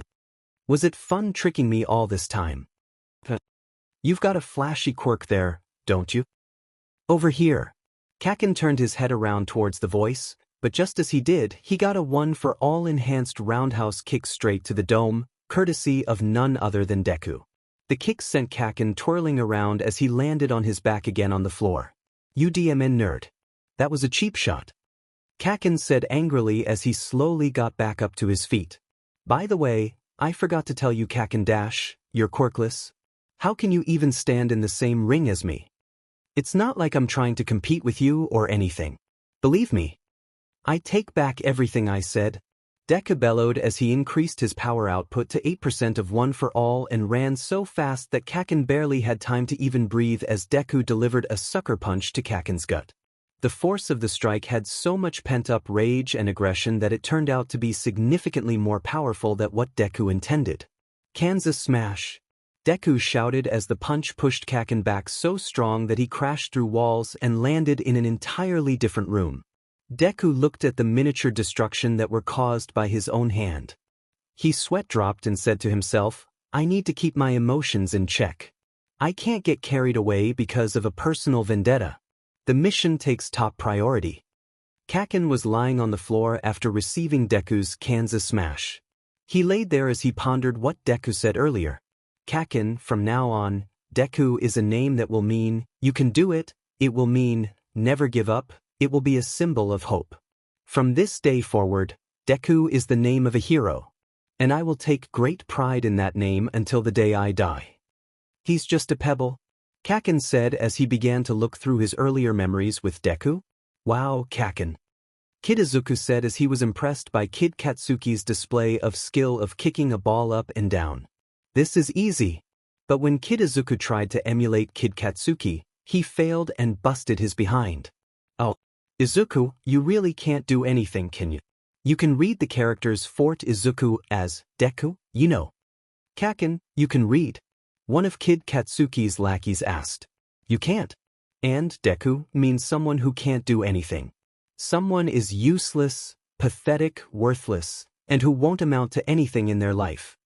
Kid Katsuki said as that was the origin of the name Deku. Really? Kid Katsuki's lackeys began to make fun and tease Kid Izuku for the new nickname that Kid Katsuki came up with. Stop that? Kid Izuku said as he did not appreciate the way that Kid Katsuki and his lackeys were treating him. It made him feel sad and he didn't like that feeling at all. Why don't you know?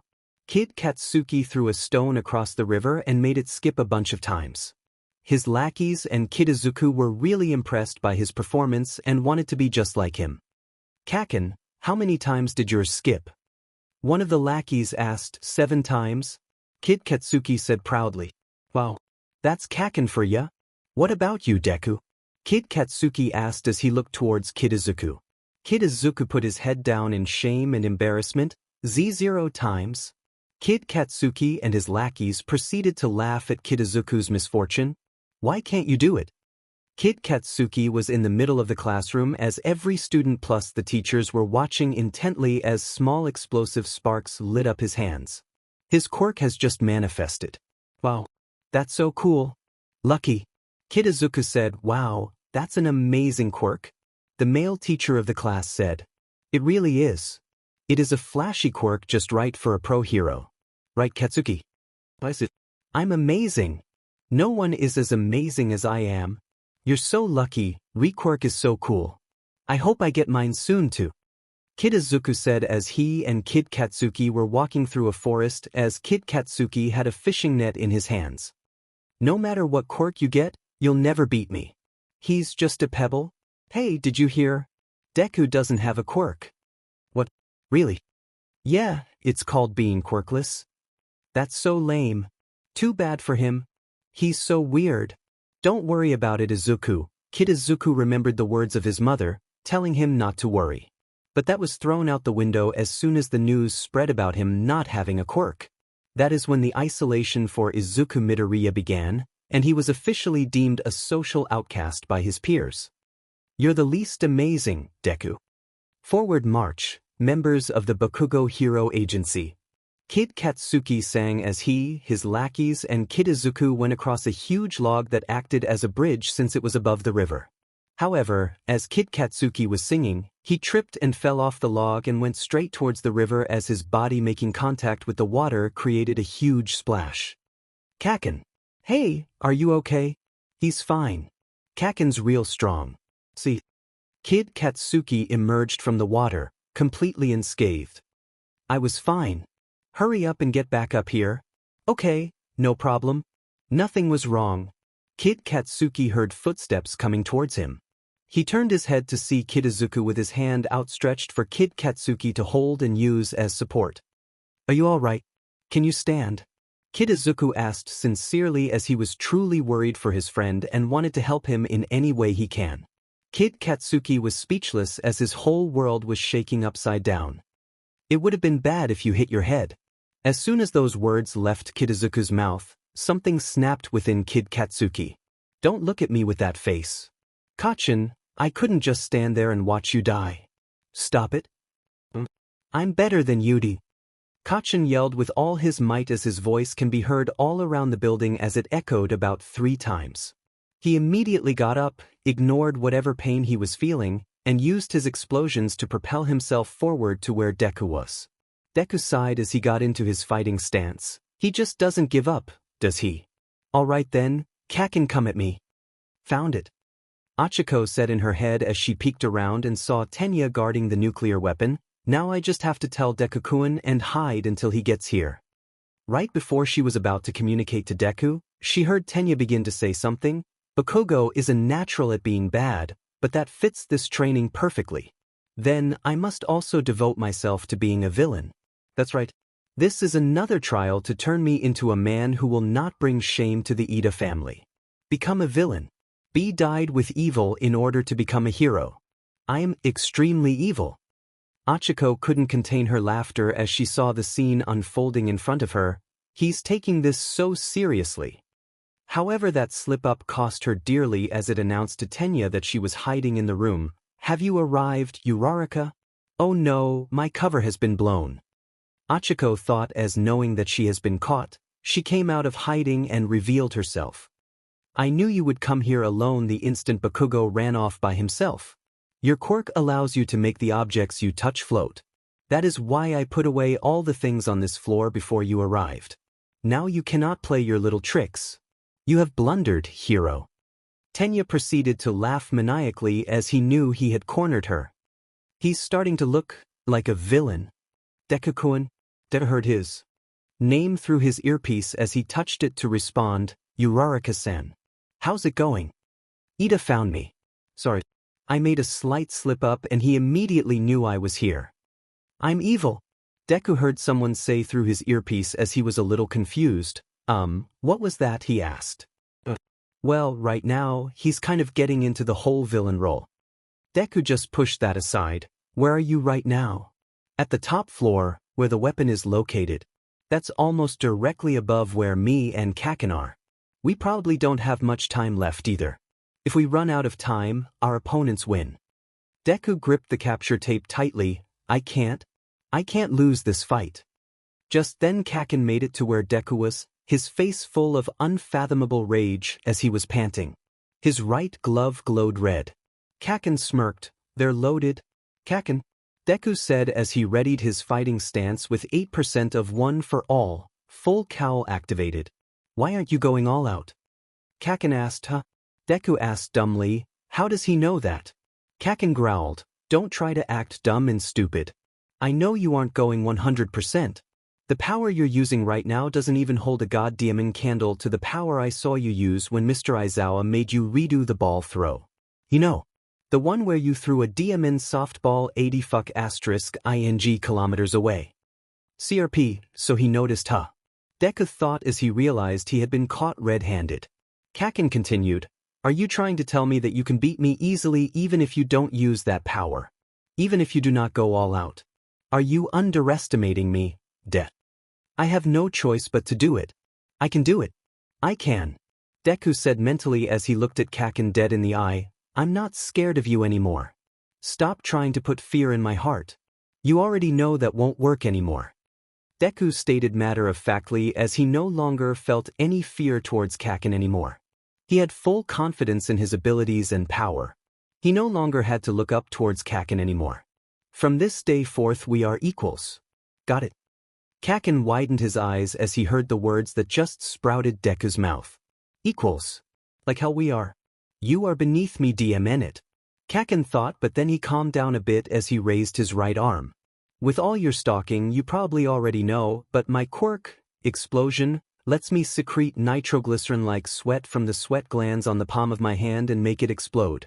If they made this the way I asked, then these gauntlets will store the nitroglycerin inside them, and... Kaken began to pull the firing pin on his grenade-like gauntlet. Don't tell me that's... Young Bakugo, stop. Are you trying to kill him? All Might yelled through the earpiece. If I don't hit him, he won't die. He'll be fine as long as he dodges. OSH*T. He's being serious. Deku said as he immediately stood on guard, had his palm out. He could feel Kaken's power level rising rapidly. At that moment, Kaken completely pulled the firing pin as an explosion bigger than anything Deku has ever seen Kaken produce fired directly at him. Its attack potency was so strong that it rocked and made the entire building shake as Achiko and Tenya were knocked off their feet in the top floor. The explosion was so strong that everyone else in the monitor room could feel it. This is supposed to be a class. Where the hell did his brain go? Is he completely nuts? Kirishima yelled as the rest of Class 1A were in complete shock of Kaken's violent and brutal attack that could actually kill someone. Young man. Young Midoriya. All Might yelled as he was worried for his students' safety. The smoke cleared as Deku could be seen with his headband off and torn, bits and pieces of his armor broken. His hand was glowing with blue ki energy as he used that to try and nullify the huge explosion as best as he could so that it wouldn't cause too much damage. He increased his power output to 15% of one for all, full cowl, so that he could actually withstand and tank the attack. The green electricity around his aura became shaper and more violent as he was pissed off at the moment.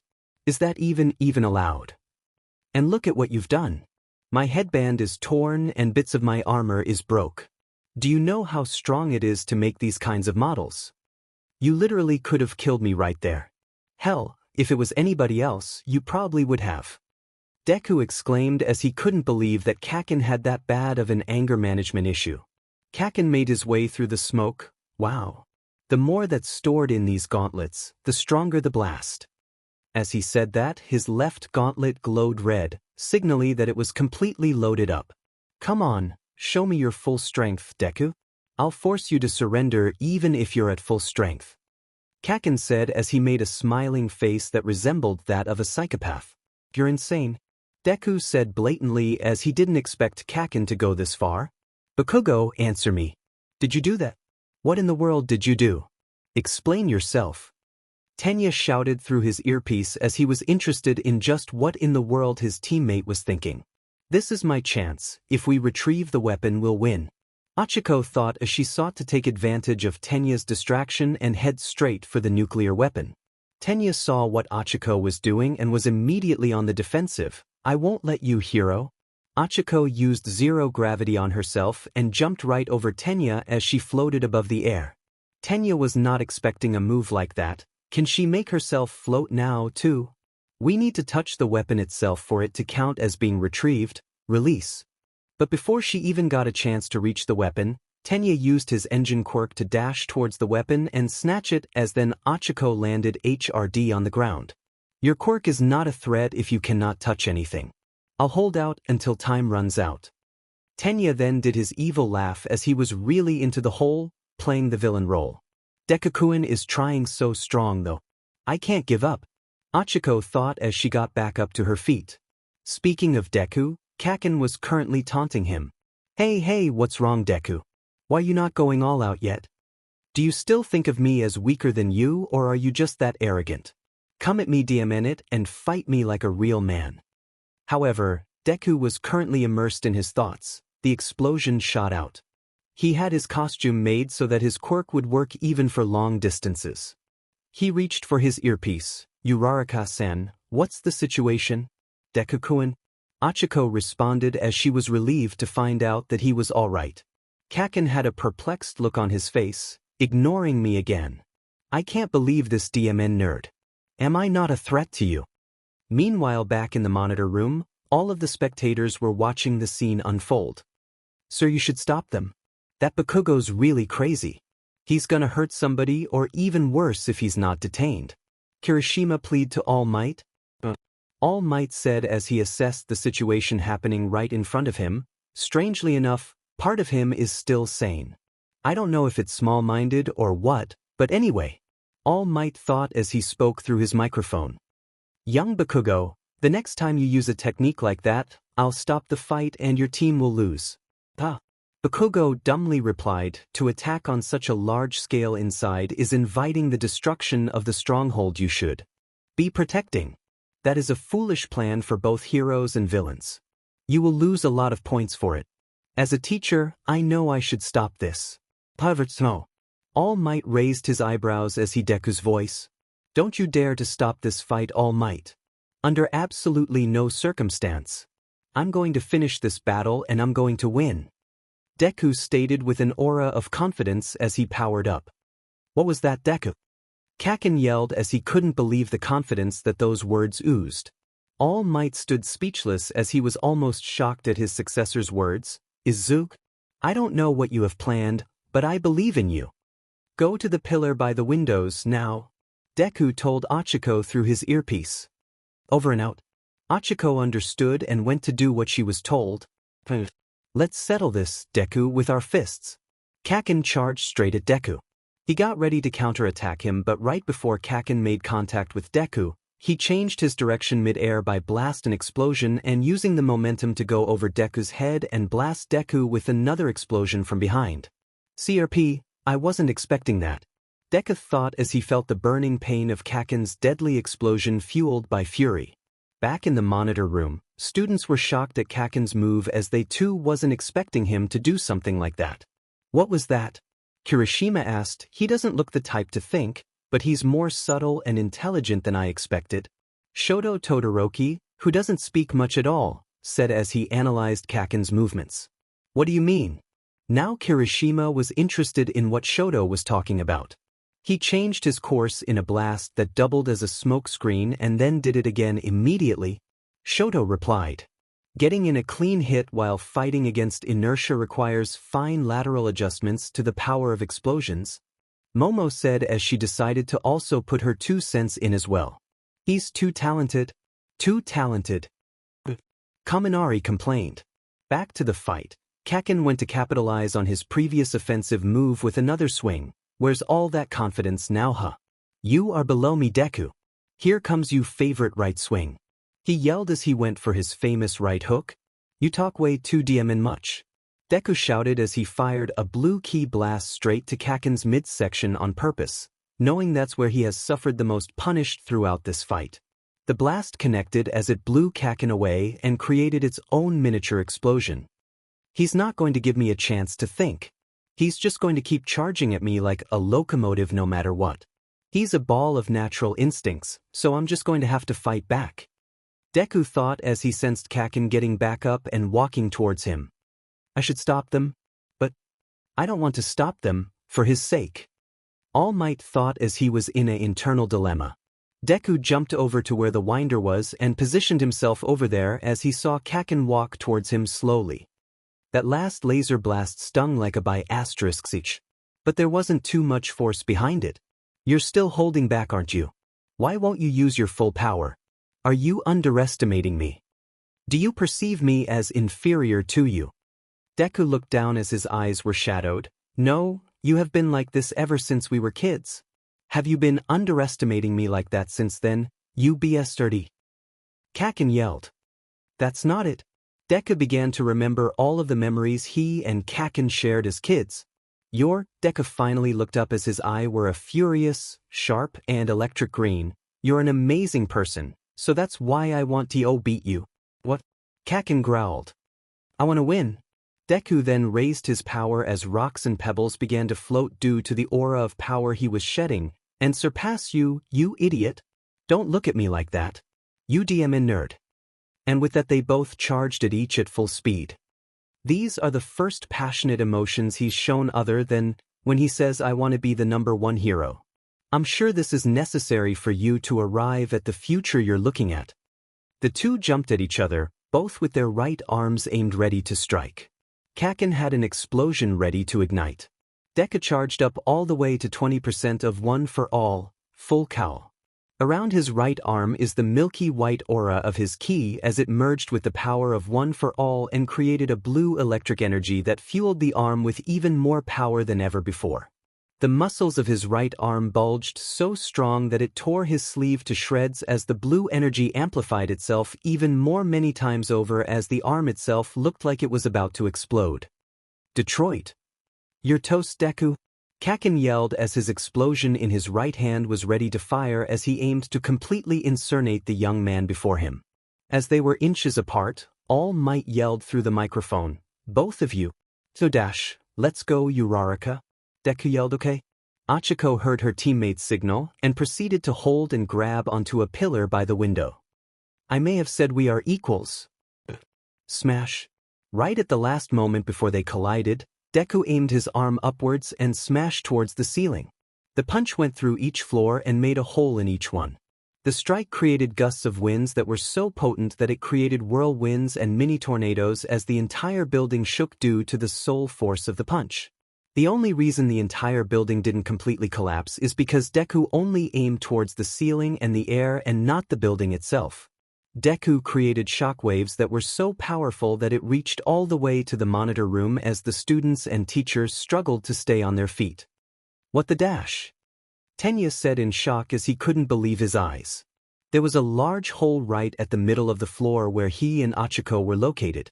There were so much wind and debris that it was strong to even see what was going on. Achiko activated her quirk on the pillar she was holding onto and lifted it off the ground. Sorry, Ida. Improvised special move, Comet Home Run. Achiko used the large pillar in her hands to hit the abundant debris in the air straight towards Ida. You call that a home run? Tenya yelled as he used his arms to shield himself from the debris that were aimed right for his head. Achiko took that opportunity to use her quirk on herself and leap over Ida towards the nuclear weapon. As soon as she was close enough, she yelled, "Release!" The law of gravity immediately took effect on her as she fell and hugged the top of the nuclear weapon. "Retrieved!" she yelled in delight. "No. The weapon!" Tenya screamed in horror as his words echoed throughout the building 3 times over. "This is my win, Kaken." Right at that moment, the timer went off, signaling the end of the battle. All Might's hands shook as he said his next 3 words. "Hero team wins." The air was filled with silence for a second before Bakugo's brain registered All Might's words. Those 3 words that completely left him immobilized as a sudden dark realization hit him in the core like a brick wall. "Deku beat me?" 3 words that Katsuki Bakugo never ever dreamed of uttering. But reality had different plans. And the reality is that Deku Midoriya has beaten Kaken Katsuki Bakugo in a mock battle on the 2nd day of UH High School. As the smoke cleared, Izuku could be seen visibly panting and out of breath. That last attack took a lot out of him. But he still had enough energy left to stand and remain conscious. He looked at the destruction he caused and winced. He didn't mean to cause this much damage, since he only aimed for the ceiling and the upper floors. But it seems this was the result of a full-powered Detroit smash mixed in with a little ki. He just hoped that All Might will not deduct too many points. Izuku looked across from him and saw Katsuki staring blankly at him, shaking. Izuku shook his head. Knowing Katsuki Bakugo as well as he did, he should have known this was what was going to happen after he Invitable One. It was just a matter of time. In all honesty, Izuku didn't want to have to humiliate Katsuki, but it was necessary. He had to learn the strong way that Izuku will not let him bully and boss him around anymore. Now he means business, and he won't let anybody get in the way of achieving his dream. Not even Kaken. After a few seconds of silence, Bakugo finally began to speak. "Why? You played me right from the start. You knew that I was gonna attack you head-on first. You knew that me and my teammate were going to be separated. So you orchestrated this very plan from the very beginning. You sent that girl to go after the weapon, and while you distracted me and once she was in position, you launched an attack towards the upper floor where the weapon was located, and that allowed her to retrieve the weapon. You baited me." It was strong for him to admit it, but yes, Katsuki Bakugo was played and fell right into Izuku Midoriya's plan. Contrary to what many would assume, Bakugo isn't dumb and actually has a very high IQ. His overall attitude just overshadows his intellect. But he knows when he's beat. You just couldn't slice it any other way. He lost fair and square. Izuku sighed. "Yes, you are correct." Izuku then showed his right arm to Bakugo. It was bruised and had an ugly purple and pinkish color. "You asked why I wasn't going all out right from the get-go. No, it isn't because I was underestimating you or perceived you as below me. This broken arm shows you why. I can't fully control my power yet. I can only access small portions. If I go all out, I'll end up destroying my own body in the process. It is not safe to use against real power at all if I perform an attack like I just did right now. There's still a lot I need to learn, Kaken. We both got a long way to go." Izuku began to walk past Bakugo as he made his way to the exit. "I just want you to know, Kaken, that I still believe that you are an amazing person and you have great talent and potential. Don't let this loss today bring you down. Sometimes you win, and sometimes you lose. That's just the reality and nature of life. But true heroes pick themselves back up, and from each and every failure, they learn from their mistakes and improve themselves so that next time, they are sure to succeed." And with that last sentiment, Izuku exited the building and headed towards the nurse's office.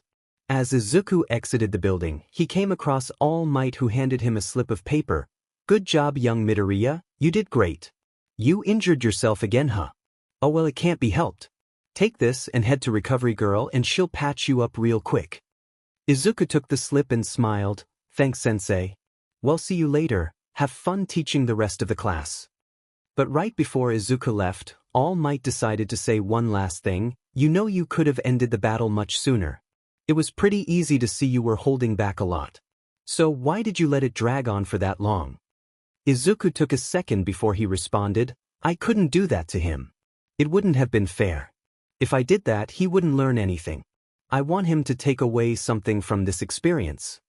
And with that, Izuku walked away, headed straight for Recovery Girl's office. Meanwhile, Bakugo was still inside the building as he had his right hand open, shaking in anger. My right, Deku predicted it. On top of that, he found a way to win the exercise. You're an amazing person, so that's why I want to beat you. I want to win and surpass you, you idiot. As Bakugo remembered Izuku's words, he began to sweat and breathe very strong and irregularly. Does that mean, even if we fought all out, Deku would completely beat? But before Bakugo could finish that thought, he felt a big and strong hand grip his shoulder. Come back, young Bakugo. It's time to review the results. Whether you win or lose, looking back and learning from your experiences is a part of life. After saying that last bit, All Might, Bakugo, Ida, and Uraraka all went back to the monitor room as they prepared for the next mock battles.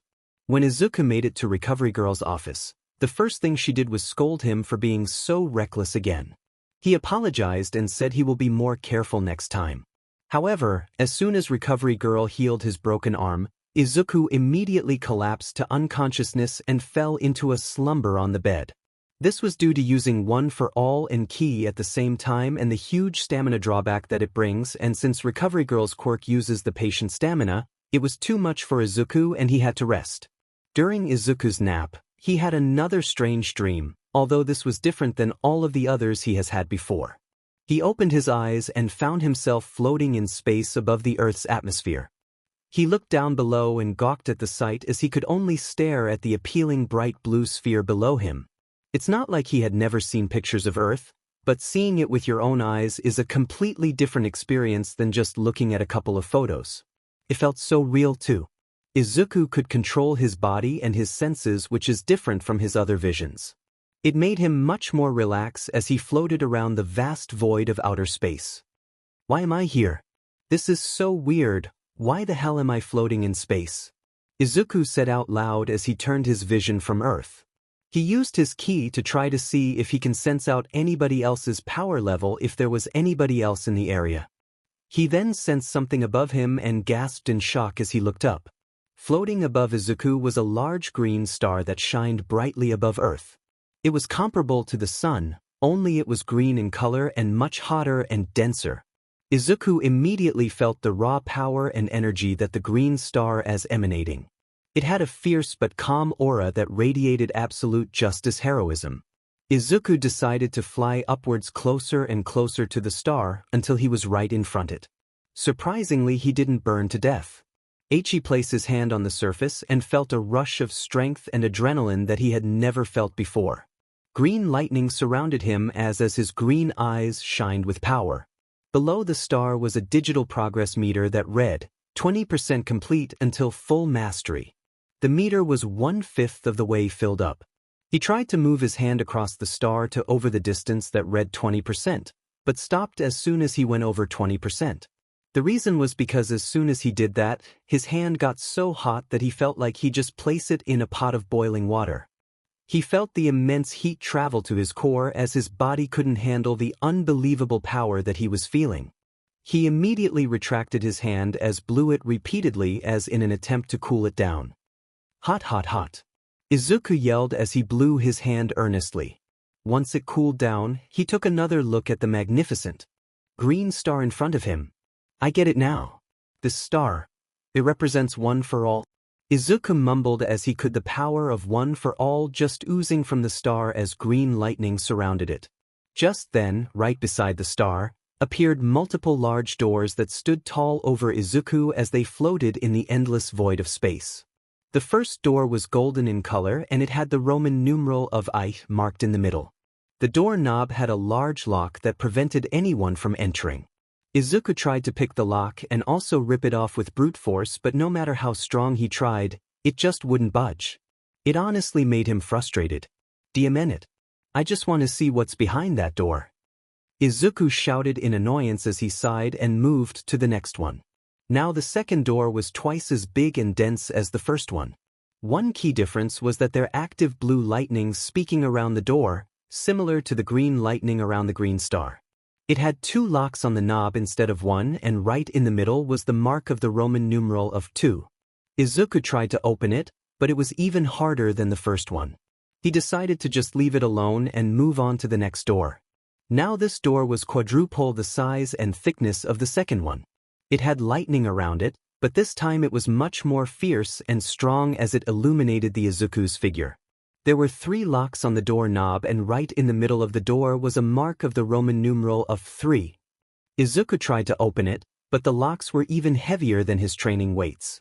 And right next to that was another door, but this one definitely took the cake in terms of size. It was so tall that it reached the height of the green star. If Izuku had to estimate, he would say the fourth door was over hundreds times as big as the third one. This door was a mix of red and black in color, as it had red lightning dancing around it. It 4 locks with the Roman numeral of 4 marked in the middle.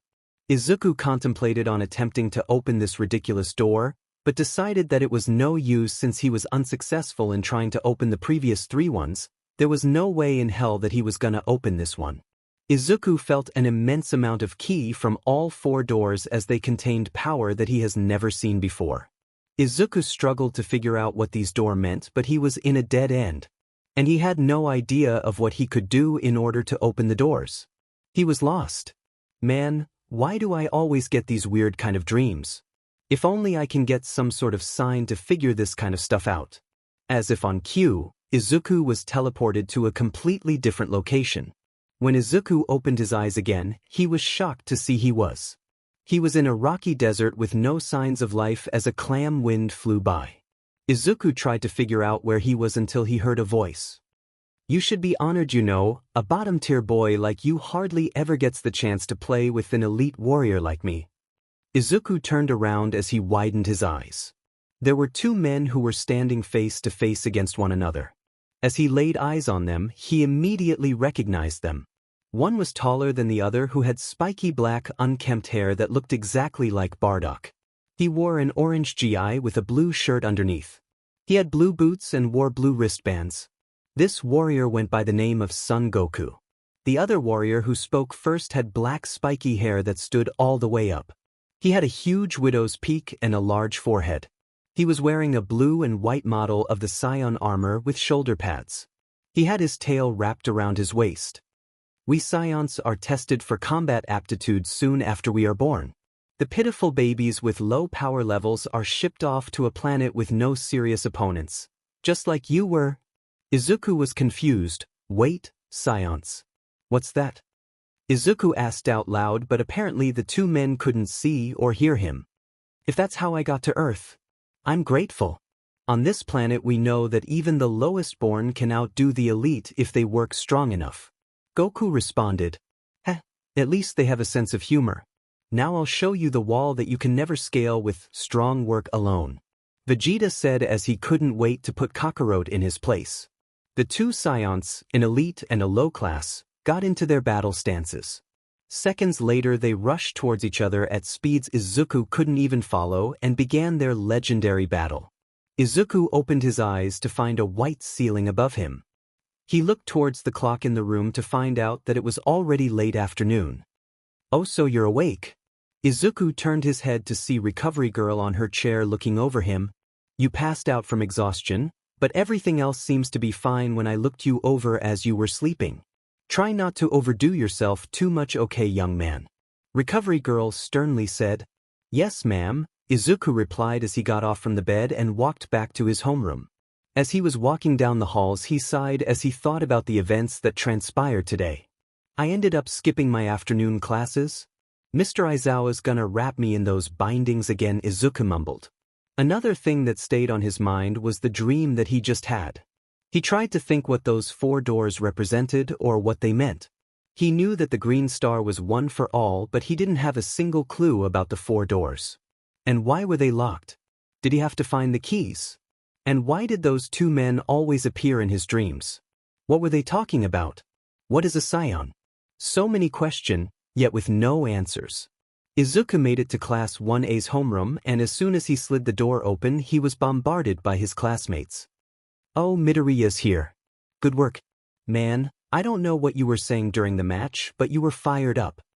The boy with the red hair, Eijiro Kirishima, said as he congratulated Izuku on his victory. It was so cool seeing the top 2 students of the entrance exams fighting evenly. Hantashiro said as Izuku and Bakugo's battle as definitely the highlight of the day. "You did a good job dodging." Mina Ishido said with high levels of energy. "You guys did that in the first match, so the rest of us had to give it our all too." Sato said as she pumped up his fists.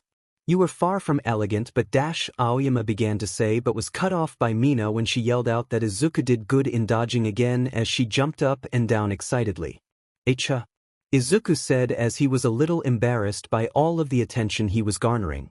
Throughout all of his school life, he was perceived as a social outcast, so he never really received much praise. So now when there are people who actually respected him and acknowledged for what he can do, he didn't know how to react. It was all new to him. "I'm Eijiro Kirishima. We're all going over the training right now. I'm Hantashiro. I'm Yuga Aoya. I'm Mina Ishido. You did a good job dodging." Mina yelled out as she cut off Aoyama again. "I'm Tsuyu Azui. Call me Tsu." "I'm Sato." Izuku said as he tried to form words in his mouth. "I'm Mineta." Mineta said as he popped out of nowhere and jumped up high in front of Izuku. "I am Yuga Aoyama. I am a man who never stops shining." "Where the heck did you pop out from? You did terrible in the training." "You're too loud," Tokoyami said as he sat on top of a desk, annoyed at the fact that his fellow classmates were being rather noisy. "Tokoyami, the desk is not a chair. Get off immediately," Tenya said with his strict attitude. "It's not that big of a deal, is it?" Jiro said bluntly. "Wh-. What's with those hands, anyway?"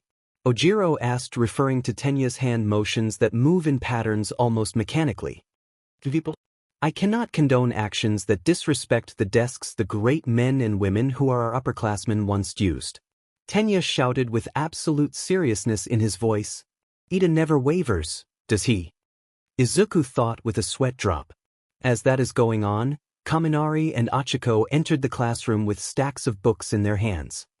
"Hey, Uraraka, wanna grab a bite to eat sometime? What do you like?" Kaminari asked as Achiko was oblivious to the fact that he was basically asking her out on a date. Achiko began to say but cut herself off as soon as she saw Izuku. "Deku-kun, how are you feeling? Are you alright? Did Recovery Girl completely heal your injuries?" Achiko asked as she ran right to Izuku's side. "Oh, yeah, I'm good. I passed out because of how much stamina I have, and..." Izuku said but cut himself off as he saw that Bakugo's desk and chair was empty. At that point, he just realized that Bakugo wasn't in the classroom. Uraraka, more importantly, where's Kaken?" Izuku asked as he wanted to know where his former best friend was. "We all tried to stop him, but he went home just now without saying anything," Achiko replied. Izuku's eyes widened. "I'm sorry, but I have to go find him before it's too late," Izuku said right before he ran out the door, leaving his classmates standing there confused. "Hey, you tricked me, didn't you? Was it fun tricking me all this time? You've got a pretty strong quirk there, don't you?" Izuku remembered Bakugo's words as he was running down the hallway. He shook his head and opened the front door. He saw Bakugo walking out near the front gates ready to go home. "Kaken, wait up. I have to tell you something," Izuku said as he ran towards Bakugo. "What is it? What do you want, Deku?" Bakugo asked as he stopped in his tracks and turned around to make direct eye contact with the green-haired inheritor of One for All. "There's one thing that I must tell you," Izuku said as he took a deep breath. "Remember when you asked if I have been tricking you for all of these years? Well, the answer is no, I have not been doing that. I would never even think about doing that. I'm here to make a declaration." Bakugo raised his eyebrow as he was actually now interested into what Izuku was saying. "What kind of declaration?" Izuku looked straight in his eyes as his face gained a completely serious and determined look. "My declaration is that now I'm officially done trying to chase behind your shadow. I'm done seeing myself as inferior to you and putting you on a pedestal. When I told you that we are now equals, I meant it. From this day forth we are rivals. I know that you want to be the #1 hero. But guess what? I too want to be the greatest hero. So we will be competing with each other. In order for me to achieve my dream and ambition, I will have to work 100 times harder than anybody else. That also includes you. I'll have to be better than you if I truly want to achieve that dream. And I have accepted that fact. But don't take it the wrong way. I don't want to become your enemy. But I do want to be your rival in this pursuit to surpass one another and to greatness. So do you accept me as your rival? Izuku asked as he laid out his fist towards to Bakugo, waiting for his answer. Bakugo looked at Izuku for a couple of seconds before he smirked and walked towards Izuku and bumped fists with him. Yeah, I'll accept you as my rival Deku. But know this. You beat me today, but that's all you're going to get. You will never beat me ever again, you hear me? I'll be the #1 hero and I don't care who stands in my way. You better be ready to be the #2 hero, because that #1 spot is all mine. Bakugo said as he and Izuku broke the fist bump. Izuku gave his own smirk. Yeah, we'll see about that, Kaken. Don't think I'm going to just let you have the #1 spot. Believe me, you're going to have to earn it. And I'll be working harder than anybody else, so be ready. Izuku said with a sense of pride. The prospect of having a rival and competing with him on a high level to become the #1 hero. The whole thing just made him a lot more excited. He couldn't wait until the next time they fought. Katsuki then turned around as he prepared to head home. Be ready because I won't be pulling any punches from tomorrow onward. He then left as Izuku stood there by himself as he looked up towards the sunset, smiling as he couldn't wait for what the future held. Unbeknownst to him, All Might overheard their entire conversation as he smiled in relief. I was worried that you were going to tell young Bakugo the secret of One for All. Here I thought that maybe you saw as having One for All gave you an unfair advantage given that you have an inferiority complex. But it seems that I was worried for nothing.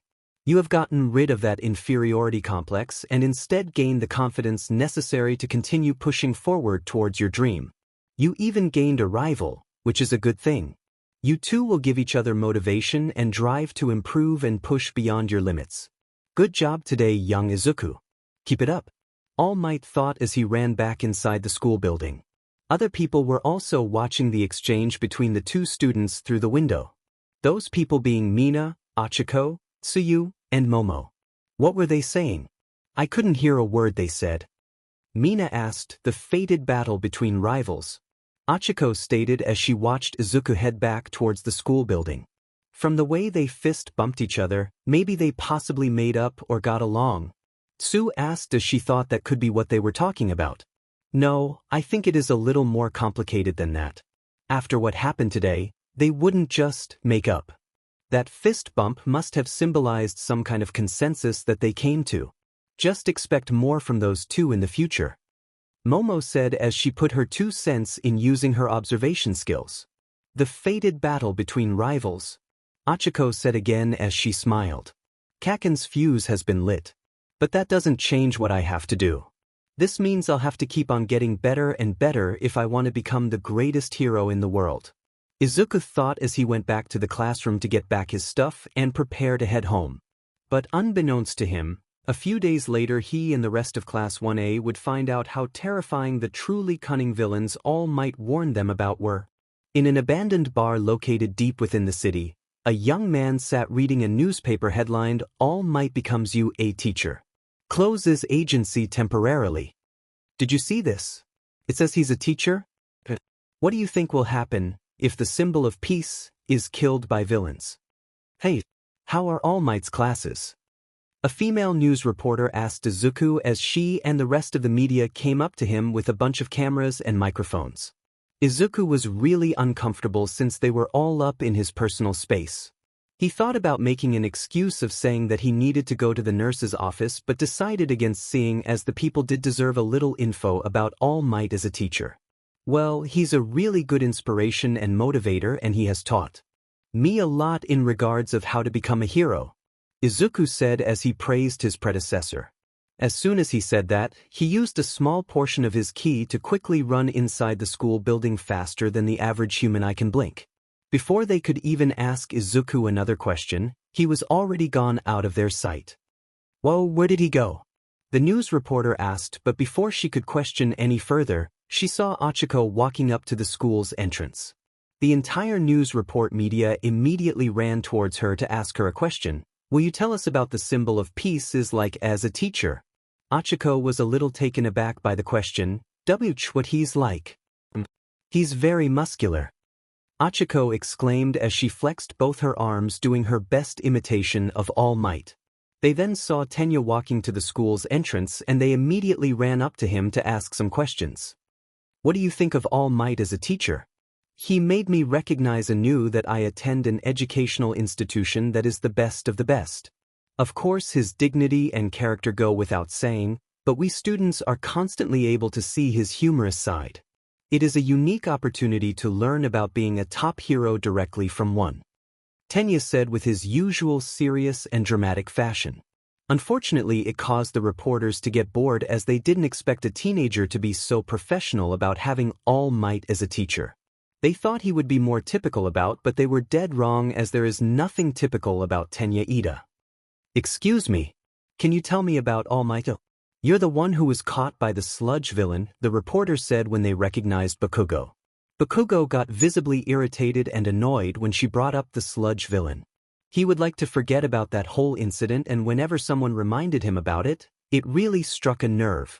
Bakugo growled at the reporters, "Leave me alone, you extras." Bakugo continued on to the school entrance. About All Might? Wow, you're scruff. What's your deal?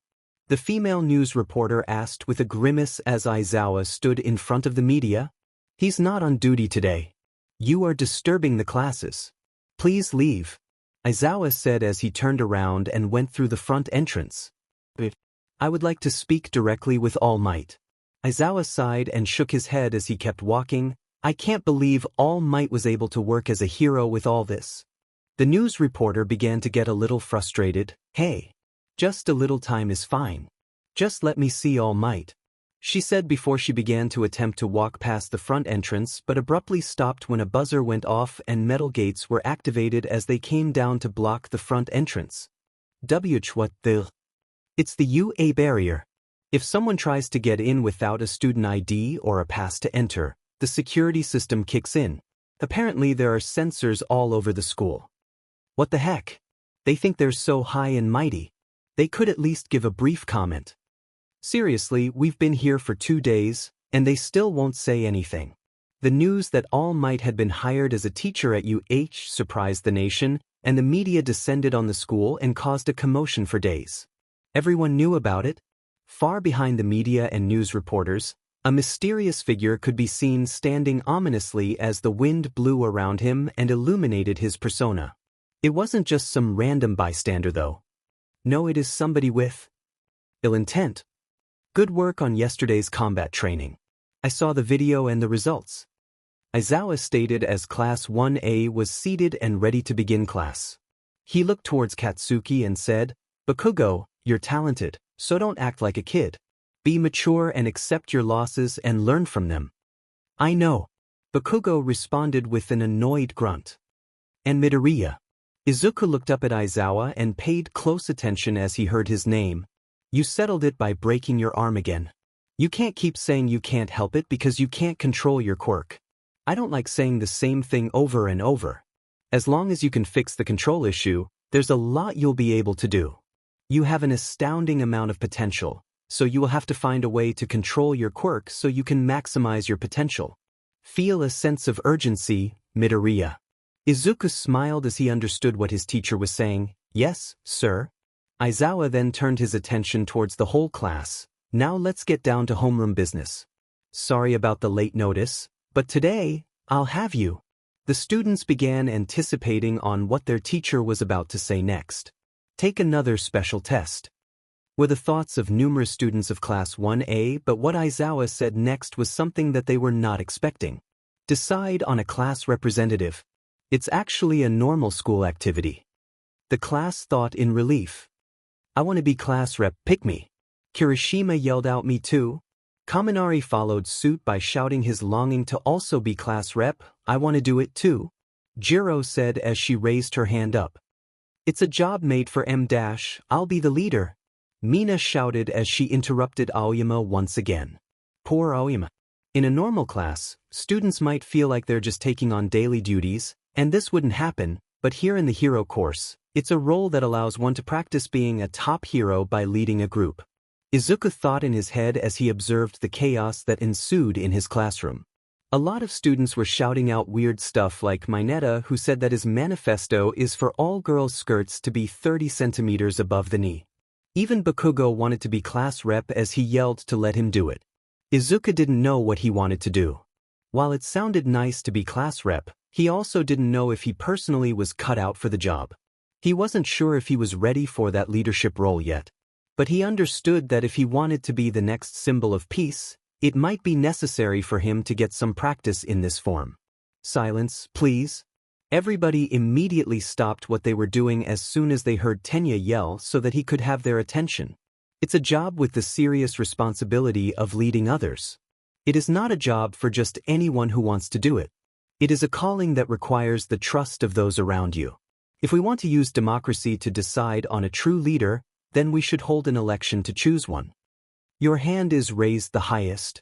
Class 1A responded as Tenya stood there with his hand raised up high, showing that he too wanted to be class rep. Why did you suggest that? Kaminari asked in confusion. We have not known each other for that long, so how can we have trust or anything? Tsuyu said with her finger placed on her chin.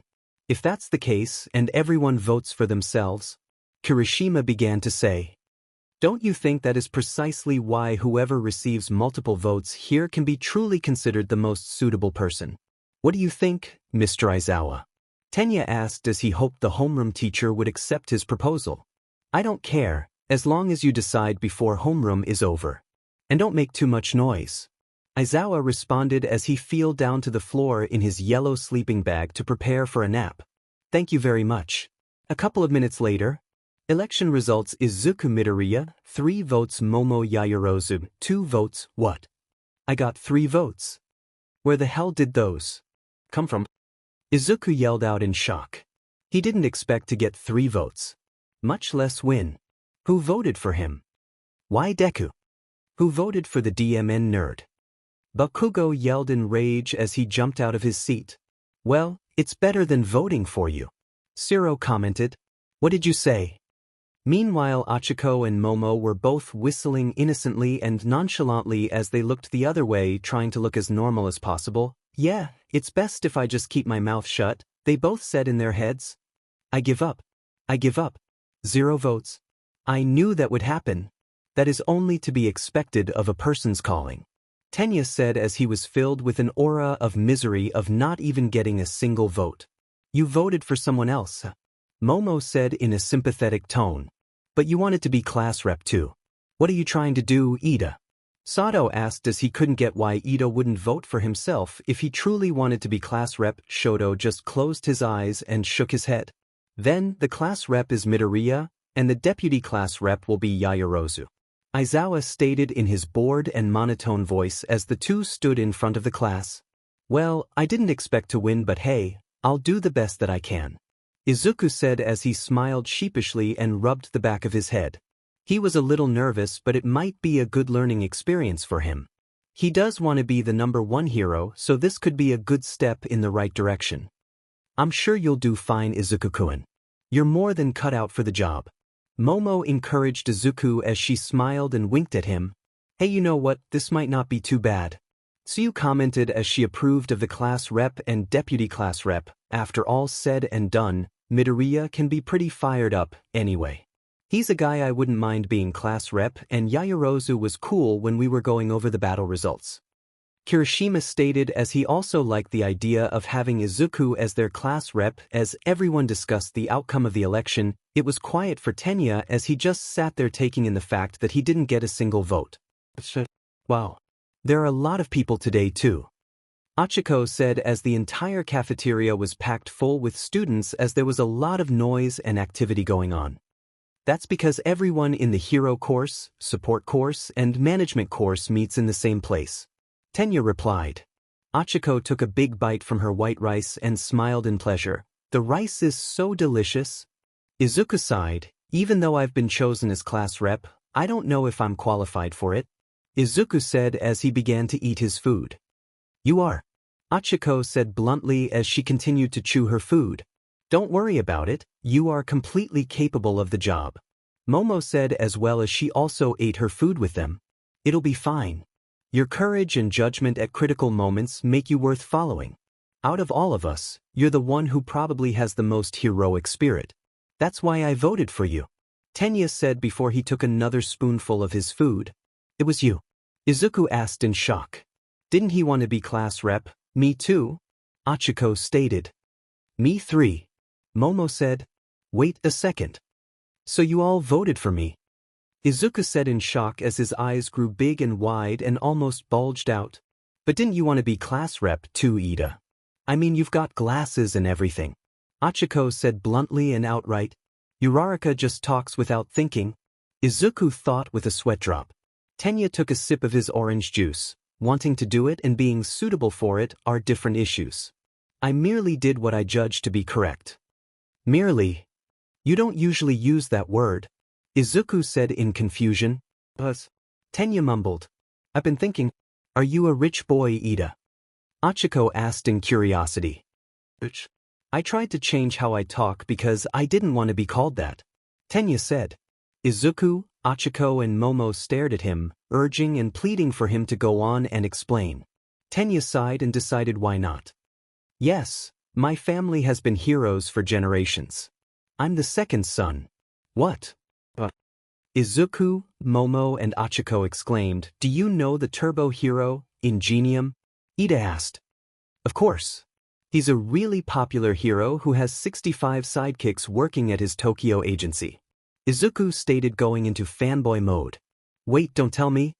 Tenya smirked as he stood and placed his hands on his heads. He is my elder brother. Tenya said with pride. He's telling us straight out. That's amazing. He is a likable hero who honors the rules and leads people. I set my sights on being a hero because I want to be like my brother. However, I think it is still too soon for me to lead others. Unlike me, Midoriya realized the point of the practical portion of the entrance exam, so he's more suitable for the job. Tenya said, but he stopped as he saw that the three were staring at him with amazement. This might be the first time I've seen you smile, Ida. Achiko said. What really? I smile. Tenya said as he was surprised that Achiko would even say something like that. Izuku smiled and thought to himself, Ingenium is to Ida what All Might is to me. But I should tell him about the entrance exam. I didn't know that there was any secret to it. I just did what I thought was right. I didn't care about the extra points that I could have gotten or that the 0-pointer was only a decoy. I wasn't going to let an innocent person get hurt or worse when I knew I could have done something. Izuku finished but was confused when he saw that the three just stared at him. Is there something wrong? Izuku asked. You do realize that makes it even better, right? Momo told him as she smiled and giggled, but before Izuku could respond an alarm buzzer went off, gaining the attention of all of the students in the cafeteria. An alarm, Izuku said. There has been a level 3 security breach. All students please evacuate outdoors promptly. What's a level 3 security? Tenya asked an upperclassman. It means someone is trespassing on school grounds. I've never seen anything like this in the 3 years I've been here. You should hurry, he said before he ran out of his chair to evacuate. What happened afterwards was pure havoc as everyone tried to evacuate at the same time in a rush in complete disorder. Everybody was squished up together and there was barely any breathing room. It was quite the uncomfortable predicament. Achiko and Momo both said as they pushed tightly against each other, painful as there was a bunch of commotion going on. As expected of the best of the best. Everyone reacts quickly in a crisis. Tenya shouted as he too was being squished. They're so quick that it's causing a panic. Izuku said in a strained voice as he too was in an uncomfortable position. Enough of this already. Izuku yelled as he flew up in the air to finally get some personal space and breathing room and get out of that painful squishing environment. Who in the world trespassed? Izuku asked in curiosity as he thought that UA had an extremely tough security system. As he looked out the window though, he wasn't expecting what he saw. That's the press. Give us All Might, the same female reporter from this morning demanded angrily. He's here, isn't he? We told you he's not here. Present Mike said as he too was getting a little annoyed by the consistent questions of the press and media. If you just give us one brief comment, we'll leave. If you guys get one comment, you'll want another.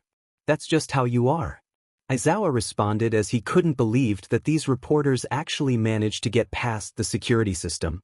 They're illegal trespassers, you know. You could call them villains. You think we can beat them up? Present Mike whispered in Aizawa's ear.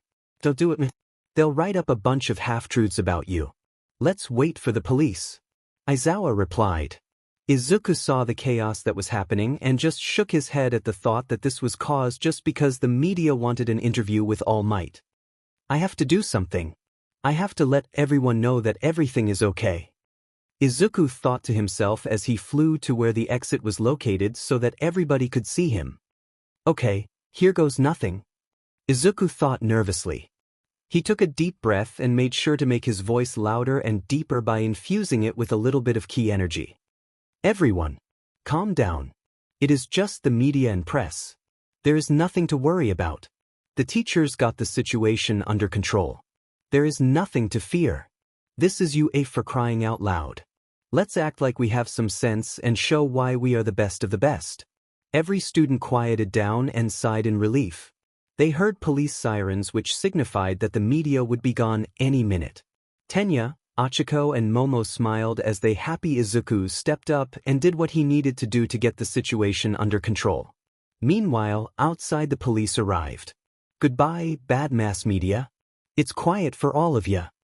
Present Mike said as the press finally left after the police arrived and ordered them to leave unless they wanted to get arrested. Izuku looked at the scene and smiled. The situation was resolved. He looked at his reflection in the window and thought to himself, maybe I am cut out for this class rep job. All right. No more doubting myself. I can do anything I put my mind to. All I have to do is believe in myself. That's why All Might chose me as his successor. Izuku said with a sense of pride as a new aura of confidence enveloped him which will help in his future endeavors in more ways than one. Meanwhile at UA's front entrance. 4 figures could be seen standing near the front entrance, one of them being Recovery Girl and 2 other teachers at UA. The one in front of the 3 of them resembled an anthropomorphic mouse/bear as he saw what was in front of him which confused him greatly. How were the ordinary members of the press able to do something like this? Someone instigated this. Did someone evil slip in, or was it intended to be a declaration of war? The reason that he said this was because the metal gate that once stood in front of the entrance as a form of security was completely broken down and reduced to dust. Only bits and pieces remained. Who could have done this? Listen, heroes, don't come after me. If you do, I'm gonna kill this rich family here. A giant pink villain stated as he held 3 civilians as hostages.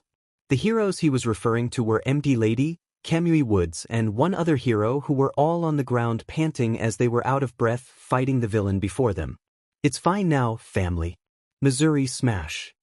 All Might came down from the sky in his yellow suit and karate chopped the back of the villain's neck, effectively knocking him out and saving the 3 civilians in the process. But because I am here on my way to work. A hit and run, another civilian shouted out loud. It'll be bad if I'm late, but... All Might jumped high in the air in pursuit of the car.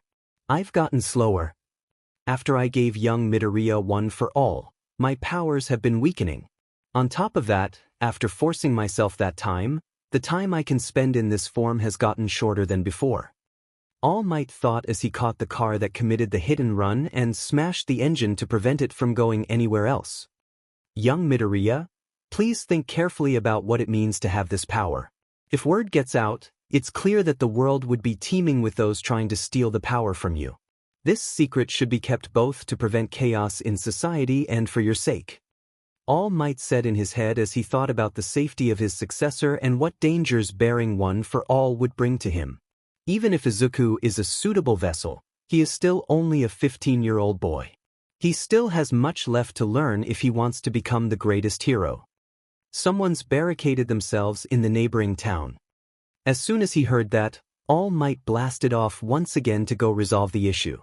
For today's hero basic training, it's turned into a class with 3 instructors, All Might and me, and one more person. Aizawa revealed to the class as they wondered who the 3rd teacher could be. Turned into. I wonder if it is a special case. Izuku thought. Excuse me. What will we be doing? Zero asked. Aizawa held out a card that the word rescued in blue letters printed on it, disasters, shipwrecks, and everything in between. It's rescue training. Rescue? Looks like it'll be a lot of work this time, too. Kaminari said. Right? Mina agreed with him. Idiot, this is the duty of a hero. My arms are ready to rumble. Kirishima said as he was fired up. No one can beat me in water, ribbit. Tsuyu said as she too anticipated the rescue training. Hey, I'm not done. You can decide if you want to wear your costume or not this time. Because there are probably costumes that limit your abilities too.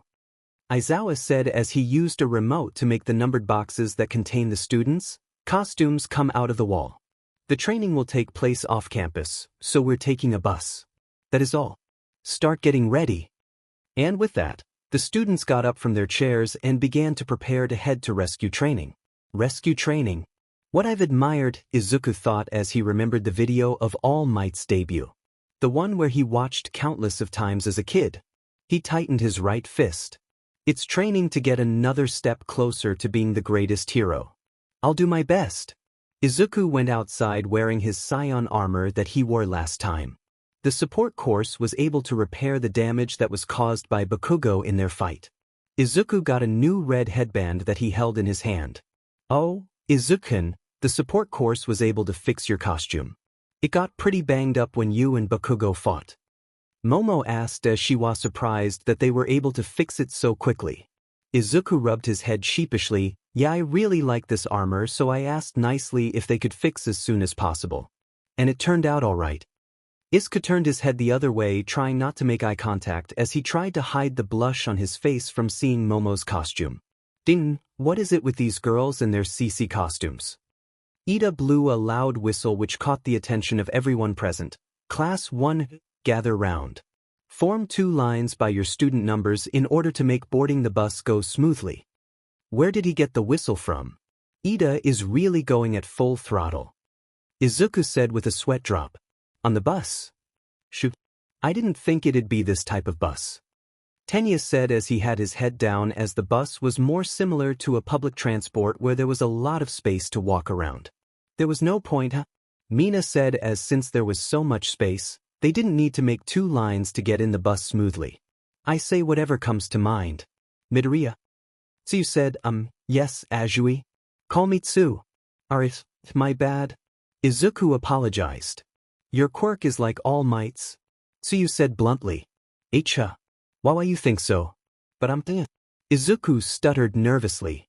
Did she figure out his secret? Wait a sec, Tsu, All Might doesn't get hurt when he uses his. They just kind of look the same. Kirishima said. Phew. Izuku whispered as he thought he almost got caught red-handed. But it's nice to have a simple augmenting type quirk. You can do lots of flashy stuff. My hardening's strong against others, but unfortunately, it doesn't look like much. Kirishima said as sharp edges appeared on his left arm. Don't say that. I think it's really cool. It gives you a defensive edge in battle. It's a quirk that can definitely pass as a pros. Izuku said honestly as he truly thought Kirishima's quirk is pretty handy in battle. Pros, but you have to think about popularity as a hero too, you know. Kirishima replied. My naval laser is pro-level in both flashiness and strength. Aoyama said confidently. But it's not great that it gives you a stomachache? Mina said as she giggled at Aoyama's annoyed face. Well, if you're talking about flashy and strong, it's gotta be Todoroki and Bakugo, though, huh? Kirishima said as he pointed towards where Bakugo was sitting. Bakugo is always mad, so he doesn't seem like he'll be popular, though. Tsuyu said, which struck a nerve within Katsuki as it caused him to react. What the hell? You wanna fight? Bakugo yelled as he stood up from his seat. See? Tsuyu said as she pointed at Bakugo, who just proved her point. We have not known each other for that long, So it's amazing that everyone already knows his personality is CRP steeped in sewage. Kaminari said. What's with that vocabulary, BSTD? I'll kill you. Kaken's being teased. I never thought I would see the day. Wow, I guess that's UA for you. Izuku said as he started chuckling. What a vulgar conversation. Momo said as she covered her mouth with her hand. But I like stuff like this too. Achiko replied cheerily. We're here. Stop messing around. Aizawa stated as the bus stopped. Yes, sir. When the class got off the bus, they were greeted by an interesting sight. Everyone, I have been waiting for you. Izuku smiled as he went into fanboy mode. It's the space hero, 13. The gentlemanly hero who has rescued tons of people from disasters. Oh, I love 13. Achiko said as she also was excited from seeing one of her favorite pro heroes. 13's costume consisted of a white space suit with a black helmet with white eyes. He wore a pair of yellow boots. A/N, 13's gender hasn't been revealed at the time this is being written, so I'm going to just say he's a guy. If it is later revealed that he's actually a girl, then I'll come back and edit it. Let's go inside without delay. Look forward to working with you. The students of Class 1A said as they made their way inside the facility. When the students entered, they were amazed at what they say. There were many different areas where different activities of rescue training can be performed. For example, there was a section that is water-themed and there was a fire-themed section as well. Wow, it looks like USJ. A shipwreck, a landslide, a fire, a windstorm, etc. It is a training ground that I made with different types of accidents and disasters. It's called the Unforeseen Simulation Joint, or USJ for short. 13 said. It really is USJ? Class 1A thought. 13, where is All Might? He was supposed to meet us here. Aizawa asked 13. About that? It looks like he did too much hero work on his way to Yuang and ran out of time, so he's resting in the lounge. 13 replied as he held up 3 fingers. Aizawa sighed. That's the height of irrationality. Well, we took precautions just in case. It can't be helped. Shall we begin? Let's see. Before we begin, let me say one thing, or 2, or 3, or 4, 5, 6, 7. The student's sweat dropped. Why is the number increasing so much? Everyone, I'm sure you are aware of my quirk, black hole. I can SCK up anything and turn it to dust. 13 said as he explained his quirk. You've been able to use that quirk to save people from all kinds of disasters, right? Izuku asked. Yes, but it is a power that can easily kill others. Some of you also have quirks like that, right? Izuku looked at his hands as he knew what 13 is referring to. In a superhuman society, personal quirks have been certified and stringently regulated, so that doesn't seem to be a problem at first glance. However, please do not forget that there are many quirks that can easily kill with one wrong step. With Aizawa's physical fitness test, you found out about the possibility of your own hidden powers, and with All Might's person-to-person combat training, I think you have experienced the danger of using those powers against others. This class is a fresh start. You shall learn how to use your quirks to save people's lives. You do not have powers so you can harm others. I hope you leave here with the understanding that you have powers in order to help others. That is all. Thank you for listening. 13 finished his speech with a bow. All of what he said is true. I have powers that can kill people if I'm not careful. That's why I have to learn and demonstrate these powers so I can use them to help those in need and become a true hero. Izuku said in his mind as he prepared for whatever he needed to do next. It was now Aizawa's turn to speak. All right then, first dash, but before he could finish his sentence, the various lights and electricity went off. And in the middle of the USJ, appeared a purple portal that was created by a being who made out of purple mist. Out of the portal came out a man with multiple hands around his body. Aizawa widened his eyes at this. Gather together and don't move. 13. Protect the students. Kirishima asked, what's that? Out of the portal came more figures, each looking unique thanks to their own personal quirks. Is this like the entrance exam where the lesson has already started? Kirishima said, don't move. Aizawa commanded as he put on his yellow goggles. Izuku looked at the many people who came out of the purple portal. He sensed their power levels and deciphered that most of them were not really that impressive as they were not on a pro hero's level like Aizawa. But what shocked him was when a huge person came out who had black skin and had many scars. His brain was exposed on the top of his head with his large eyes around it. He had a mouth that resembled a bird's beak. Overall, he just looked like a monster that was created in a lab. It didn't look natural at all. Izuku sensed his power level and was taken aback by how high it was. He dared to say it was comparable to All Might's. The other two people who were of noteworthy strength were the man with the fake hands all around his body and the purple mist-like figure who created the portal. Those three were the strongest. Mr. Aizawa, what's going on? This doesn't seem right. Izuku said as he knew something was up. Where did all of these people come from? Those are villains. Aizawa replied. Izuku's eyes widened in shock. Villains? What are they doing here? What do they want? What are they after? How were they able to find this place? So many questions, yet no answers. Little did they know. The USJ invasion had already begun.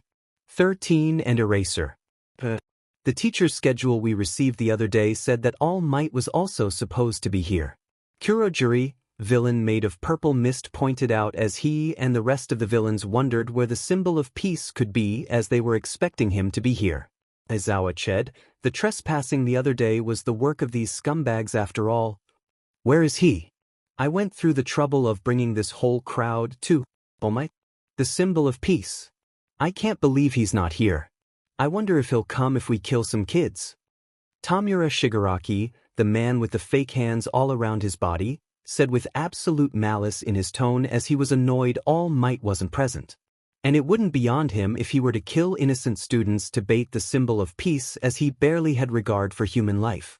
Hearing this, Izuku tightened his fists strong as his knuckles turned white. What did he say? He would kill innocent students just to make Toshinori-sensei come here. How dare you? So this is what a rotten villain looks like.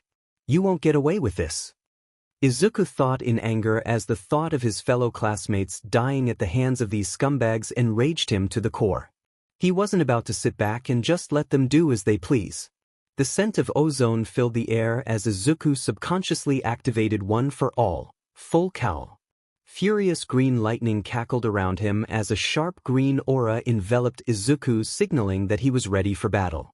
Aizawa's hair floated up as he undid his scarf, showing its long length. Midoriya, stand down.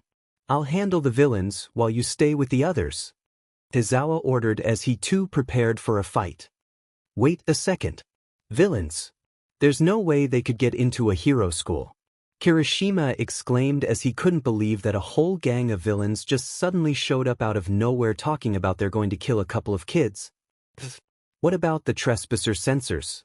Momo asked 13 as she thought that the security alarms should have been went off. We have them, of course, but 13 trailed off as he too questioned why the alarms hadn't gone off yet. Did they only appear here or around the whole school? Either way, if the sensors are not responding, that means they have someone with a quirk that can do that. An isolated area separated from the main campus during a time when a class is supposed to be here. They might be fools, but they're not dumb. This surprise attack was carefully planned with some sort of goal in mind. Shoto Todoroki, the son of the number 2 hero Endeavor, said as he intellectually deduced the situation using various obvious clues. Izuku nodded his head. Yeah, you're right. When the press managed to trespass, one of the villains must have used that as a distraction to slip in unnoticed and steal a copy of today's class schedule. Izuku said as he couldn't believe they were able to easily catch them off guard. They should have seen this coming from a mile away. It just made him all the more angry. 13. Start the evacuation. Try calling the school. Make sure that they are safe. These villains even had something to counteract the sensors. It's possible someone with radio wave type powers is interfering. Aizawa said as he turned his head towards Denki. Kaminari, you try contacting the school with your quirk, too. Yes, sir, the blonde boy replied as he placed his hand on a device located near his right ear. Wait a minute, Mr. Aizawa, what about you? You're actually going to go and try to fight them all by your lonesome. With that many, even if you can erase their quirks? Eraserhead's fighting style is capturing after erasing the enemy's quirk. A frontal battle would be putting you at a disadvantage. Izuku said worriedly as he knew that Aizawa's domain is more a one-on-one fight style, but trying to push and fight all of those enemies at once seems kind of crazy if you have a quirk like Aizawa. You can't be a pro by being a one-trick pony, Midoriya. Aizawa said simply. Izuku grit his teeth, that's not the point. I know you can handle most of these goons by yourself judging by their power levels, but those three at the end, especially the bird brain, will give you trouble if they all gang up on you. You better be careful. Izuku said mentally as he knew that Aizawa would have a strong time if all of the villains decided to just gang up on him. I'm leaving it to you 13. Aizawa said as 13 nodded his head. He then jumped down the stairs and moved himself towards the mob of villains. Shooting squad, let's go. One villain with holes in his fingertips said as they observed Aizawa descending towards them. Didn't our intel say it would just be 13 and All Might? Who's that? A female villain with long gray hair floating upwards stated as she and the rest of the goons underestimated Eraserhead. I don't know. But if he thinks he can come at us from the font by himself, then he's a huge idiot. Another villain stated as they got ready to kill Eraserhead. Eraserhead responded by activating his quirk as his eyes turned BLD red and stared at all the villains in his line of sight. One of the villains tried to shoot from his fingertips but was confused as to why his quirk wasn't working. My quirk? The bullets won't come out. The other two villains experienced the same as their quirks weren't responding either. Eraserhead used this opportunity to grab all three of them with his scarf and throw them against each other, effectively knocking them out cold. Idiot, he's Eraserhead. He can erase quirks just by looking at them. Erase. Are you gonna erase the quirks of heteromorphic type villains like us too? A large villain with multiple arms around his body said as he charged Eraserhead. No, I can't. Eraserhead said as he dodged his strike and punched him square in the face.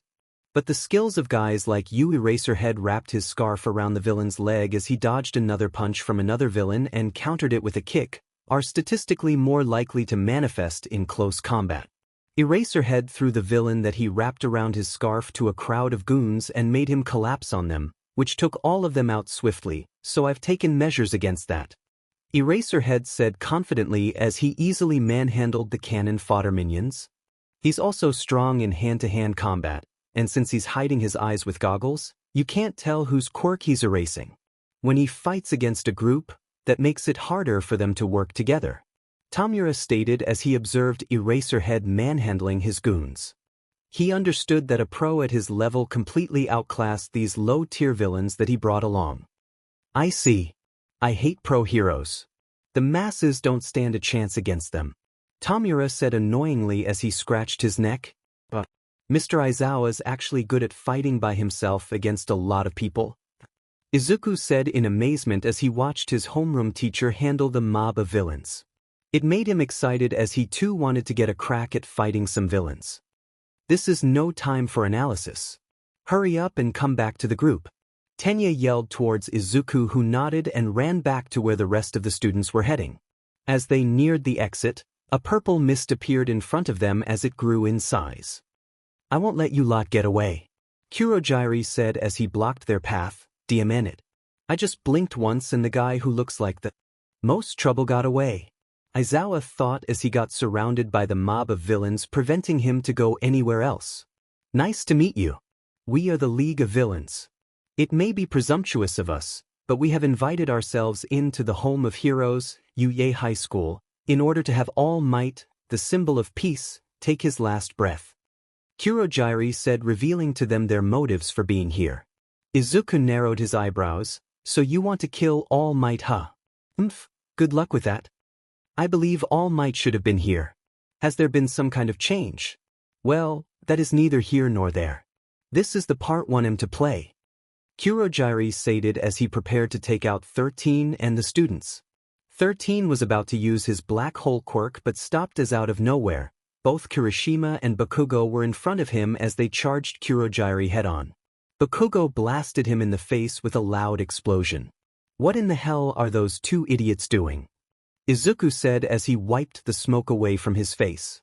Did you consider that you'd got beaten by us before you did it? Kirishima yelled as he taunted Kurogiri. Oh dear, that's dangerous. When the smoke completely cleared, Kurogiri was shown to not have a single scratch on him, that's right. Even if you are students, you are excellent golden eggs. Kurogiri said as he praised the young and talented students. Move away, you two. 13 said as he tried to warn Kirishima and Bakugo. My job is to scatter you all and torture you to death. Kurogiri yelled as he enveloped the entire class with his purple mist. It created a big circular shield around them made of smoke. What's going on? Minute, I can't move. Izuku yelled as he tried to fly away and take the others with him to safety, but the mist was just too much. The purple smoke created a portal which forced Izuku to go through whether he wanted to or not and completely separated him from the group. Shipwreck zone.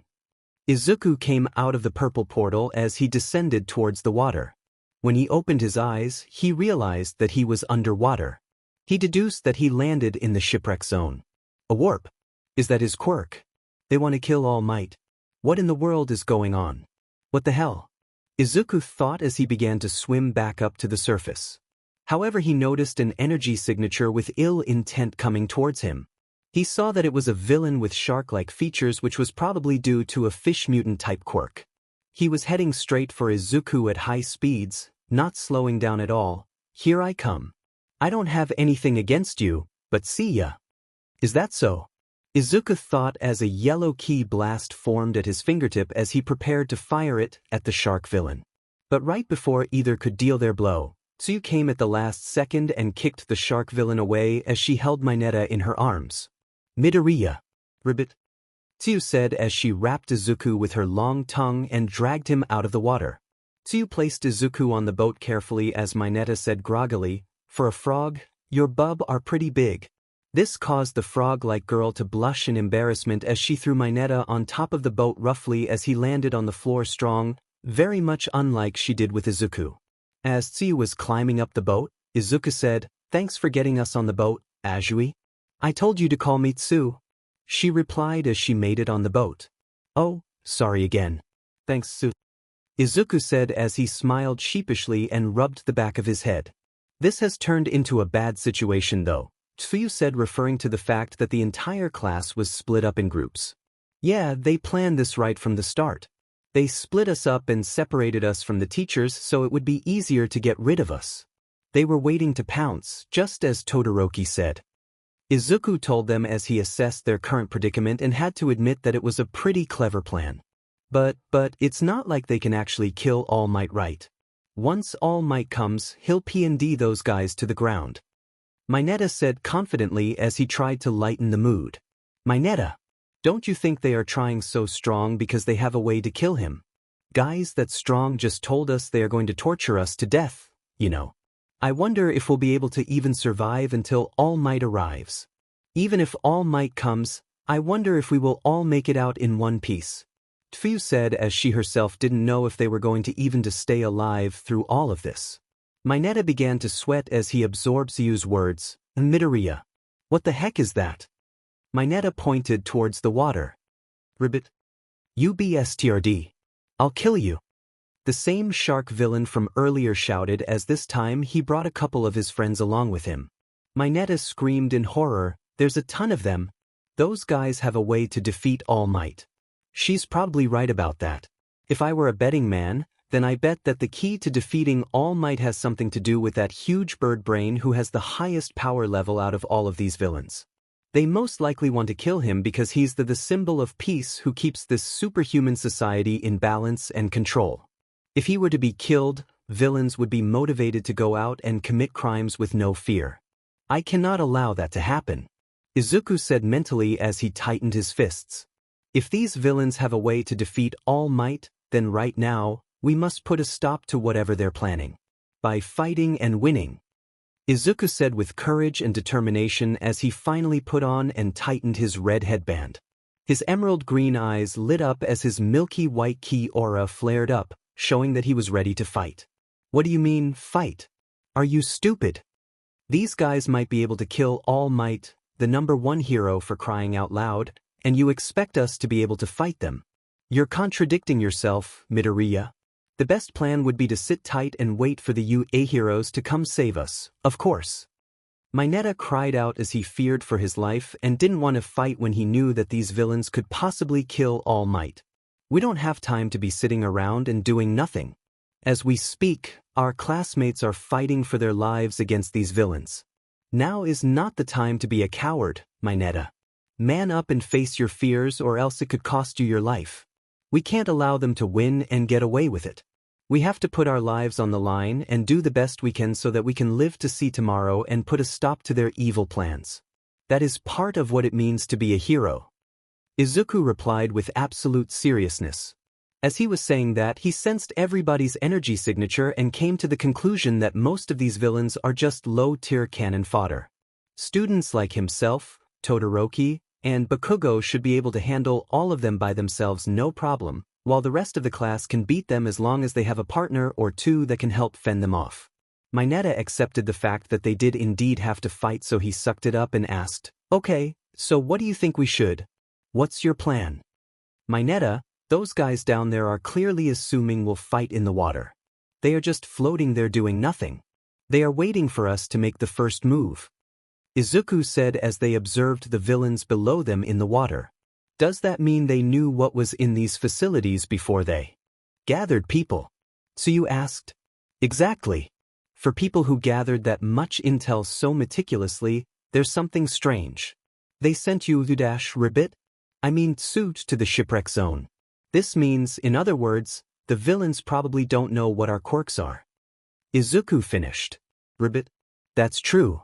If they knew that I was a frog, then they probably would have thrown me into that fire zone over there."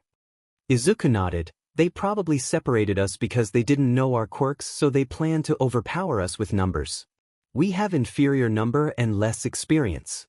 Our only hope lies in the fact that our opponents don't know what our quirks are. The enemy isn't trying to climb the boat. That supports my hypothesis. But that probably means they aren't underestimating us either," Izuku said as he analyzed the situation as much as possible in order to come up with a sufficient plan to get past these villains. "I'll tell you more about my quirk. I can jump high, stick to walls, and stick my tongue out up to about 20 meters. I can also spit out my stomach and wash it, and secrete toxic mucus that actually just stings a little. The last two are practically useless, so you can probably forget about them," Tsuyu said as she finished explaining all of the abilities that her quirk gives here. "I already kind of knew, but you're really strong. My quirk gives me the ability to use the energy within myself to gain super strength, flight, and energy blasts. I can control it pretty well to a certain extent, but if I use too much power at once, I will run out of stamina and the bones in my body would probably break due to the recoil of using too much power. It also gives me this brown monkey tail, but I have yet to figure out the uses of it. I also have the ability to sense other people's energy signatures," Izuku said as he produced a blue key ball on his right for a little demonstration. "My quirk creates ball on my head that grow as fast as I can pull them. They stick super tight. Depending on how I'm feeling, they can even stick for a whole day. But if I pull off too many ball, I'll start bleeding. They don't stick to me. They just bounce off." Silence followed Mineta's explanation of his quirk as both Izuku and Tsuyu just stared at him, not uttering a word. Mineta's eyes began to water as he cried out, "That's why I said we should just wait quietly. My quirk is totally unfit for battle." Izuku's sweat dropped at Mineta's childish antics. "No, it's not like that. It is an amazing quirk. We can actually do something with it. Please don't get discouraged," Izuku said calmly as he tried to calm down his grape-haired classmate. But right as he said that, one of the villain used his quirk to manipulate the water in such a way so that it can become sharper than a sword, and used the water to slice through the ship the three students were on, cleanly in half. "I'm getting impatient. Let's end this quickly." The ship rumbled as it began to slowly sink. "What power? The ship's broken," Tsuyu said in response to the attack. Mineta ran to the edge of the ship and began to rapidly throw his purple ball down to the water towards the villains in absolute panic. It was a desperation move as he thought they were going to die anyways. "Don't just give up like that. What are you doing?" The enemy will figure out your queer dash, Izuku began to say but didn't finish his sentence as he saw that the villains were being very cautious of Mineta's purple ball and tried to move away from them. What the heck are these? One villain said as he tried to shoo away the grape-colored orbs. They're being cautious and not touching them. Izuku thought as suddenly an idea popped into his head. Mineta said they can stick to anything besides himself. That means the boat will sink in less than a minute. Once they get into the water, we're sure to win, a villain said as they prepared to end the 3 students' lives as soon as the ship sunk. Oh no, they're right, Mineta said as tears were still present on his face. Mineta, did you really enter UH to become a hero? Tsuyu asked blatantly as his cowardly attitude was kind of pathetic in her opinion and not fitting of a student who wanted to be a hero. Shut up. It's weirder to not be scared right now. We were only in junior high until a little while ago. Who would have thought that we would be almost killed right after starting school? Oh, man, I'm going to die before I could have at least touched Yayorozu's bub first. Mineta yelled as he cowardly accepted the fact that he was going to die before he even reached the age of 18. Oh, will you please shut up and listen? Nobody is going to die. It's going to be fine, trust me, I've got an idea. Izuku shouted as he formulated a plan in his head that he was sure would get them out of their current predicament safe and sound with minimal injuries. He now had both of their attention as they waited to hear what he had to say. When the enemy becomes certain of their victory, that will be our chance. All Might said so before on TV. They don't know what our quirks are. So we'll use that to our advantage. I'm going to jump and get their attention and blast them away so they can become discombobulated. When that happens, you both jump out of the ship and Mineta will spam purple ball at them as much as he can. This will keep them immobilized. As they are distracted, I'll land the final blow in order to secure the victory. Got it? We don't have much time anyways. Izuku finished explaining the plan as both Tsuyu and Mineta nodded their heads, signaling that they understood. You really must be kids with all of the chirping and screaming, one villain said as he taunted the young first years. Hey, Shigaraki said to not let your guard down, remember. Don't judge them by their ages. Look at their quirks. It's common sense, isn't it? Because our quirks will definitely have an advantage in the water. Izuku then flew in the air as he yelled out a loud battle cry that reverberated throughout the shipwreck zone, reminiscent of the roar of a beast. His white milky aura enveloped him as he did so. On both of his hands, blue-colored ki ball formed. He then launched them repeatedly at the villains, doing as much damage as he could but at the same time, not trying to kill them. Full power energy blast volley. Izuku yelled out his technique as he kept launching the blue ki blasts from his hands non-stop, each one creating huge impacts in the water. The villains didn't know how to react as they have never seen a quirk like Izuku's before. The blasts pushed them away as some of them were hit directly and the energy blasts burned them like boiling hot water and caused devastating pain. Seeing that now, they were distracted, Izuku yelled, Isu. Mineta. No. Ribbit. Tsuyu carried Mineta in her arms as she jumped out of the ship. Mineta tightened his fists, Demon it. What the heck, Midoriya? Why are you so brave? Even though we're probably in the worst situation possible, you still jump and act. You don't back down and you don't give up no matter what. How did you become so strong? I'm nothing but a coward, Mineta thought as he gripped a purple ball on his head. But no more. I'm no longer going to be afraid. I want to be a hero just like everybody else. I'm going to become strong and cool, just like you. Mineta yelled as he found new motivation within himself as he kept throwing as many purple ball as fast as he could towards where all of the villains were.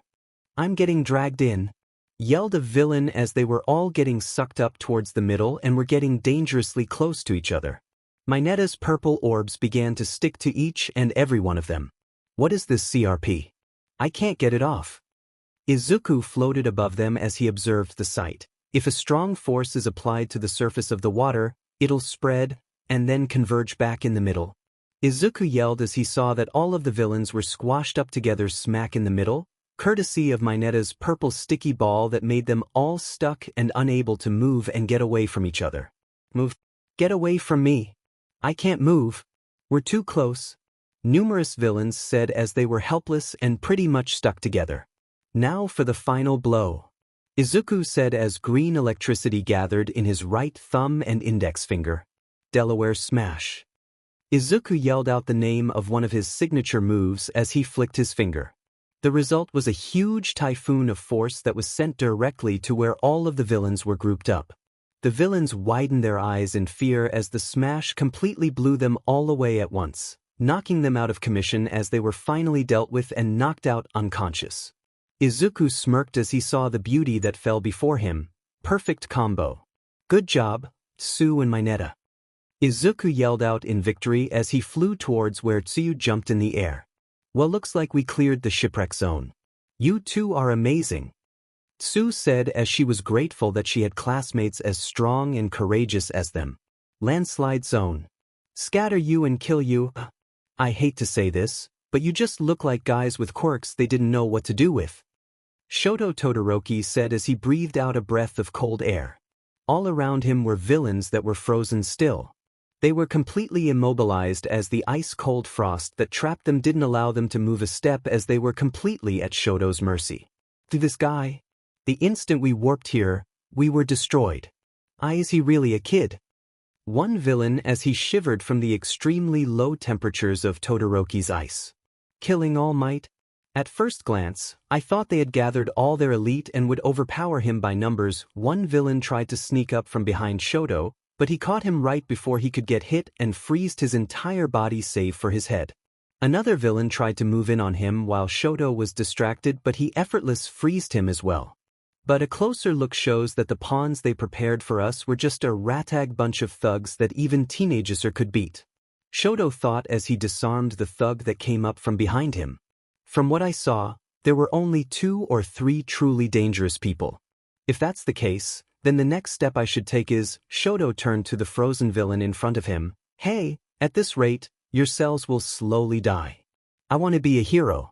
I would like to avoid something so cruel if possible. The villain's eyes widened as small hints of tears could be seen forming as he feared that his life right now is at the hands of a 15-year-old kid. Shoto placed his right hand in front of the villain's face as cold frost air came out of it, signaling that he could make the ice he needed at any moment he wanted. I'm only going to say this once. Tell me, how do you and the rest of your so-called League of Villains plan on killing All Might? Shoto asked as he threatened the poor villain. Mountain Zone. Kaminari screamed in fear as a huge bulky villain thug aimed a punch at him. He narrowly dodged the devastating blow and began to run away from the thug. Scary. Seriously, did you see that just now? I saw the river Styx. Seriously. What the heck is up with these guys? What's going on? Worry about that later, Jiro said as she and Momo fended off a couple of thugs. Right now, we need to figure out how we'll get away from all these people. Then give me a weapon too, Kaminari pleaded as they were surrounded by a mob of low-tier villains. You're the electric guy, aren't you? Hurry up and take care of them. Jiro replied as Kamianri's quirk should be more than enough to handle these cannon fodder. You saw during the combat training, didn't you? We were paired up. I can only cover myself with electricity. I can discharge electricity, but it's not like I can control it. I'll hit you too. It's like, the same as Todoroki. Even if we wanted to call for help, there's interference jamming the signal. Listen, you do. Right now, you can't count on me. I'm counting on you. Kaminari finished as he gave the 2 girls a thumbs up, encouraging them to their best as he thought he was completely helpless in their current situation. Jiro just rolled her eyes. You're a guy, aren't you? Stop whining. Jiro kicked him in the back towards the thugs. Then, I'll use you as a human stun gun. Wait, what? Kaminari yelled as he landed in front of the big villain who he was running away from earlier. On impulse, he activated his quirk and yellow lightning enveloped the villain as he was knocked out. Oh snap. It's working. I'm strong. You two can count on me. Hey, you're too happy-go-lucky, Jiro replied with a sweat drop. Stop messing around, kid. A villain in yellow spandex said as he charged towards Jiro with a large boulder above his head. Jiro connected her earphone jack into the speakers in her legs as it created a large and loud sound wave that completely pushed the boulder back. Kaminari electrocuted that same villain as well. Another tried to ambush him with knives aimed for his throat. Momo saw this and quickly threw a net over at the villain and trapped him. This allowed the blonde-haired lightning user to electrocute him as well. "It's done!" Momo shouted as from her back came out a large sheet that covered both her and Jiro. "It's an insulation sheet 100 millimeters thick." Kaminari. Kaminari smirked as he understood. "I see. In that case, now I don't need to hold back anymore." Kaminari proceeded to aim yellow lighting at the ground as it spread and electrocuted all of the villains present. Momo and Jiro were unaffected due to the insulation sheet they were under. "Now then, I am worried about the others. Let us join them quickly," Momo said, but little did she know that Kaminari's blast was strong enough to tear apart a bit of her costume, leaving her CST exposed. "Wait, your clothes got super punk," Jiro said as she was quite jealous of Momo's rather developed bust as her body was mature for her age. "Oh, it's fine. I can just make new clothes again," Momo replied. Jiro heard footsteps as she immediately hugged Momo to cover her wardrobe malfunction. "Kaminari, don't you dare look." But when she looked out, she saw that Kaminari had a stupid look on his face as he spoke incoherent words and walked around in a daze as he held both of his thumbs up. This was the drawback of his quirk. If he goes over his what limit, then his brain short-circuits, making him a literal RETD for a bit. As they left the sheet, with Momo having already repaired her costume, they were ready to head out and try to regroup with their other classmates. But before they took another step, they heard something that completely stopped them in their tracks. Ru'ar. The power behind that demonic roar was so strong that it created strong winds and pushed them back as they struggled to keep their balance. "What in the world did that come from?" Momo asked in shock. "A couple of minutes earlier." "Hey, Midoriya, we're just here to see how things are going, right?" Mineta asked nervously as he, Tsu, and Izuku came out of the shipwreck zone and into the main plaza where Aizawa was dealing with the huge mob of villains. Earlier, after dealing with the goons in the shipwreck zone, Izuku suggested that the three of them go check up on Aizawa. Mineta was hesitant at first as he didn't think it was a good idea. But Izuku was worried for his teacher as he believed that he may have taken up too big of a load. He decided that he was going to go help Aizawa. However, he reassured Mineta and Tsu that if things got too dangerous or out of hand, then they would leave immediately. "Yes, don't worry. We'll run away the instant it seems dangerous. I wouldn't intentionally put you guys in harm's way," Izuku replied as they hid away from the villains' sights and observed the battle that was transpiring. Multiple bodies laid across the floor as Eraserhead kept on effortless dealing with all of the cannon fodder thugs that stood in his way. After typing up two people with his scarf and knocking them out, he looked up to see Tamura Shigaraki charging straight for him with his right hand. 23 seconds? Tamura said as he ran towards Eraserhead. "Final boss," Aizawa said as he threw his long scarf towards him in attempt to immobilize him. 24 seconds? 20 seconds? 17 seconds? Aizawa attempted to elbow Shigaraki in the SST, was blocked at the last second as Shigaraki held Aizawa's elbow in a tight grip. "Damn," Aizawa said as he realized his attack was stopped. "It's strong to see because you keep moving around, but there's an instant where your hair falls," Shigaraki began to say as Aizawa widened his eyes, them being red and dry due to using his quirk too much. "That's when you have deactivated your quirk. And the space in between has gotten shorter and shorter. Don't push yourself, Eraserhead." Tamura finished as the skin of Aizawa's elbow tore apart, revealing gory red BLD bone as cracks appeared throughout the skin of his right arm. Aizawa jumped away from Shigaraki as he felt the pain in his right elbow. "My elbow's crumbling." The fodder villains took this as an opportunity to get the jump on Aizawa. He dodged all of their attacks as he panted, feeling the fatigue for fighting a big group for a long period of time.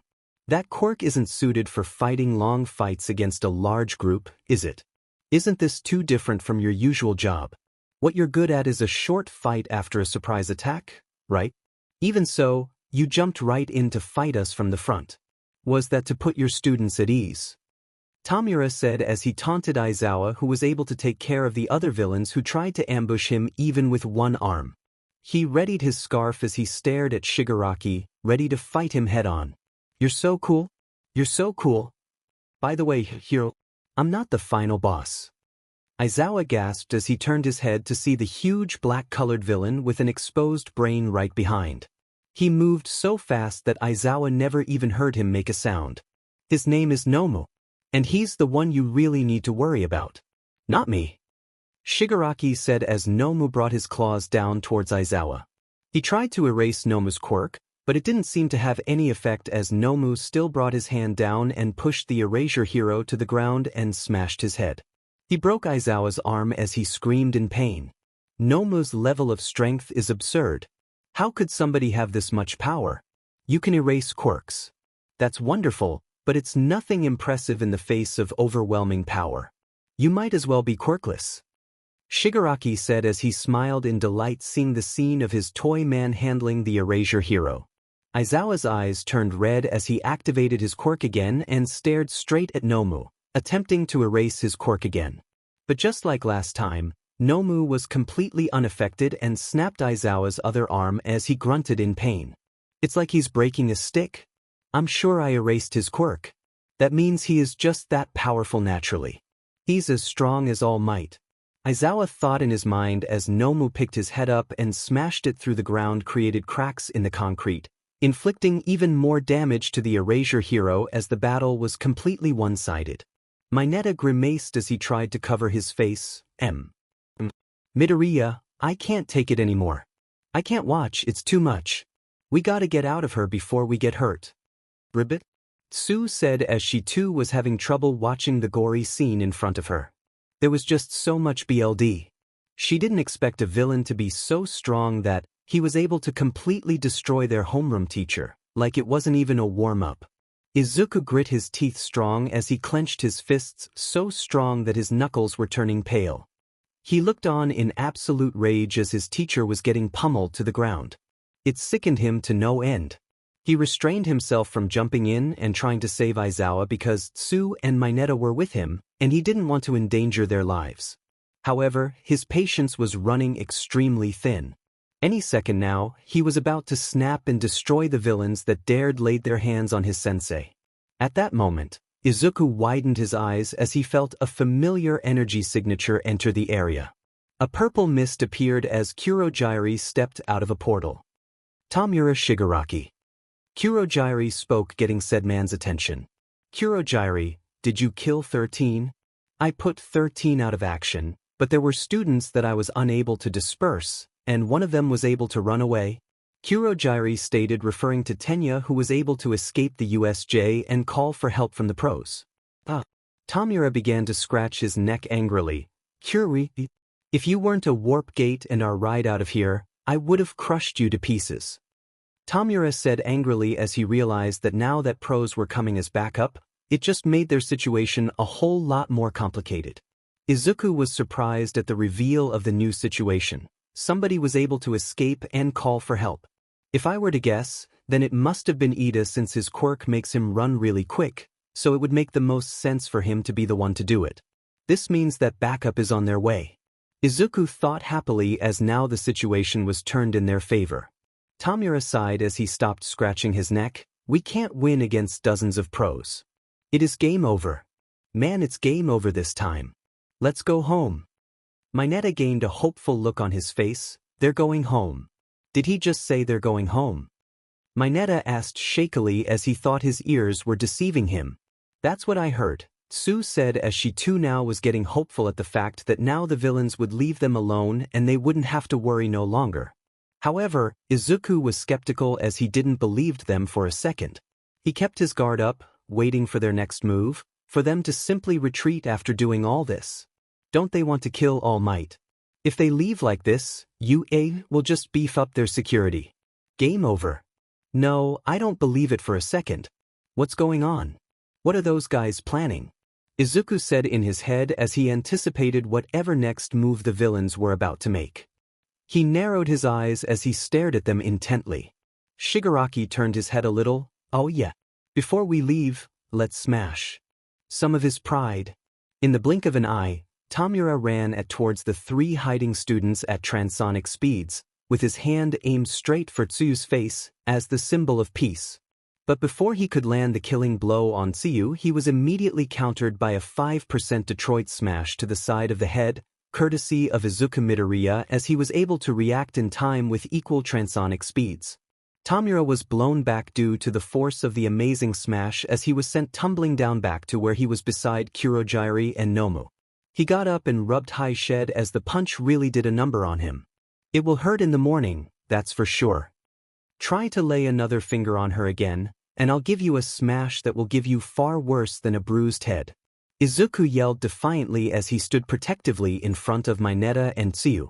Tamura stared at the green-haired bearer of One for All in fascination and interest. You move well. Your smash, are you a follower of All Might's? Tamura asked as Izuku's punches were quite similar to All Might's. Izuku just ignored him as he looked towards Nomu, who was still leering over Aizawa. His BLD spreading across the ground every second. Izuku sensed his life energy and gasped in horror. Mr. Aizawa is slowly dying. If he doesn't get medical treatment soon, it will be too late. Izuku looked Nomu dead in the eye with his most serious face as he shook in rage. Get your hands off of my teacher, you demon bird brain. If you don't move this instant, I'm going to make you pay. Aizawa raised his head as BLD trickled all over his face. He was so injured that it was difficult for him to even speak. Midoriya. Forget about me. You and the others need to run now and save yourselves. You're too young. You have a long life ahead of you. Please go. It's too late for me. Aizawa said as he was slowly dying by the second. He didn't want his students to have to die this early in their careers. He is all right in dying as long as his students are safe. Izuku shook his head. No, it's not too late. How can I call myself a hero if I let one of my comrades die when I could have done something? I refuse to run. Izuku said as he couldn't allow his teacher to die at the hands of these villains. Aizawa widened his eyes as he couldn't believe that his student was actually disobeying his orders just for the sake of saving him. He thought that was the height of irrationality. Izuku was just like All Might in his eyes. Always going out of their way to do what they believed was right and save others while at the same time sacrificing themselves in the process. While it was a truly noble act, nobody can deny that. It doesn't mean it is always the smartest thing to do. Especially when you know you're outmatched. Izuku is smarter than he gives himself credit for, so Aizawa knows that he realizes that he is going to a battle that Izuku knows that he cannot win. But he will still rush into battle anyways. Aizawa is pretty sure that Izuku will try to buy him and Class 1A enough time until the pros arrive. But who knows how long that will take. Aizawa, who is a pro hero, was taken down in mere seconds by Nomu. So how long will Izuku, a freshman with no hero experience, last against a monster that was just as strong as All Might? Izuku looked at Nomu again. Nomu said nothing as he stared at Izuku, not moving an inch, remaining in the same position as he awaited Tamura's orders.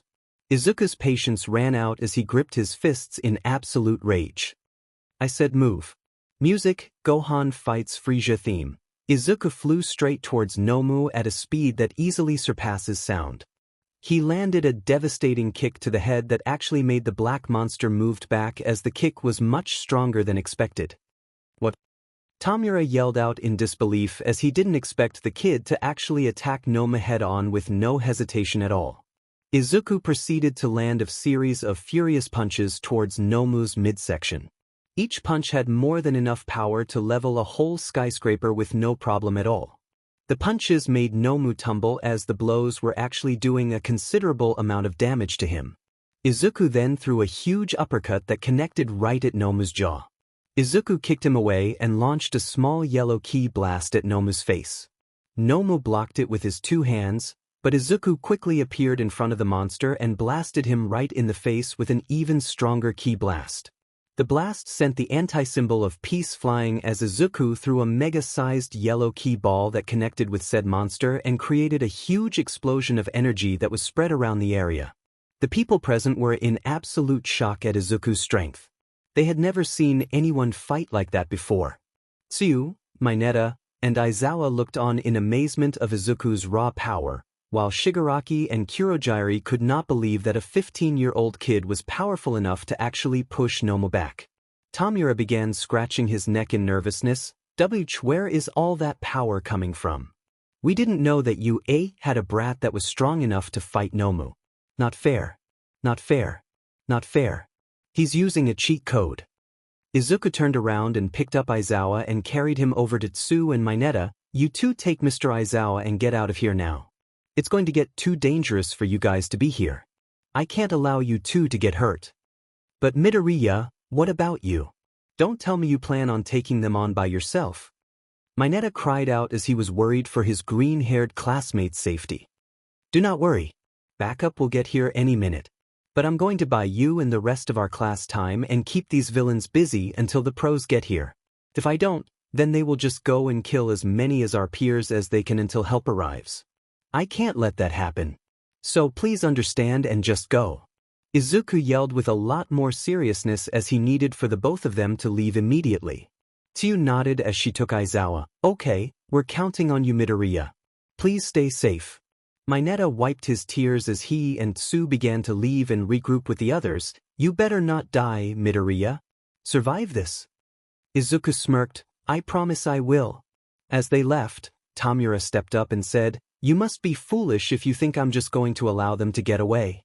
In a burst of supersonic speed, Izuku appeared right in front Tamura as he grabbed hold of his right wrist and squeezed it strong enough that he could hear the bones crunching.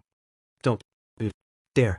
Izuku then swung him by his arm and threw him towards Kurogiri as they both made strong impact to the ground.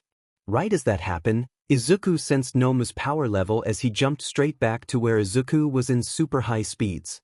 There was no scratch on his body at all as Izuku's series of attacks seemed to have no effect on him at all. Izuku then put on his fighting stance. Looks like you're a lot tougher than I thought.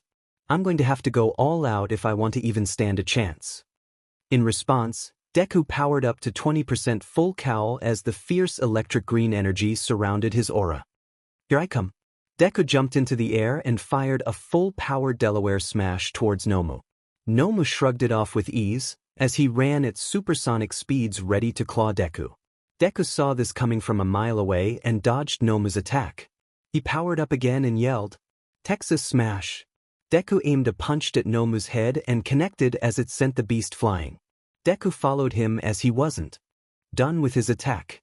He kept on sending a flurry of one-for-all punches that created huge shockwaves that could be felt throughout the entire USJ. When Nomu landed on the floor, Deku flew up and placed his hands over the other on his forehead as a yellow energy wave began to form. Masenko-ha! The yellow beam of energy came crashing down towards Nomu as it hit him head-on. The resulting collateral damage were mini earthquakes and explosions that made the whole USJ rumble. Smoke was all over the place as a result of Deku's Masenko. He waited as the smoke cleared, expecting to see a knocked-out Nomu. But what he saw shocked him. Nomu was standing there, completely unfazed, acting as if nothing happened at all. It was like Deku's attacks were pebbles to him. Izuku had his jaw hanging low as he couldn't believe it. What? How in the hell did you not take damage from that? What are you? Deku yelled in disbelief as all of his smashes and ki attacks didn't do a DMN thing to Nomu. His quirk is shock absorption. He can take all of your punches and then some, and not be hurt at all. Shigaraki said as he laughed evilly. He enjoyed the look on Deku's face when he told him that. There was nothing that the brat could do to even hurt Nomu, let alone defeat him. Deku took a deep breath as he tried to recompose himself. It is fine. He has shock absorption. I can work with this. I have to buy as much time as possible. He can absorb attacks, but that doesn't mean he negate them. There must be a limit to how much exactly he can absorb. And I'm going to find that out. Alright, let's try this. Deku yelled. His left arm was enveloped with one-for-all green electric energy while his right arm was enhanced by ki energy. Deku then flew towards Nomu and began Hail Marrying him with punches using ki and one-for-all separately. Each punch was as strong as his current limit as he put 100% effort into each of them. He ended his barrage of attacks with a blue energy wave right to Nomu's dome. But when the smoke cleared, Nomu was revealed to have taken absolutely no damage. Deku's sweat dropped as he couldn't believe that none his blows did jack squat. Oh come on. Shigaraki made an evil smirk. It's no use, kid. There's nothing you can do that can even scratch him. Just give up and accept your death with grace. Deku narrowed his eyes as he prepared to fight again. There's no such thing as give up in my demon vocabulary. Tamura sighed. So be it then. Nomu then charged towards Deku as he completely pierced through his scion armor and destroyed the top half, leaving Deku shirtless and his upper body exposed. Nomu grabbed Deku into a tight bear hug and proceeded to squeeze the life out of Deku. Ha-weya. Deku screamed in utter agony. The pain was just so unbearable. He can already feel his ribs were getting snapped effortlessly like twigs. He tried his best to escape the bear hug of death, but Nomu was just too strong. He could barely breathe as his lungs were getting squished. Those screams of pain are music to my ears. Yes, Nomu, squeeze him to death. Shigaraki yelled in delight as he loved the fact that Nomu was torturing Deku to death. Damn it. He won't budge. I guess I'm going to have to use it. I was planning on saving this for later when I had better control over it, but desperate times call for desperate measures. Deku thought as he took a deep breath and yelled with all of his might. Kaioken. Keo. Shigaraki said as he was confused by what Deku shouted out. Deku's body was surrounded by a fierce and strong crimson aura of ki. His muscles bulged as his body became even more muscular than before. It covered him from head to toe as Deku was able to forcefully break Nomu's bear hug hold on him and send him flying with a super-enhanced punch then connected to Nomu's jawline. Tamura began scratching his neck nervously again. What? Where is that power coming from? Explain, you demon brat. Deku smirked as he began to answer his question. Oh, it's Kaioken attack. It's like a massive upsurge of energy. Everything is heightened. Power, speed, even hearing and vision improve dramatically. You sort of become a super self. It is a really useful technique if you want to get the edge over your opponent. This is my trump card. But the downside is that it puts a massive toll and strain on the body and makes you vulnerable to an enemy's attacks. And given that I haven't trained much with it or mastered it, it will be strong for me to keep it up for any longer. I'm going to have to finish this quickly. Deku said in his mind as he analyzed his current predicament and powered up his crimson aura to prepare his attack on Nomu. Shigaraki was livid. He couldn't believe that the kid had something up his sleeve that was this big. This boy, he's too strong, way too strong. He couldn't allow him to live or else he will be a huge pain in the rear for any of his future plans. Nomu, finish him quickly now. We have to kill this brat or else he will be a problem for our future plans. Hearing his MSDR's orders, Nomu charged Deku at full speed as he prepared to finish him in one strike. Deku grinned as he dodged Nomu's attacks with ease. He countered his claw strikes quick but strong jabs at various places of his body. Deku fired a bunch of ki blasts as he used that as distraction to reappear behind Nomu and roundhouse kick him as the black beast was sent towards the air. Shigaraki scratched his neck in irritation. How is he easily toying with Nomu like that? The Kaioken doubles my strength, speed, power, agility, durability, and basically any other attribute that is related to fighting. I'm now twice as powerful as I was before. So don't think that you can kill me so easily now. Deku replied as he saw Nomu get right back up and charge him again.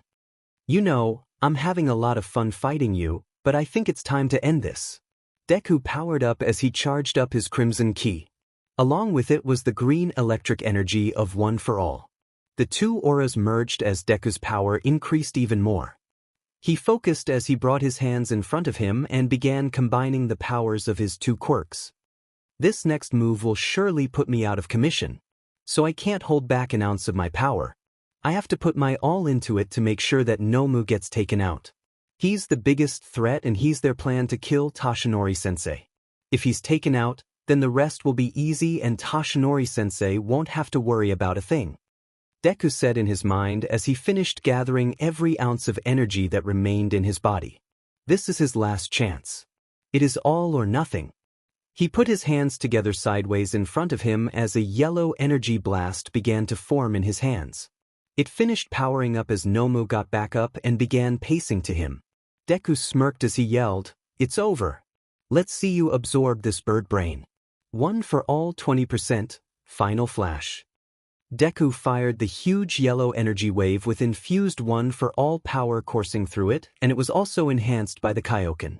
The blast made direct contact with Nomu as he did his best to block it, but the final flash was very powerful. However, with some effort, Nomu began to walk and push the energy wave slowly as he began to overpower it. Deku grit his teeth in frustration. Are you on steroids or something? Jesus Christ. How in the hell are you so ridiculously strong? Deku yelled out as he poured more power and effort into the blast. However, it all proved for naught, as Nomu kept on walking through the blast as if it were a plastic door. No, I won't lose. Deku cried as he strained his arms into putting in more power into the final flash. Nomu just kept on getting closer and closer to him with each passing second. I won't let you win. I refuse to lose. You will not have your way. As Nomu came closer and closer, there was only one thing that Deku could say at the moment. Kaioken. ×3. Deku's muscles bulged even more as his muscles became even larger and the extra energy pumped from his arms all the way to the final flash. That extra power made all of the difference as Nomu was pushed all the way back almost instantly. The yellow blast finally served its purpose as it created a huge explosion that almost blew the roof off the entire USJ, but Deku made sure to focus the attack on Nomu and Nomu alone. The recoil of the yellow ki wave pushed Deku back as he collapsed on the ground. Deku panted strong as he waited for the smoke to clear. I did it. Finally, he should be taken care of. The main threat is gone. The rest should be easily cleaned up by the pros when they arrive. Deku said as he gasped for breath. His arms were an ugly mix between red and purple as they were broken. BLD came with Sin coming out as the strain of using the final flash, one for all, and Kaioken was just too much for his body as bits of his skin and flesh tore itself apart. Tamura was now scratching his neck strong enough to draw No, this can't be possible. Nomu cannot be defeated by a single UA brat who's only a DMN freshman. Nomu is supposed to kill All Might, not get beat by a DMN kid. But as the smoke cleared, Deku almost puked from the sight. Nomu could be seen as his entire right half was blown up. He was missing his arm and torso as BLD was all over the place. It was a horrific sight. Oh no. I didn't mean to do that to him. I only wanted to just knock him out. See, I hope he doesn't die. Deku said worriedly as he never meant to kill Nomu. But what happened next shocked Deku. The entire half of Nomu's body that was blown up began to regenerate slowly as he regrew an entire arm and torso. After a few seconds, Nomu looked good as new, with no signs of injuries ever happening to him. What? And in no way. You said that his quirk was shock absorption, not regeneration. Deku yelled as he wanted an explanation to what was happening in front of his eyes. Shigaraki smirked, as he was relieved that Nomu still wasn't beaten. I didn't say that was his only quirk, boy. He has shock absorption, regeneration, and numerous other types of quirk fused into him. You see, Nomu is not a regular person. He was bioengineered and was made for one sole purpose. And that is to kill All Might. He is the anti-symbol of peace. Deku couldn't believe it. This guy, Nomu, had multiple quirks injected into him, and it was made so that he could kill the #1 hero. Deku put absolutely everything he had into that final flash. But it wasn't enough. He wasn't strong enough. He was too weak. And now, both of his arms are broken and his stamina has completely drained. He could barely move. And now Nomu was back to full strength. How was he going to survive this? I think it's time we put this to an end. Don't you think? You put on a hell of a fight, but we've got more important matters to deal with. The main one being All Might. We can't allow you to live. You're just too powerful. You'll prove to be a pain in the butt later on. I would invite you to join the League of Villains, but I already know you will decline. Such a shame. But such is life. No. Finish him. Shigaraki yelled as he gave his order to his puppet. Nomu reacted by walking towards where Izuku was standing. He was completely defenseless, so it would not be difficult at all to dispose of the green-haired one for all user. Deku grit his teeth as he tried to move but couldn't. Demand it. I can't fight back. What should I do? The pros are still not here yet, and I told Mineta and Tsu to regroup with the others as I bought them some time. Minute. Deku said in his mind as Nomu kept walking closer and closer to where Deku was. Tamura smirked, "Don't worry. As soon as we're through with you, we'll make sure to give the rest of your classmates a nice, painful, and torturous death. So when you die, you won't have to wait too long before you can see them again." Tamura said as he laughed maniacally at the thought of killing all of the young first years. Deku's eyes widened as he heard Tamura's words. He grit in teeth in anger. "What did you say?" "Did I stutter? I said that I'm going to kill all of your friends, you demon brat." Deku gripped his fists tightly. He didn't care that his arms were broken or that he was in excruciating guy just threatened the lives of his classmates. He refuses to let that happen. Not on his watch.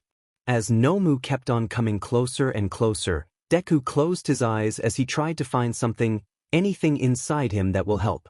He just needs a little extra more power. In order to protect his comrades, he can't just die here.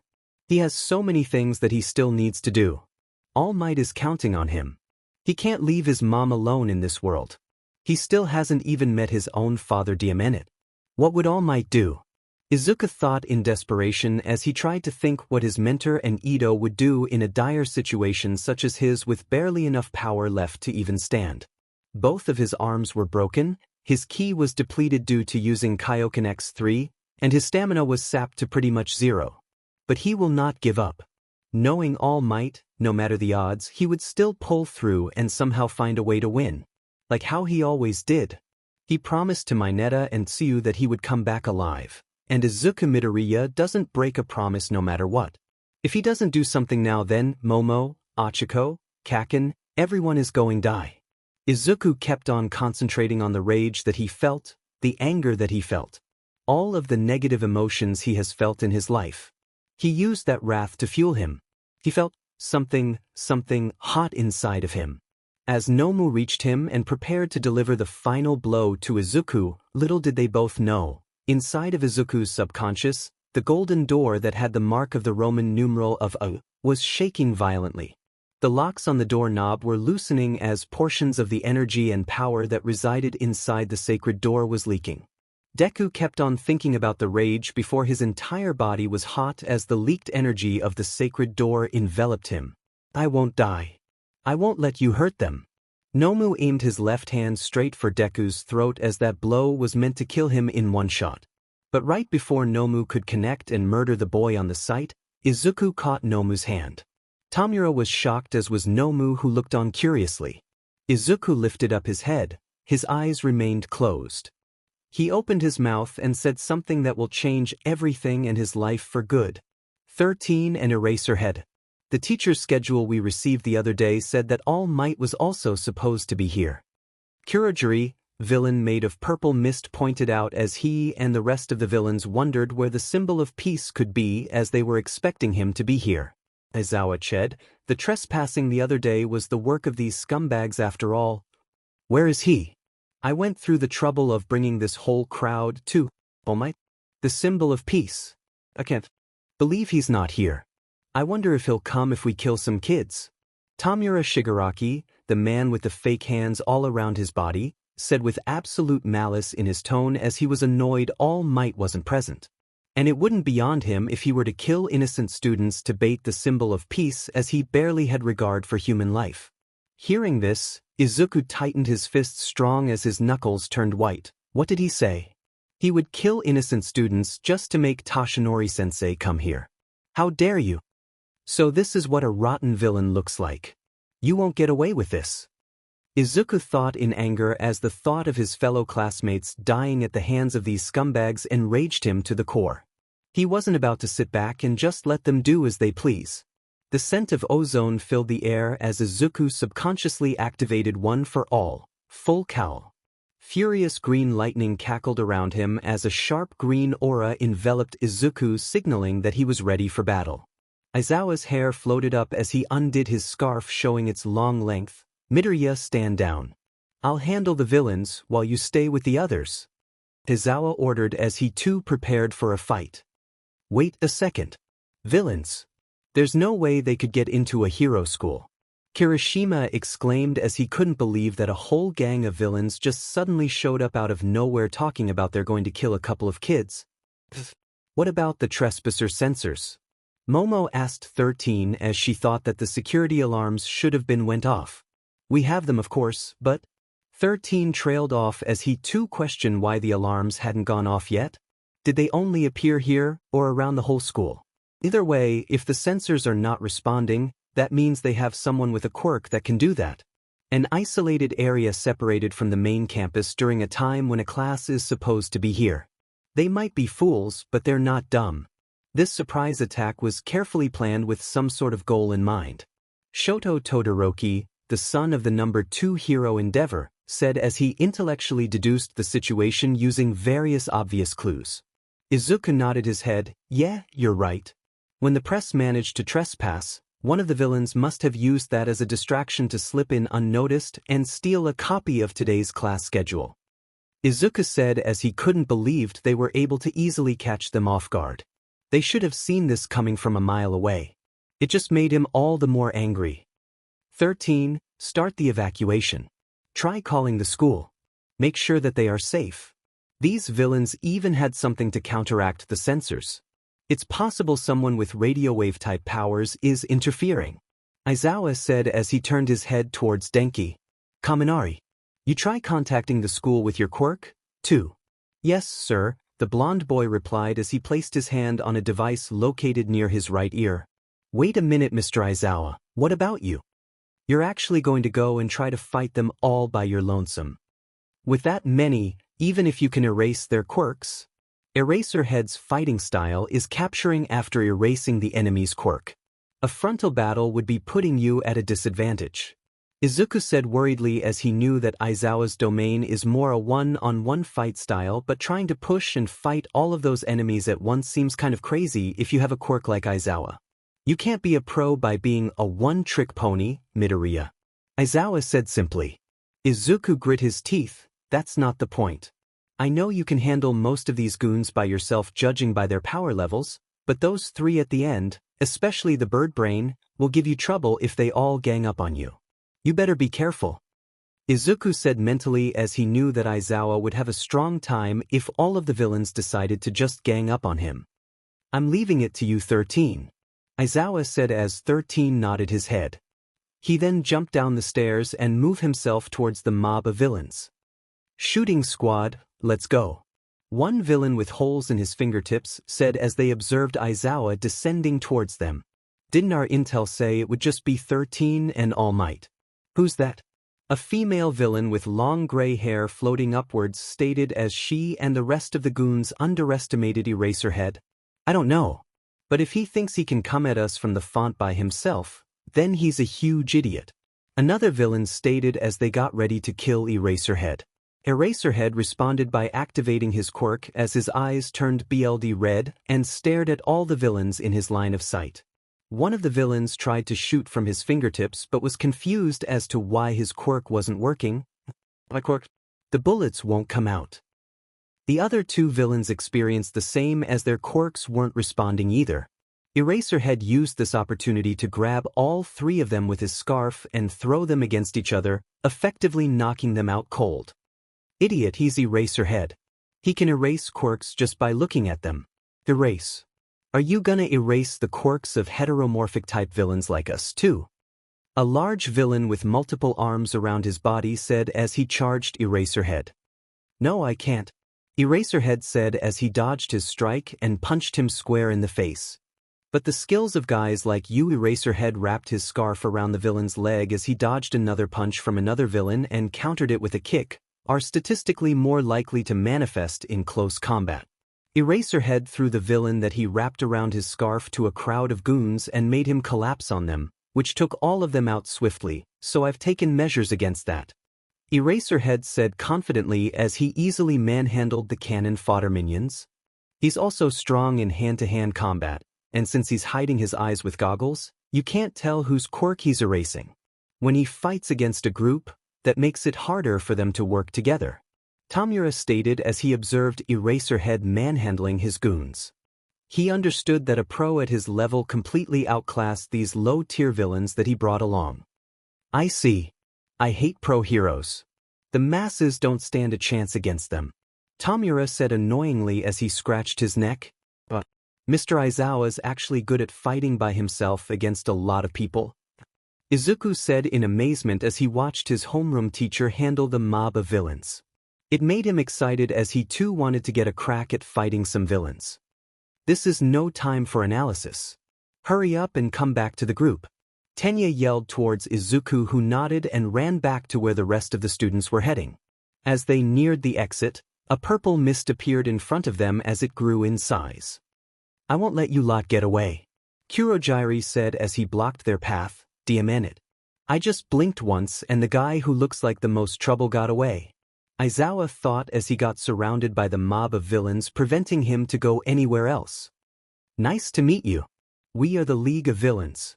It may be presumptuous of us, but we have invited ourselves into the home of heroes, UA High School, in order to have All Might, the symbol of peace, take his last breath. Kurogyari said, revealing to them their motives for being here. Izuku narrowed his eyebrows. So you want to kill All Might, huh? Good luck with that. I believe All Might should have been here. Has there been some kind of change? Well, that is neither here nor there. This is the part I want him to play. Kurogyari stated as he prepared to take out 13 and the students. 13 was about to use his black hole quirk but stopped as out of nowhere. Both Kirishima and Bakugo were in front of him as they charged Kurogyari head-on. Bakugo blasted him in the face with a loud explosion. What in the hell are those two idiots doing? Izuku said as he wiped the smoke away from his face. Did you consider that you'd got beaten by us before you did it? Kirishima yelled as he taunted Kurogyari. Oh dear, that's dangerous. When the smoke completely cleared, Kurogyari was shown to not have a single scratch on him. That's right. Even if you are students, you are excellent golden eggs. Kurogyari said as he praised the young and talented students. Move away, you two. 13 said as he tried to warn Kirishima and Bakugo. My job is to scatter you all and torture you to death. Kurogyari yelled as he enveloped the entire class with his purple mist. It created a big circular shield around them made of smoke. What's going on? Damn it, I can't move. Izuku yelled as he tried to fly away and take the others with him to safety, but the mist was just too much. The purple smoke created a portal which forced Izuku to go through whether he wanted to or not and completely separated him from the group. Shipwreck zone. Izuku came out of the purple portal as he descended towards the water. When he opened his eyes, he realized that he was underwater. He deduced that he landed in the shipwreck zone. A warp. Is that his quirk? They want to kill All Might. What in the world is going on? What the hell? Izuku thought as he began to swim back up to the surface. However, he noticed an energy signature with ill intent coming towards him. He saw that it was a villain with shark-like features, which was probably due to a fish mutant-type quirk. He was heading straight for Izuku at high speeds, not slowing down at all. Here I come. I don't have anything against you, but see ya. Is that so? Izuku thought as a yellow ki blast formed at his fingertip as he prepared to fire it at the shark villain. But right before either could deal their blow, Tsu came at the last second and kicked the shark villain away as she held Mineta in her arms. Midoriya. Ribbit. Tsu said as she wrapped Izuku with her long tongue and dragged him out of the water. Tsu placed Izuku on the boat carefully as Mineta said groggily, For a frog, your bub are pretty big. This caused the frog-like girl to blush in embarrassment as she threw Mineta on top of the boat roughly as he landed on the floor strong, very much unlike she did with Izuku. As Tsuyu was climbing up the boat, Izuku said, Thanks for getting us on the boat, Azui. I told you to call me Tsu. She replied as she made it on the boat. Oh, sorry again. Thanks, Tsu. Izuku said as he smiled sheepishly and rubbed the back of his head. This has turned into a bad situation though. Tsuyu said, referring to the fact that the entire class was split up in groups. Yeah, they planned this right from the start. They split us up and separated us from the teachers so it would be easier to get rid of us. They were waiting to pounce, just as Todoroki said. Izuku told them as he assessed their current predicament and had to admit that it was a pretty clever plan. But it's not like they can actually kill All Might, right? Once All Might comes, he'll P&D those guys to the ground. Mineta said confidently as he tried to lighten the mood. Mineta, don't you think they are trying so strong because they have a way to kill him? Guys that strong just told us they are going to torture us to death, you know. I wonder if we'll be able to even survive until All Might arrives. Even if All Might comes, I wonder if we will all make it out in one piece. Tfue said as she herself didn't know if they were going to even to stay alive through all of this. Mineta began to sweat as he absorbed Zyu's words. Midoriya. What the heck is that? Mineta pointed towards the water. Ribbit. UBSTRD. I'll kill you. The same shark villain from earlier shouted as this time he brought a couple of his friends along with him. Mineta screamed in horror, there's a ton of them. Those guys have a way to defeat All Might. She's probably right about that. If I were a betting man, then I bet that the key to defeating All Might has something to do with that huge bird brain who has the highest power level out of all of these villains. They most likely want to kill him because he's the symbol of peace who keeps this superhuman society in balance and control. If he were to be killed, villains would be motivated to go out and commit crimes with no fear. I cannot allow that to happen. Izuku said mentally as he tightened his fists. If these villains have a way to defeat All Might, then right now, we must put a stop to whatever they're planning. By fighting and winning. Izuku said with courage and determination as he finally put on and tightened his red headband. His emerald green eyes lit up as his milky white ki aura flared up, showing that he was ready to fight. What do you mean, fight? Are you stupid? These guys might be able to kill All Might, the #1 hero for crying out loud, and you expect us to be able to fight them. You're contradicting yourself, Midoriya. The best plan would be to sit tight and wait for the UA heroes to come save us, of course. Mineta cried out as he feared for his life and didn't want to fight when he knew that these villains could possibly kill All Might. We don't have time to be sitting around and doing nothing. As we speak, our classmates are fighting for their lives against these villains. Now is not the time to be a coward, Mineta. Man up and face your fears or else it could cost you your life. We can't allow them to win and get away with it. We have to put our lives on the line and do the best we can so that we can live to see tomorrow and put a stop to their evil plans. That is part of what it means to be a hero. Izuku replied with absolute seriousness. As he was saying that, he sensed everybody's energy signature and came to the conclusion that most of these villains are just low-tier cannon fodder. Students like himself, Todoroki, and Bakugo should be able to handle all of them by themselves no problem, while the rest of the class can beat them as long as they have a partner or two that can help fend them off. Mineta accepted the fact that they did indeed have to fight, so he sucked it up and asked, "Okay, so what do you think we should? What's your plan?" Mineta, those guys down there are clearly assuming we'll fight in the water. They are just floating there doing nothing. They are waiting for us to make the first move. Izuku said as they observed the villains below them in the water.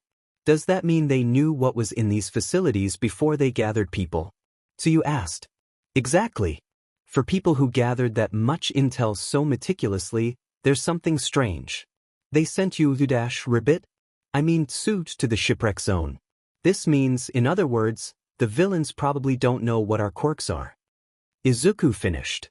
Ribbit? That's true. If they knew that I was a frog, then they probably would have thrown me into that fire zone over there. Izuku nodded. They probably separated us because they didn't know our quirks, so they planned to overpower us with numbers. We have inferior number and less experience. Our only hope lies in the fact that our opponents don't know what our quirks are. The enemy isn't trying to climb the boat. That supports my hypothesis. But that probably means they aren't underestimating us either. Izuku said as he analyzed the situation as much as possible in order to come up with a sufficient plan to get past these villains. I'll tell you more about my quirk. I can jump high, stick to walls, and stick my tongue out up to about 20 meters.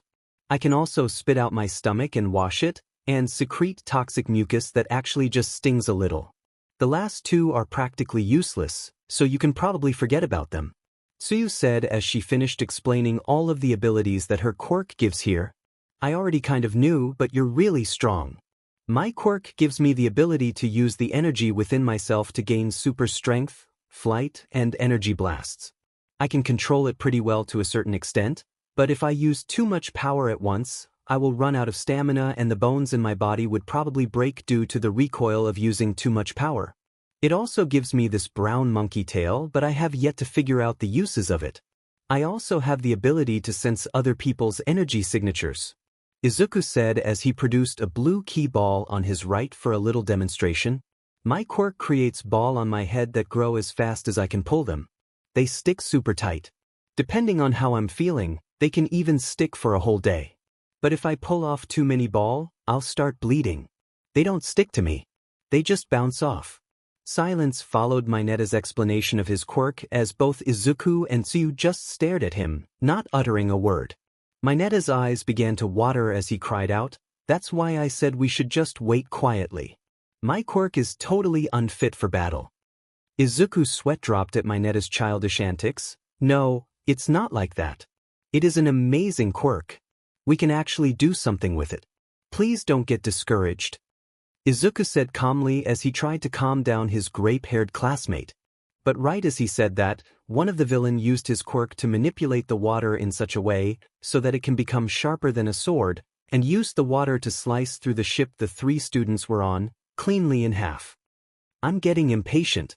Let's end this quickly." The ship rumbled as it began to slowly sink. "What power?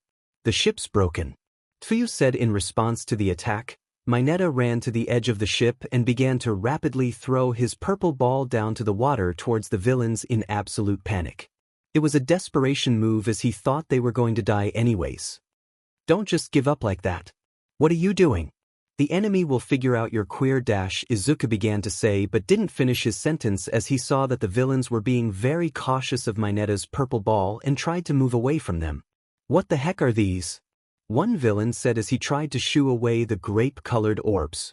"They're being cautious and not touching them," Izuku thought as suddenly an idea popped into his head. Mineta said they can stick to anything besides himself. That means the boat will sink in less than a minute. "Once they get into the water, we're sure to win," a villain said as they prepared to end the three students' lives as soon as the ship sunk.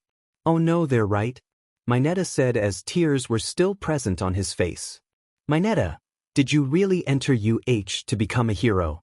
Tsuyu asked blatantly as his cowardly attitude was kind of pathetic in her opinion and not fitting of a student who wanted to be a hero. "Shut up.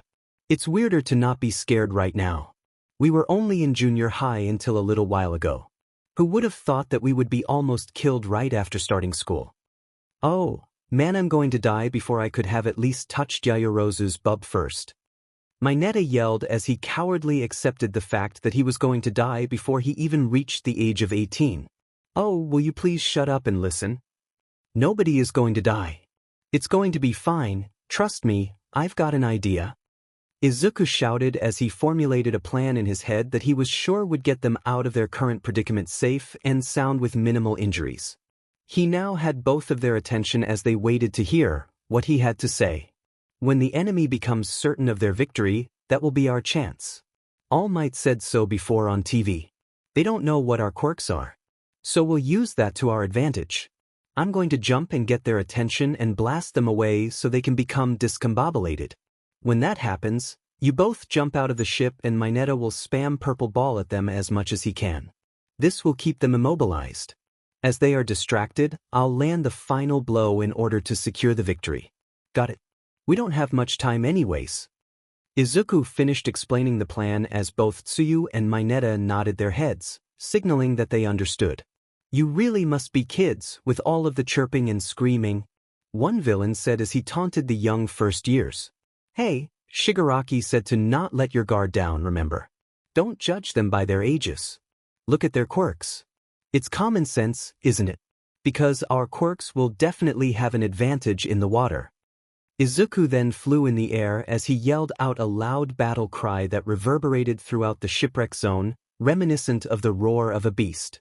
His white milky aura enveloped him as he did so. On both of his hands, blue-colored key ball formed. He then launched them repeatedly at the villains, doing as much damage as he could but at the same time, not trying to kill them.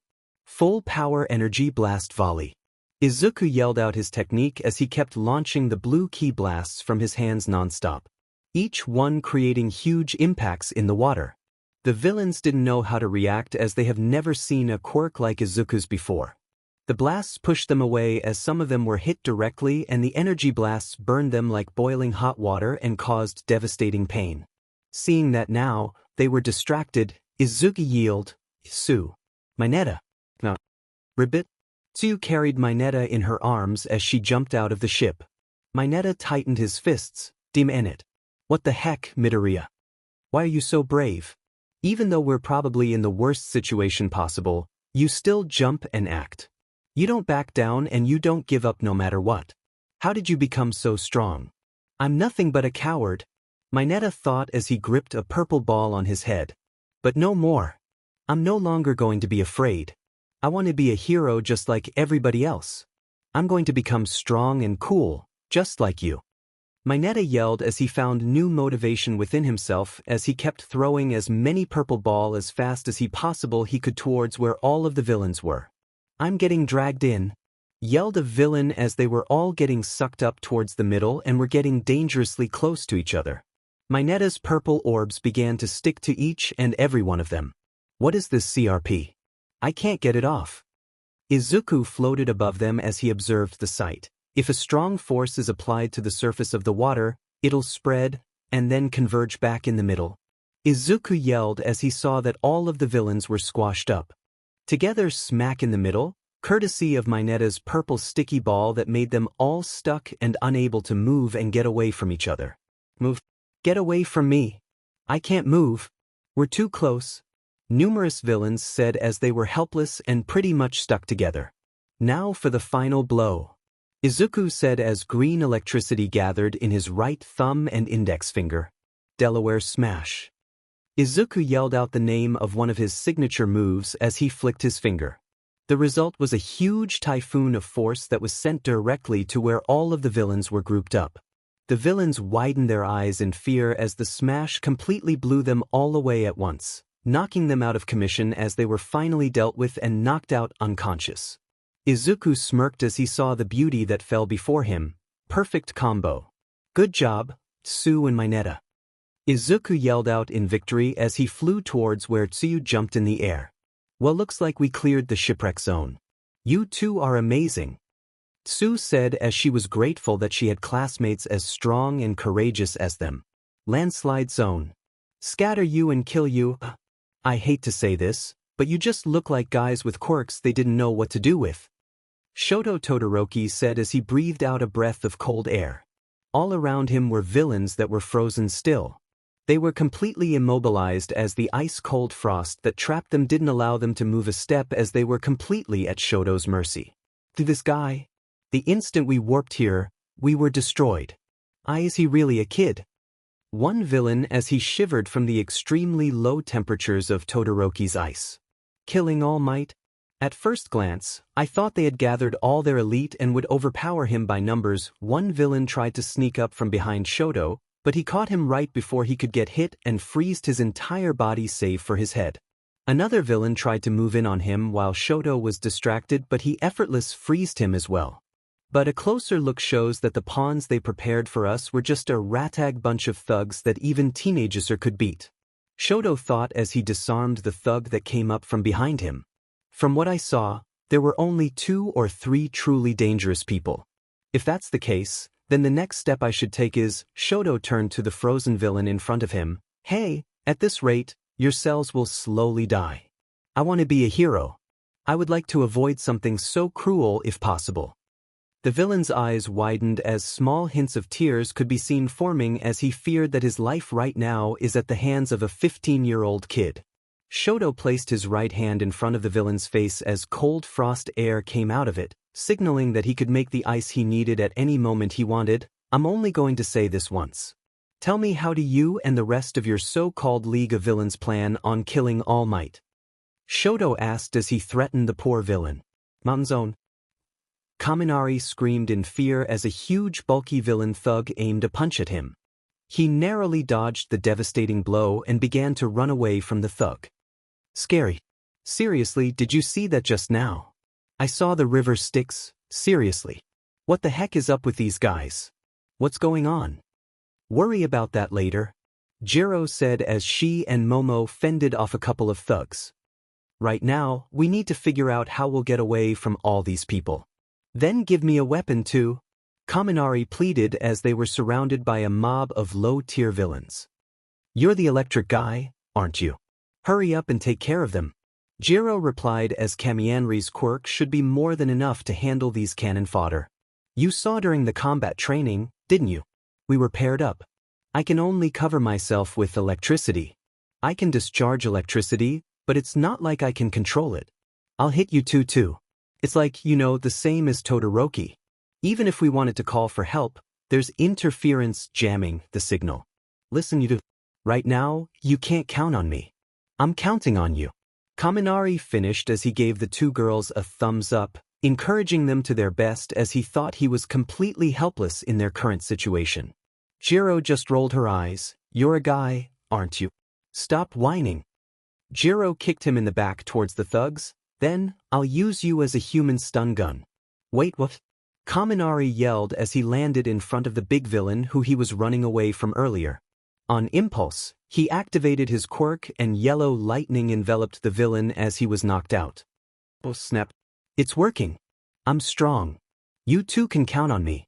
Hey, you're too happy-go-lucky. Jiro replied with a sweat drop. Stop messing around, kid. A villain in yellow spandex said as he charged towards Jiro with a large boulder above his head. Jiro connected her earphone jack into the speakers in her legs as it created a large and loud sound wave that completely pushed the boulder back. Kaminari electrocuted that same villain as well. Another tried to ambush him with knives aimed for his throat. Momo saw this and quickly threw a net over at the villain and trapped him. This allowed the blonde-haired lightning user to electrocute him as well. It's done. Momo shouted as from her back came out a large sheet that covered both her and Jiro. It's an insulation sheet 100 millimeters thick. Kaminari. Kaminari smirked as he understood. I see. In that case, now I don't need to hold back anymore. Kaminari proceeded to aim yellow lighting at the ground as it spread and electrocuted all of the villains present. Momo and Jiro were unaffected due to the insulation sheet they were under. Now then, I am worried about the others. Let us join them quickly. Momo said, but little did she know that Kaminari's blast was strong enough to tear apart a bit of her costume, leaving her CST exposed. Wait, your clothes got super punk. Jiro said as she was quite jealous of Momo's rather developed bust as her body was mature for her age. Oh, it's fine. I can just make new clothes again. Momo replied. Jiro heard footsteps as she immediately hugged Momo to cover her wardrobe malfunction. Kaminari, don't you dare look. But when she looked out, she saw that Kaminari had a stupid look on his face as he spoke incoherent words and walked around in a daze as he held both of his thumbs up. This was the drawback of his quirk. If he goes over his what limit, then his brain short-circuits, making him a literal RETD for a bit. As they left the sheet, with Momo having already repaired her costume, they were ready to head out and try to regroup with their other classmates. But before they took another step, they heard something that completely stopped them in their tracks. The power behind that demonic roar was so strong that it created strong winds and pushed them back as they struggled to keep their balance. What in the world did that come from? Momo asked in shock. A couple of minutes earlier. Hey, Midoriya, we're just here to see how things are going, right? Mineta asked nervously as he, Tsu, and Izuku came out of the shipwreck zone and into the main plaza where Aizawa was dealing with the huge mob of villains. Earlier, after dealing with the goons in the shipwreck zone, Izuku suggested that the three of them go check up on Aizawa. Mineta was hesitant at first as he didn't think it was a good idea. But Izuku was worried for his teacher as he believed that he may have taken up too big of a load. He decided that he was going to go help Aizawa. However, he reassured Mineta and Tsu that if things got too dangerous or out of hand, then they would leave immediately. Yes, don't worry. We'll run away the instant it seems dangerous. I wouldn't intentionally put you guys in harm's way. Izuku replied as they hid away from the villains' sights and observed the battle that was transpiring. Multiple bodies laid across the floor as Eraserhead kept on effortless dealing with all of the cannon fodder thugs that stood in his way. After typing up two people with his scarf and knocking them out, He looked up to see Tamura Shigaraki charging straight for him with his right hand. 23 seconds? Tamura said as he ran towards Eraserhead. Final boss. Aizawa said as he threw his long scarf towards him in attempt to immobilize him. 24 seconds? 20 seconds? 17 seconds? Aizawa attempted to elbow Shigaraki in the ST, was blocked at the last second as Shigaraki held Aizawa's elbow in a tight grip. Damn. Aizawa said as he realized his attack was stopped. It's strong to see because you keep moving around, but there's an instant where your hair falls. Shigaraki began to say as Aizawa widened his eyes, them being red and dry due to using his quirk too much. That's when you have deactivated your quirk.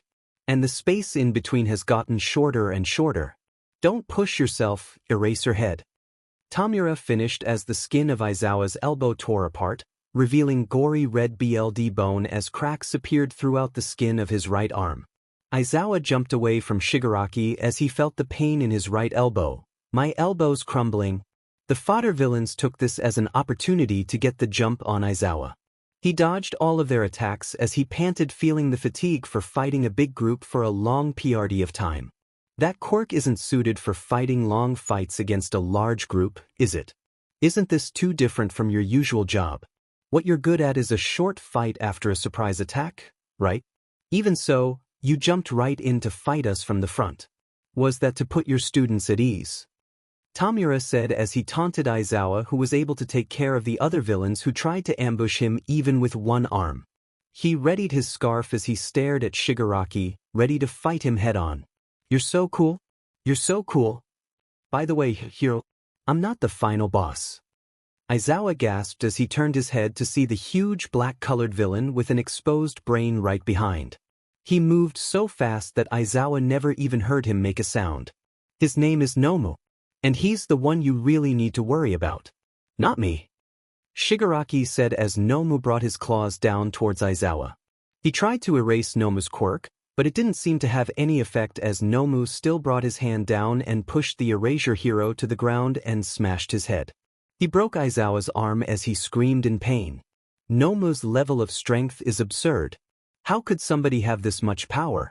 You can erase quirks. That's wonderful, but it's nothing impressive in the face of overwhelming power. You might as well be quirkless. Shigaraki said as he smiled in delight seeing the scene of his toy man handling the erasure hero. Aizawa's eyes turned red as he activated his quirk again and stared straight at Nomu, attempting to erase his quirk again. But just like last time, Nomu was completely unaffected and snapped Aizawa's other arm as he grunted in pain. It's like he's breaking a stick. I'm sure I erased his quirk. That means he is just that powerful naturally. He's as strong as All Might. Aizawa thought in his mind as Nomu picked his head up and smashed it through the ground, created cracks in the concrete, inflicting even more damage to the erasure hero as the battle was completely one-sided. Mineta grimaced as he tried to cover his face. Midoriya, I can't take it anymore. I can't watch, it's too much. We gotta get out of her before we get hurt. Ribbit?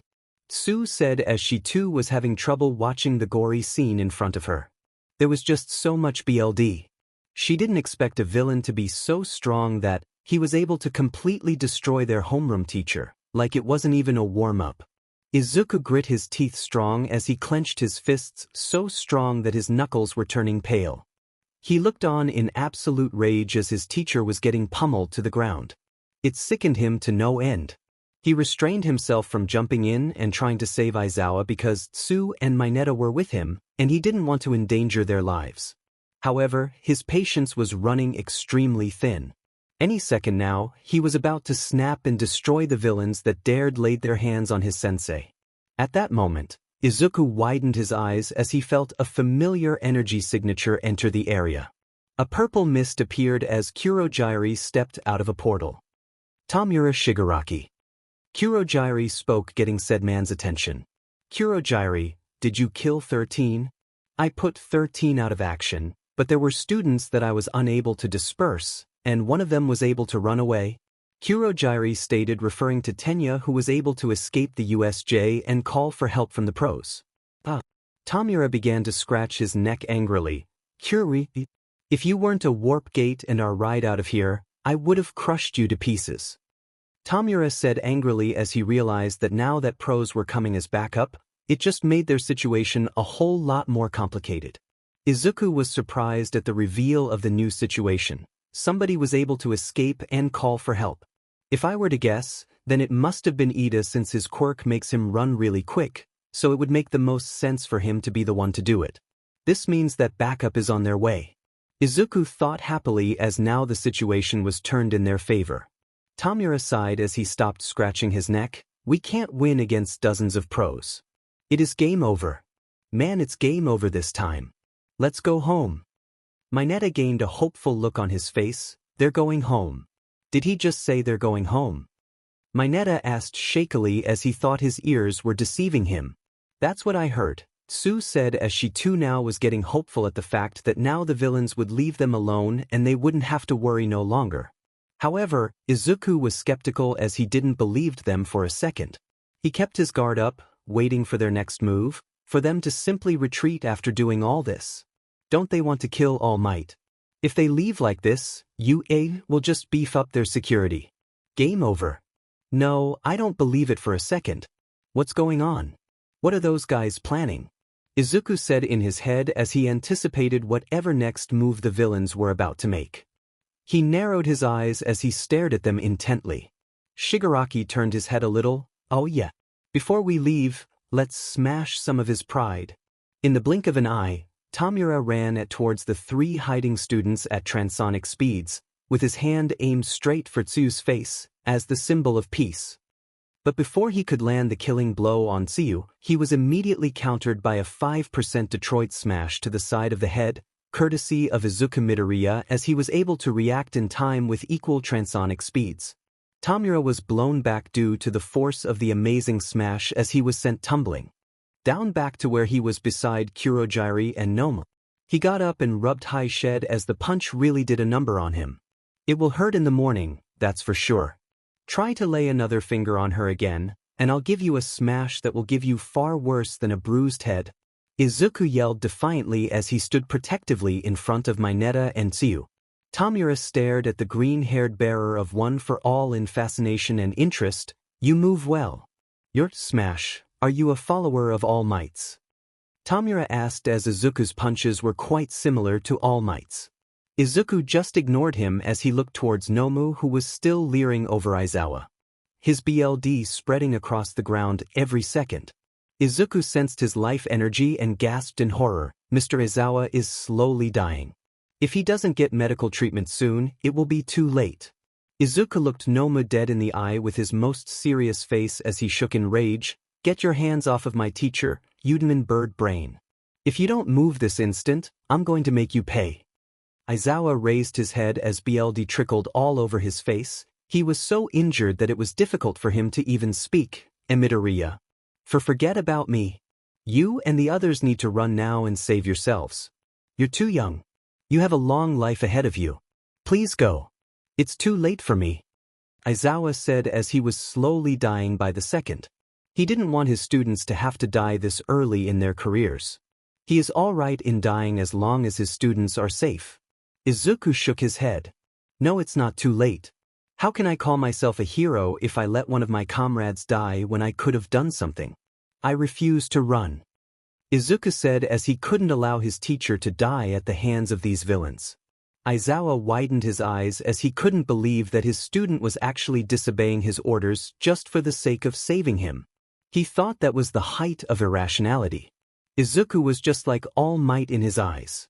Always going out of their way to do what they believed was right and save others while at the same time sacrificing themselves in the process. While it was a truly noble act, nobody can deny that, it doesn't mean it is always the smartest thing to do. Especially when you know you're outmatched. Izuku is smarter than he gives himself credit for, so Aizawa knows that he realizes that he is going to a battle that Izuku knows that he cannot win. But he will still rush into battle anyways. Aizawa is pretty sure that Izuku will try to buy him and Class 1A enough time until the pros arrive. But who knows how long that will take. Aizawa, who is a pro hero, was taken down in mere seconds by Nomu.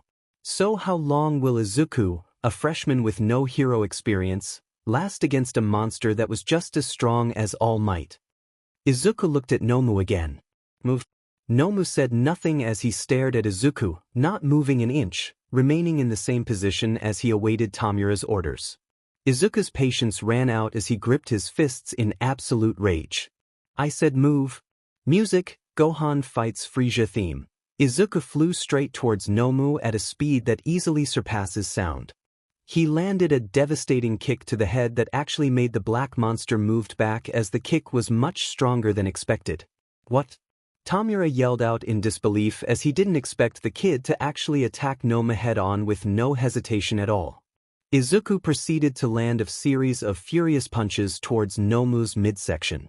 Each punch had more than enough power to level a whole skyscraper with no problem at all.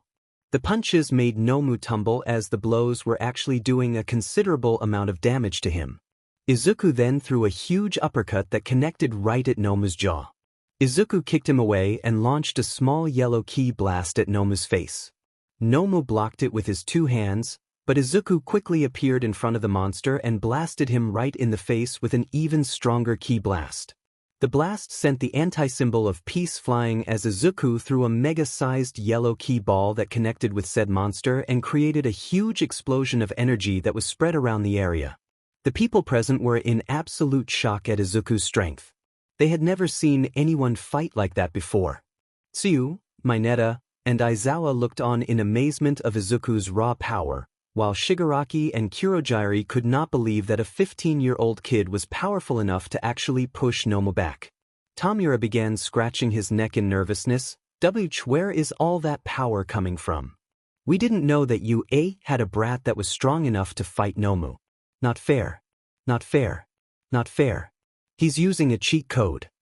Izuku turned around and picked up Aizawa and carried him over to Tsu and Mineta. You two take Mr. Aizawa and get out of here now.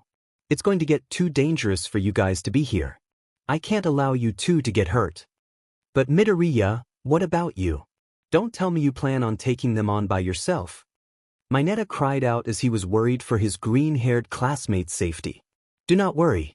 Backup will get here any minute. But I'm going to buy you and the rest of our class time and keep these villains busy until the pros get here. If I don't, then they will just go and kill as many as our peers as they can until help arrives. I can't let that happen.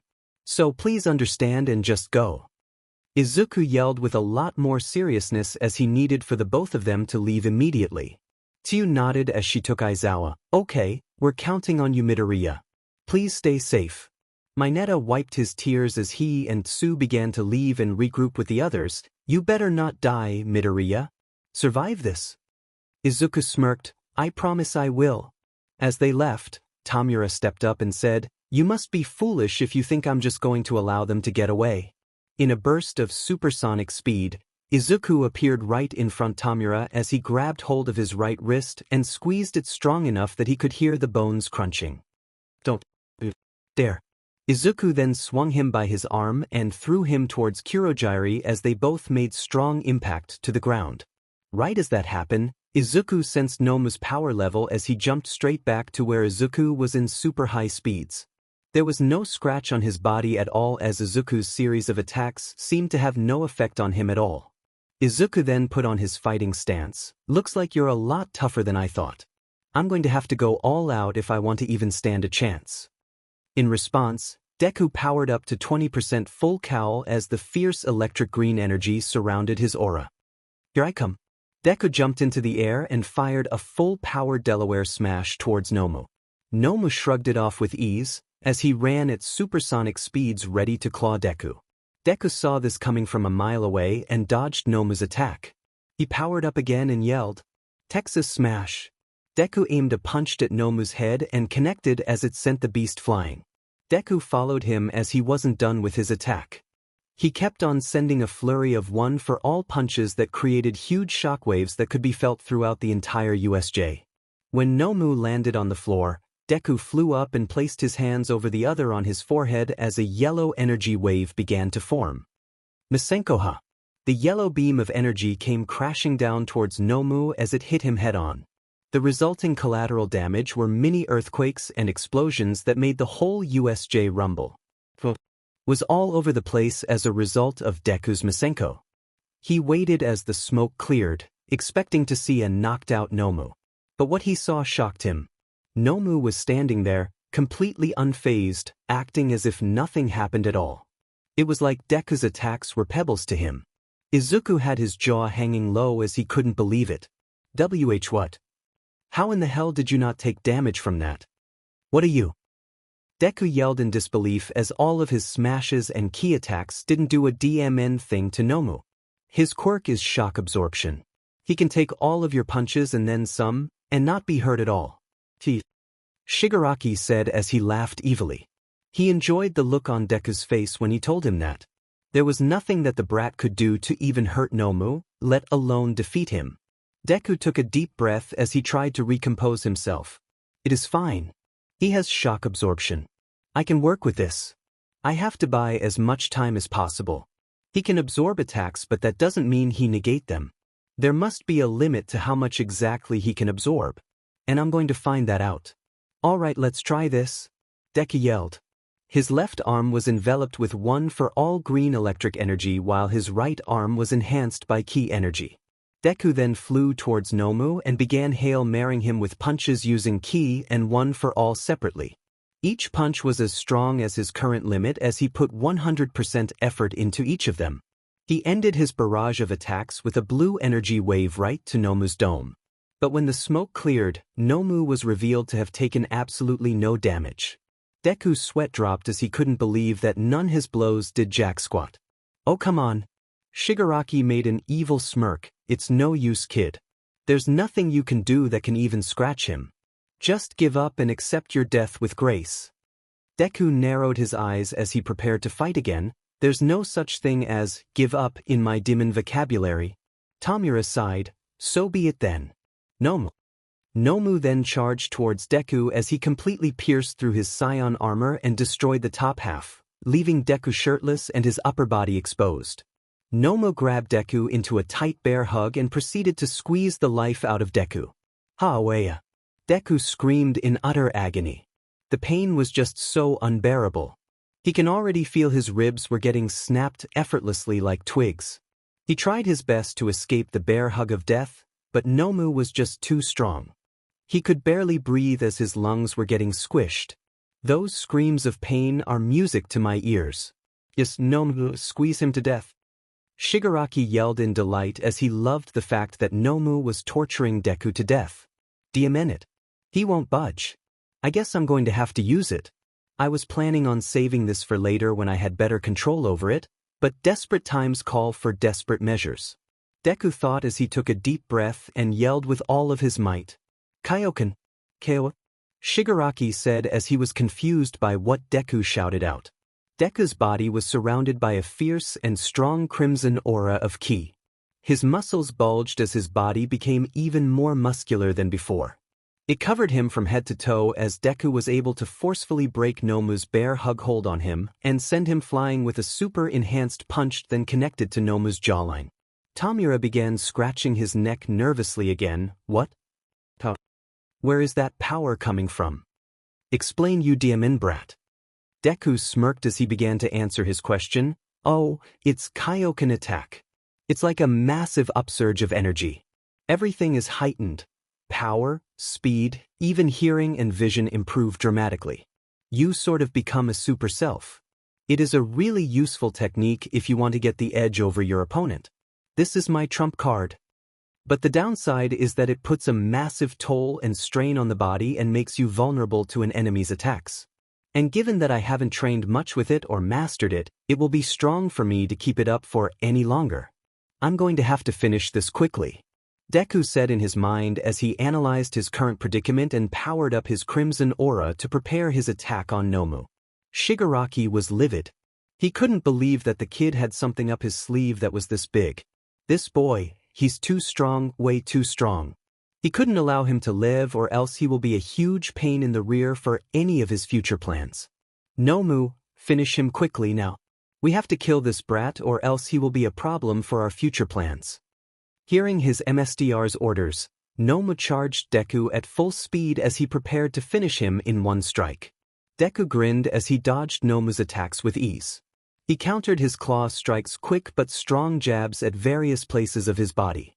Deku fired a bunch of ki blasts as he used that as distraction to reappear behind Nomu and roundhouse kick him as the black beast was sent towards the air. Shigaraki scratched his neck in irritation. How is he easily toying with Nomu like that? The Kaioken doubles my strength, speed, power, agility, durability, and basically any other attribute that is related to fighting. I'm now twice as powerful as I was before. So don't think that you can kill me so easily now. Deku replied as he saw Nomu get right back up and charge him again. You know, I'm having a lot of fun fighting you, but I think it's time to end this. Deku powered up as he charged up his crimson ki. Along with it was the green electric energy of One for All. The two auras merged as Deku's power increased even more. He focused as he brought his hands in front of him and began combining the powers of his two quirks. This next move will surely put me out of commission, so I can't hold back an ounce of my power. I have to put my all into it to make sure that Nomu gets taken out. He's the biggest threat and he's their plan to kill Toshinori-sensei. If he's taken out, then the rest will be easy and Toshinori-sensei won't have to worry about a thing. Deku said in his mind as he finished gathering every ounce of energy that remained in his body. This is his last chance. It is all or nothing. He put his hands together sideways in front of him as a yellow energy blast began to form in his hands. It finished powering up as Nomu got back up and began pacing to him. Deku smirked as he yelled, "It's over. Let's see you absorb this bird brain. One for all 20%, final flash." Deku fired the huge yellow energy wave with infused One for All power coursing through it, and it was also enhanced by the Kaioken. The blast made direct contact with Nomu as he did his best to block it, but the final flash was very powerful. However, with some effort, Nomu began to walk and push the energy wave slowly as he began to overpower it. Deku grit his teeth in frustration. Are you on steroids or something? Jesus Christ. How in the hell are you so ridiculously strong? Deku yelled out as he poured more power and effort into the blast. However, it all proved for naught as Nomu kept on walking through the blast as if it were a plastic door. I won't lose. Deku cried as he strained his arms into putting in more power into the final flash. Nomu just kept on getting closer and closer to him with each passing second. I won't let you win. I refuse to lose. You will not have your way. As Nomu came closer and closer, there was only one thing that Deku could say at the moment. Keikoken. ×3. Deku's muscles bulged even more. As his muscles became even larger and the extra energy pumped from his arms all the way to the final flash. That extra power made all of the difference as Nomu was pushed all the way back almost instantly. The yellow blast finally served its purpose as it created a huge explosion that almost blew the roof off the entire USJ, but Deku made sure to focus the attack on Nomu and Nomu alone. The recoil of the yellow ki wave pushed Deku back as he collapsed on the ground. Deku panted strong as he waited for the smoke to clear. I did it. Finally, he should be taken care of. The main threat is gone. The rest should be easily cleaned up by the pros when they arrive. Deku said as he gasped for breath. His arms were an ugly mix between red and purple as they were broken. BLD came with Sin coming out as the strain of using the final flash, One for All, and Kaioken was just too much for his body as bits of his skin and flesh tore itself apart. Tamura was now scratching his neck strong enough to draw No, this can't be possible. Nomu cannot be defeated by a single brat who's only a DMN freshman. Nomu is supposed to kill All Might, not get beat by a DMN kid. But as the smoke cleared, Deku almost puked from the sight. Nomu could be seen as his entire right half was blown up. He was missing his arm and torso as BLD was all over the place. It was a horrific sight. Oh no. I didn't mean to do that to him. I only wanted to just knock him out. See, I hope he doesn't die. Deku said worriedly as he never meant to kill Nomu. But what happened next shocked Deku. The entire half of Nomu's body that was blown up began to regenerate slowly as he regrew an entire arm and torso. After a few seconds, Nomu looked good as new, with no signs of injuries ever happening to him. What? And in no way. You said that his quirk was shock absorption. not regeneration. Deku yelled as he wanted an explanation to what was happening in front of his eyes. Shigaraki smirked, as he was relieved that Nomu still wasn't beaten. I didn't say that was his only quirk, boy. He has shock absorption, regeneration, and numerous other types of quirk fused into him. You see, Nomu is not a regular person. He was bioengineered and was made for one sole purpose. And that is to kill All Might. He is the anti-symbol of peace. Deku couldn't believe it.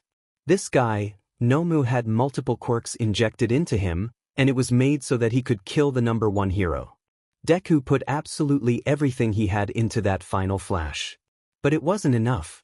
He wasn't strong enough. He was too weak. And now, both of his arms are broken and his stamina has completely drained. He could barely move. And now Nomu was back to full strength. How was he going to survive this? I think it's time we put this to an end. Don't you think? You put on a hell of a fight, but we've got more important matters to deal with. The main one being All Might. We can't allow you to live. You're just too powerful. You'll prove to be a pain in the butt later on. I would invite you to join the League of Villains, but I already know you will decline. Such a shame. But such is life. Nomu. Finish him. Shigaraki yelled as he gave his order to his puppet. Nomu reacted by walking towards where Izuku was standing. He was completely defenseless, so it would not be difficult at all to dispose of the green-haired one for all user. Deku grit his teeth as he tried to move but couldn't. Damn it. I can't fight back. What should I do? The pros are still not here yet, and I told Mineta and Tsu to regroup with the others as I bought them some time. Damn it. Deku said in his mind as Nomu kept walking closer and closer to where Deku was. Tomura smirked. Don't worry. As soon as we're through with you, we'll make sure to give the rest of your classmates a nice, painful, and torturous death. So when you die, you won't have to wait too long before you can see them again. Tomura said as he laughed maniacally at the thought of killing all of the young first years.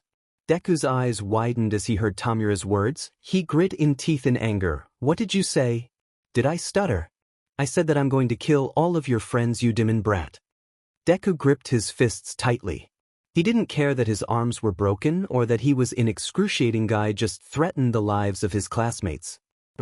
He refuses to let that happen. Not on his watch. As Nomu kept on coming closer and closer, Deku closed his eyes as he tried to find something, anything inside him that will help. He just needs a little extra more power. In order to protect his comrades, he can't just die here. He has so many things that he still needs to do. All Might is counting on him. He can't leave his mom alone in this world. He still hasn't even met his own father Diamante. What would All Might do? Izuku thought in desperation as he tried to think what his mentor and Ito would do in a dire situation such as his with barely enough power left to even stand. Both of his arms were broken, his ki was depleted due to using Kaioken X3, and his stamina was sapped to pretty much zero. But he will not give up. Knowing All Might, no matter the odds, he would still pull through and somehow find a way to win. Like how he always did.